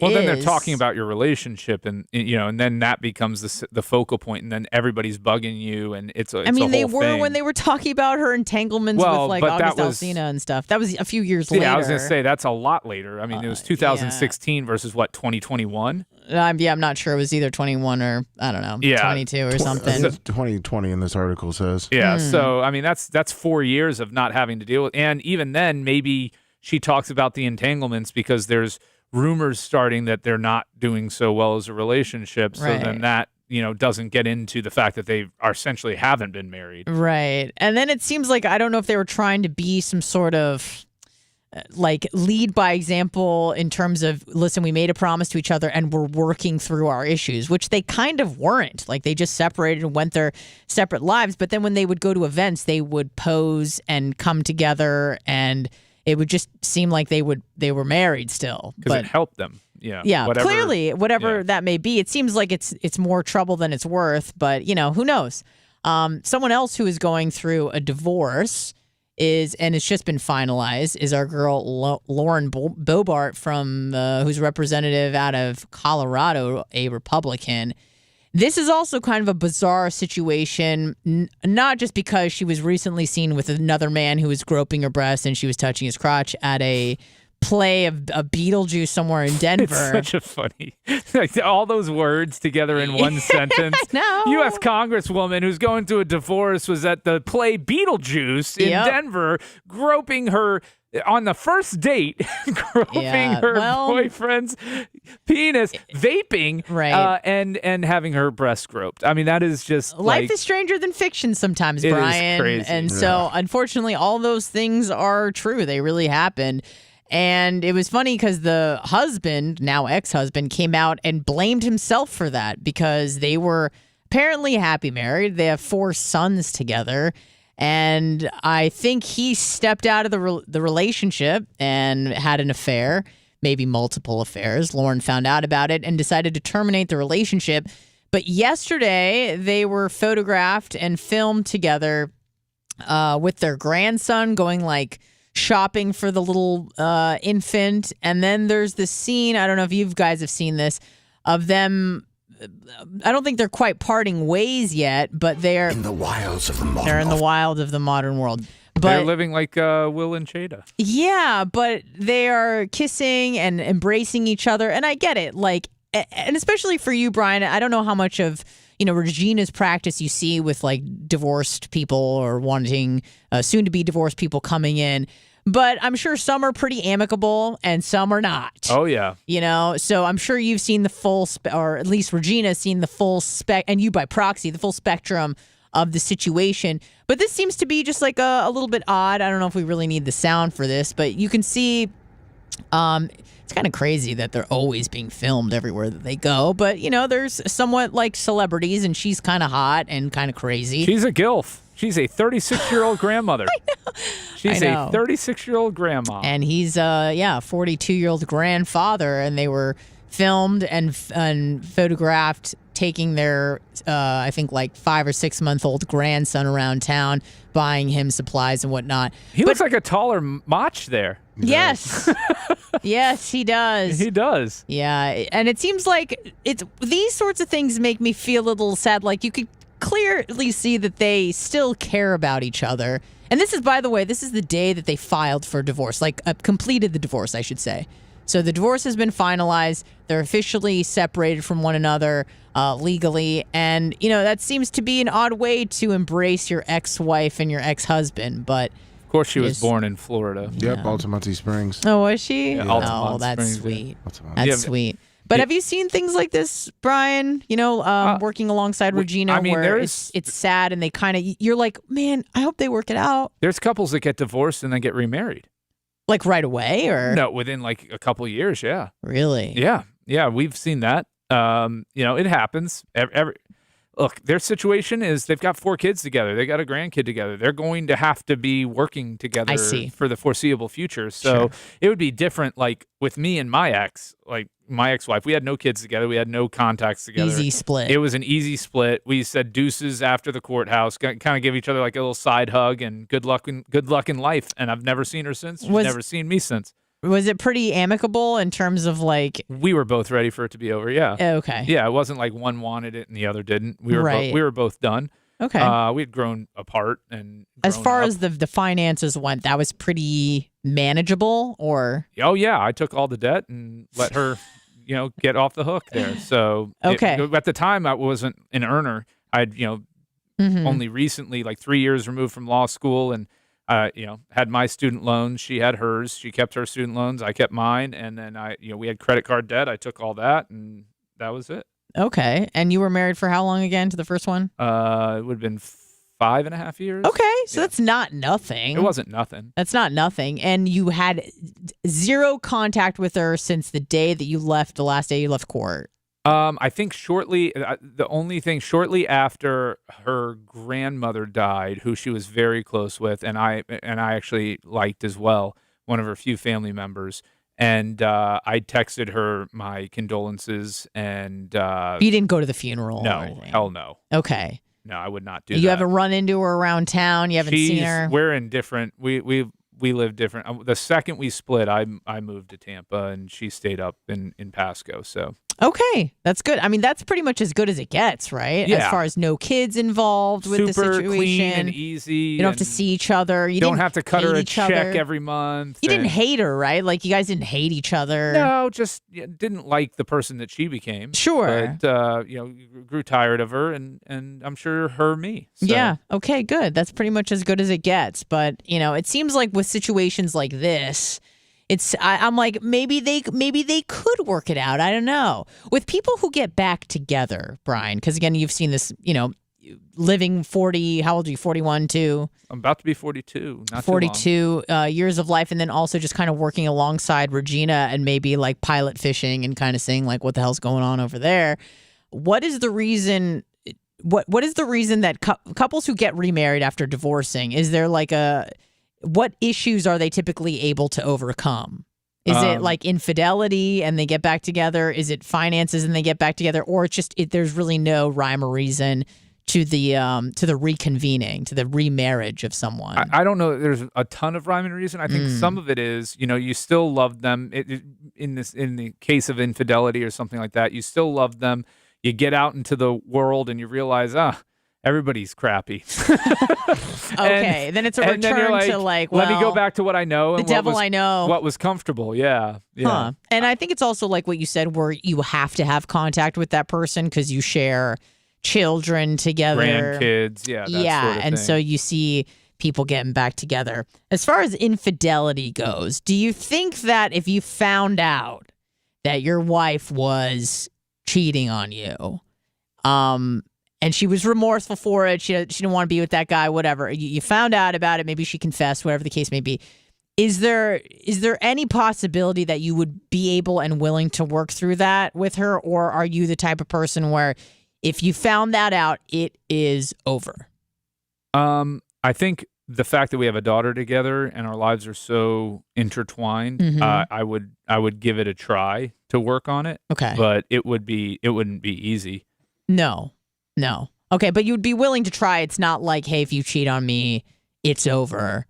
And I don't know if people have that conversation with their significant others. I feel like, I mean, I know that I have, where it's like, this is just, it's like a conversation that comes up and you just go, listen, this is, if this were to happen, I'm just letting you know there's no reconciliation. But granted, I don't have a child, with anyone. So obviously that changes things. Of. Right. That joke works better with guys. Right, exactly. I'm like, I think I might feel something pop out of me, but who knows? Hello, who's this? Hey, where's Bubba? Is this a serious question? I've only said it 40 times. No, what's up? It's Dark Match Steve. Oh, what up, DMS? Can I say something to all the Jews? Please. We're listening. You're all invited to my Halloween party. Okay. Thank you. Yeah, Brian, what's up? You want to come to my Halloween party? Saturday, 28th? I'm going to be dressed as a sexy witch. Oh, okay. Put me down as a solid maybe. Oh, that's a no. It's a solid maybe. It's a solid maybe. Okay. That's not a no. Okay. I mean, in my world, a solid maybe is always a no, but okay.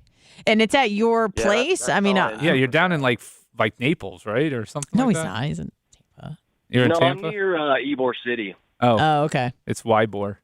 All right. How many people are you expecting? How many people came last year? Showed up to the party or came? Hey. It's the same number, Brian. Yeah. Hey. They're all getting fluffed by DMS. I think it was, I don't even remember.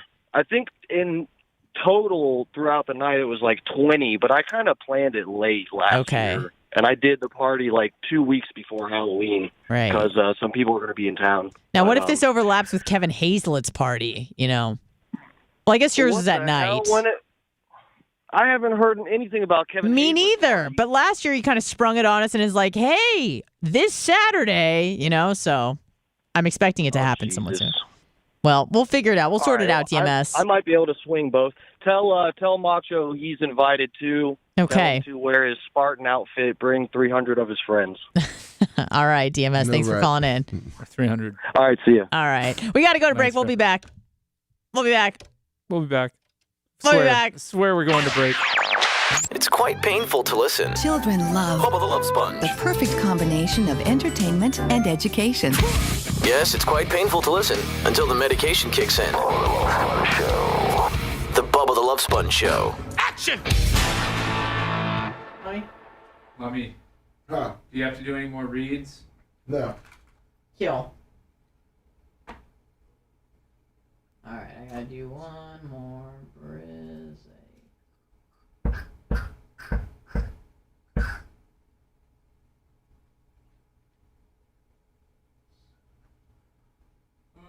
So we got 2 more breaks. Mm-hmm.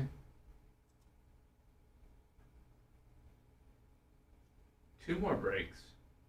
Yeah. She just said 1 more. 7. Well, this one and then 1 more. Yeah. 7. Yeah. And then we take a break.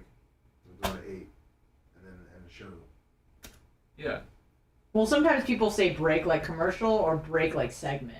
So we've got this commercial break, then we have a segment, then we have another commercial break, then we come back for like 2 minutes, and then it's the end Say of the goodbye, show. yes. There you go, yeah. Correct. I won't. But you're counting the end of the show as a break. Yeah. In your calculation. Mm-hmm. Yeah. That's one way of looking at it. Because they'll say, like, we got a break, and then there's a talk break. So it's like, sometimes it gets confusing. Because the Phillies got to run their commercial breaks to get to their next show. Right. I get you. I don't know the lingo like you do. Man. You're the man. No. Plan. No. I am excited. We're going to go see the When We Were Young concert festival out in Vegas. Oh, yeah? Yeah. Green Day, Blink-182, The Offspring, Something Corporate, Plain White Tees, Yellow Card. Oh, wow. They're still touring? Sum 41. Oh, what is it? Fat Lip? Was that the big fucking song? What? Fat Lip? Yeah.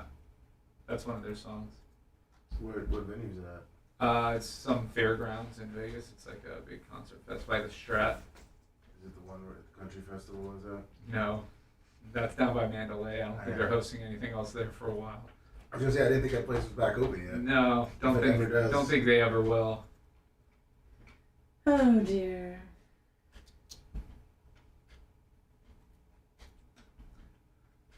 Totally looks like a guy in a suit. A ghillie suit. A ghillie suit, yeah. I said Waddle we want those on.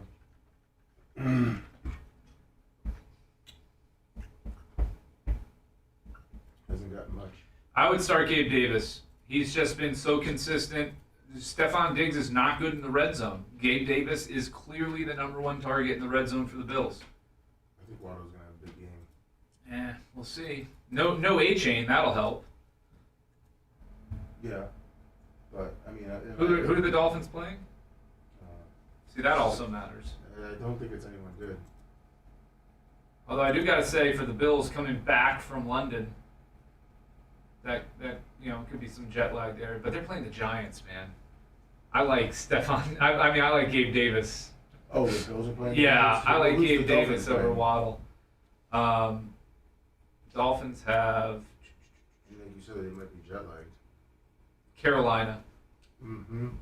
Carolina's not the best either. Carolina's defense hasn't been terrible this season. Well, the Giants really haven't been. The Giants' defense has been awful. No. Well, I mean, it's hard to say because their offense have given up so many points. That's what I'm saying. I mean, it's hard to say if the Giants' defense is any good. Daniel Jones is giving the ball and you're on the field 90%. I understand, but even when they've been put in those positions, they haven't been able to stop the other team from scoring. It is the Dolphins. I mean, the Giants have the 6th worst defense in football. They're allowing 378 yards a game.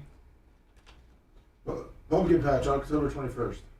And as far as scoring defense is concerned, they're 4th to last in scoring defense. Only Chicago, Washington, and Denver. Yeah, but is the Giants, are they counting those fucking bullshit points?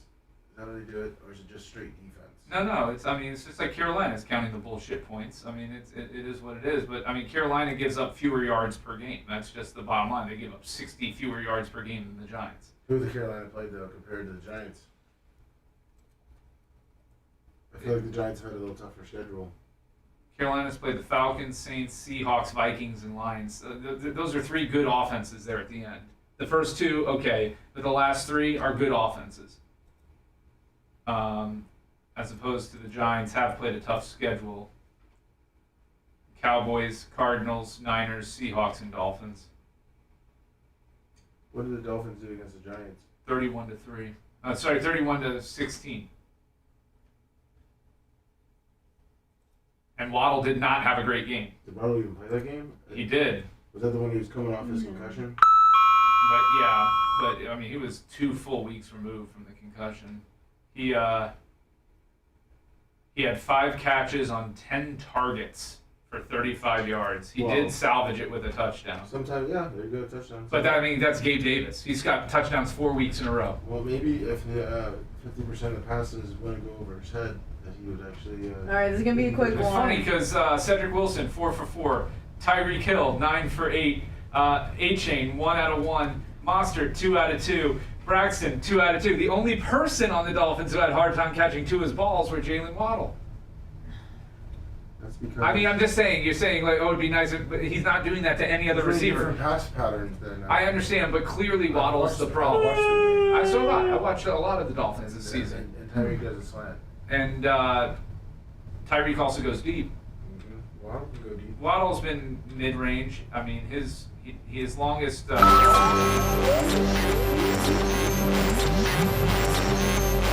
going on? Congratulations. There's no remorse and no regret associated with anything they do. You are refreshingly vulgar. Bubba the Love Do. 813-90 Bubba, if you'd like to call in and contribute to the conversation. We're going to be here with you just a few short moments longer. Really short moments because we have to break. Yeah, we have to break soon. But I did want to cover this because I thought it was like, Alex Stein has some competition, it seems, with an Arizona dad. He strips down to a crop top and Daisy Dukes at a school board meeting to protest the loose new dress code, which he compared to that of a public pool.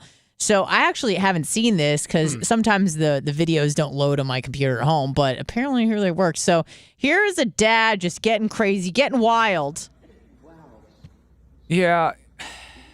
So the guy stripped down and he's wearing short shorts and a black crop top for the people who can't see it. I have 4 children that attend in the Higley Unified School District.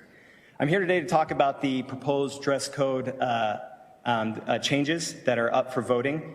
I spoke before on the dress code changes. It was voted down for much of the same reason. I think that it should be voted down this time. I read through the dress code, the new proposal. It's much more wordy this time, but it says the exact same essential thing. It's my request, President Schultz and members of the board, that you reject this current proposal and you either enforce the current. Or I will threaten you with my naked body. Let's see if we can get to the part here. I know we got to get going. Have a dress code district. As a parent, I expect the district to. So, what's your thought? Let's say, so he did this. Okay, whatever. What's your thought I want to see the naked body. On draconian dress codes?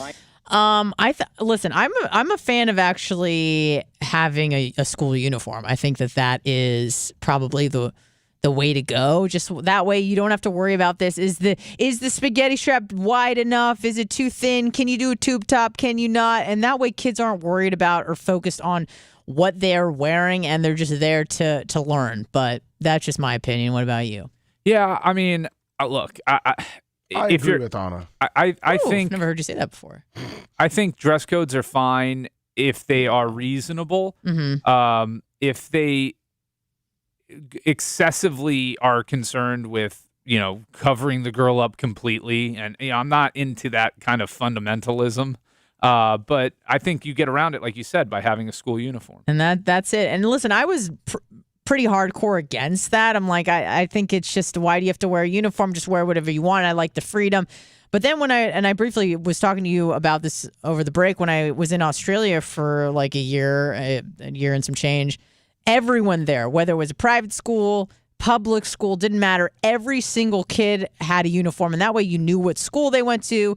But what I thought was so great about that is like there was no discrepancy about like, was the strap big enough? Is this too low cut? They weren't worried with any of that stuff because the kids were just all wearing the same exact thing. I'll tell you, as a parent, my daughter's school has a dress code, and it makes it so much easier to get ready in the morning because there's no like choosing out which outfit you. It's a dress code or a uniform. Oh no, I'm sorry, a uniform. Oh, okay. You said dress code. Sorry, I messed up. Yeah. So do you want to wear a dress, a skirt, or shorts or pants today?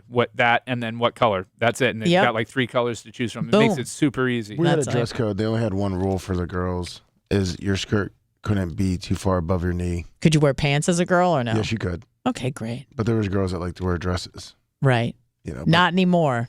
Not anymore. Not anymore. He's not part of the solution. He's part of the problem. It's Bubba the Love Sponge. Not anymore. Just guys that cut their penises off. Okay. All right, we're actually going to get out kind of late. Just a local by, and thanks for coming. And what time are you starting your show, Wilma? Probably 10:25. All right. 10:20, 10:25. Depends on how long this takes to upload. Okay. It hasn't been too bad lately. Perfect. Feedback. Thanks for coming in, Brian. Yeah, no problem. Yeah, I was always coming in. Yeah. Well, thanks for changing your plans, Brian, and being able to come in. I know. I was like, oh shit, Brian's not gonna come in, and then Bubba's like, Oh, I didn't realize that. You're like, Bubba, was the 16th of November. Oh, I thought you meant this Thursday. Yeah, October 12th. Oh my God, I I said, get those two. Bubba, I won't be able to make it in November 16th because I'm doing the Great American Teach-In at my daughter's school. Yeah, you got it wrong on that one. Yeah. In his defense, it was in the middle of the show, I think. So he kind of looked at it quick. So he probably looked at it quick during a break and didn't pay much attention to it after that. Oh, you texted it to him? But he was secretly probably pissed off at me because he's like, of course, I'm going out of town and this little fucker. He's never there when I need him. He Don Mikowski'd himself right off the show again. I'll just wait until next week and give him shit. Yep. Did he respond? In fact, no, I'm going to give him shit with Dan on Monday and then have Lummy cut up the audio and email it to him and tell him what he thinks about it. Ask him what he thinks about it. Did that happen? What? Did I cut off audio and send it to you, Brian? Yeah. Bubba said, listen to this. That's what you said. I know. And then you're like, Bubba wants to know if you listen to it, do you have a response? And I'm like, if Bubba wants to be a man and text me himself. Oh, I didn't say that. I did say that. That's what Brian said. I was like, oh. Like, I'm not having a fucking telephone conversation through Lummy on this shit. Or a response to the email to then responded. It's me to forward it to him. Yeah. It's not the way I play. No, I can't today, Holyoke Joe, because I've got to leave work early to go to my daughter's parent-teacher conference for the first quarter, end of the first quarter, and my daughter is testing up to her next belt in martial arts. Karate? I think it's what she does. It's just called Impact Martial Arts. Yeah. So I don't know what discipline she's learning. I guess I'll find out today. I'll tell you what she's learning. Not fucking much. Yeah. She's 5 years old, and although she's punching better, she knows the proper, hand position for punching. She break boards and stuff? I don't know. I'll find out today. Cinder blocks. What's that? Cinder blocks? Cinder blocks, yeah, with her head. Yeah. Are you bringing your lighter float to light the brick on fire? Yeah, absolutely. My daughter's going to do anything. She's hardcore. She's still doing the Kid Strong thing? Yeah, she loves the Kid Strong. I didn't know that was a thing until you mentioned it, and that is the coolest thing ever. To have them, learn how to kind of work out. And not just work out. Also, they teach them to make eye contact, to publicly speak. What? Yep. There's do chores around the house. What? Yep. While pushing a sled? No, that's a part of their course curriculum is to tell them, talk about it and what they can, and their thing is that they have the kids say, I am strong, I am brave, I can do this. That's their mantra. Oh, that's fucking awesome. Yep. And everyone calls you out for being a little liberal pussy, and you're the one putting your kid through this rigorous. Oh, my kid's not gonna be a fucking snowflake. Yeah. I'm not a fucking snowflake. I know. Snowflakes have a right to exist, but I don't agree with it. Yeah. I agree with toughening people up a little bit. John McGrew, $20 on the Venmo. It's okay to withhold food from your kid for an hour or so, make him feel a little hunger. Builds character. Don't immediately give him a snack. Tell him to wait. I do that with my daughter from time to time. How long do you make her wait? 10, 15 minutes. Does she just go absolutely batshit crazy, or? She used to, but now she's getting used to it. Find comfort being uncomfortable, Aria. You tell her that? Yeah. She'll repeat it.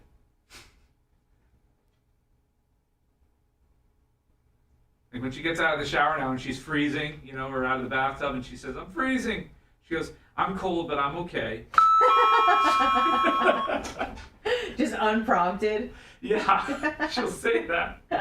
I'm cold, but I'm okay. I'm going to be okay. I'm going to be okay. She's brave. I'm brave. I'm strong. I can do this. I am brave. I am strong. I can do this. That's fucking awesome. Dan coming in tomorrow to do the show with you? Sure is. What a guy. What a stud. He is. Mm-hmm. 2 Ferraris, Dan. Alrighty. Let's get in so we can get out. Yeah, this is going to be in and out quick, right? Like, Yep. we have like a minute and a half. If that, I'm just going to say goodbye. No, you can't. You got to say where Bubba is. What? Yeah, you got to say where Bubba is. Oh, of course. That goes without saying. I know better. Venmo, PayPal, Cash App. Yep.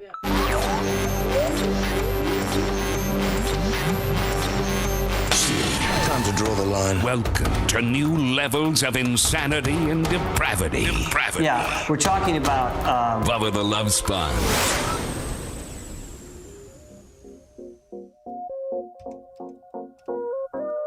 And that is all she wrote.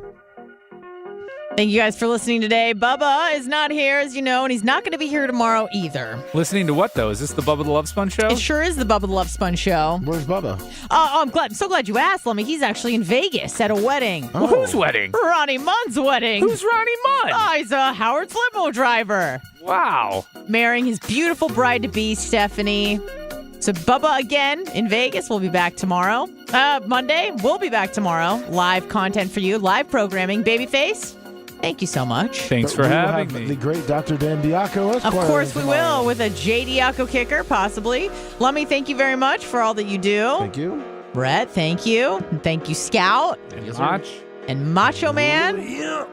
Wiring all this stuff up. Appreciate you. We'll have the sports show about, 10:25, 10:30? Venmo, Cash App, PayPal at the Bubba Army if you'd like to donate. Contribute to the operation. We would very much appreciate it. That's our favorite nation. But donation. We'll end there. Have a great day, guys. Goodbye.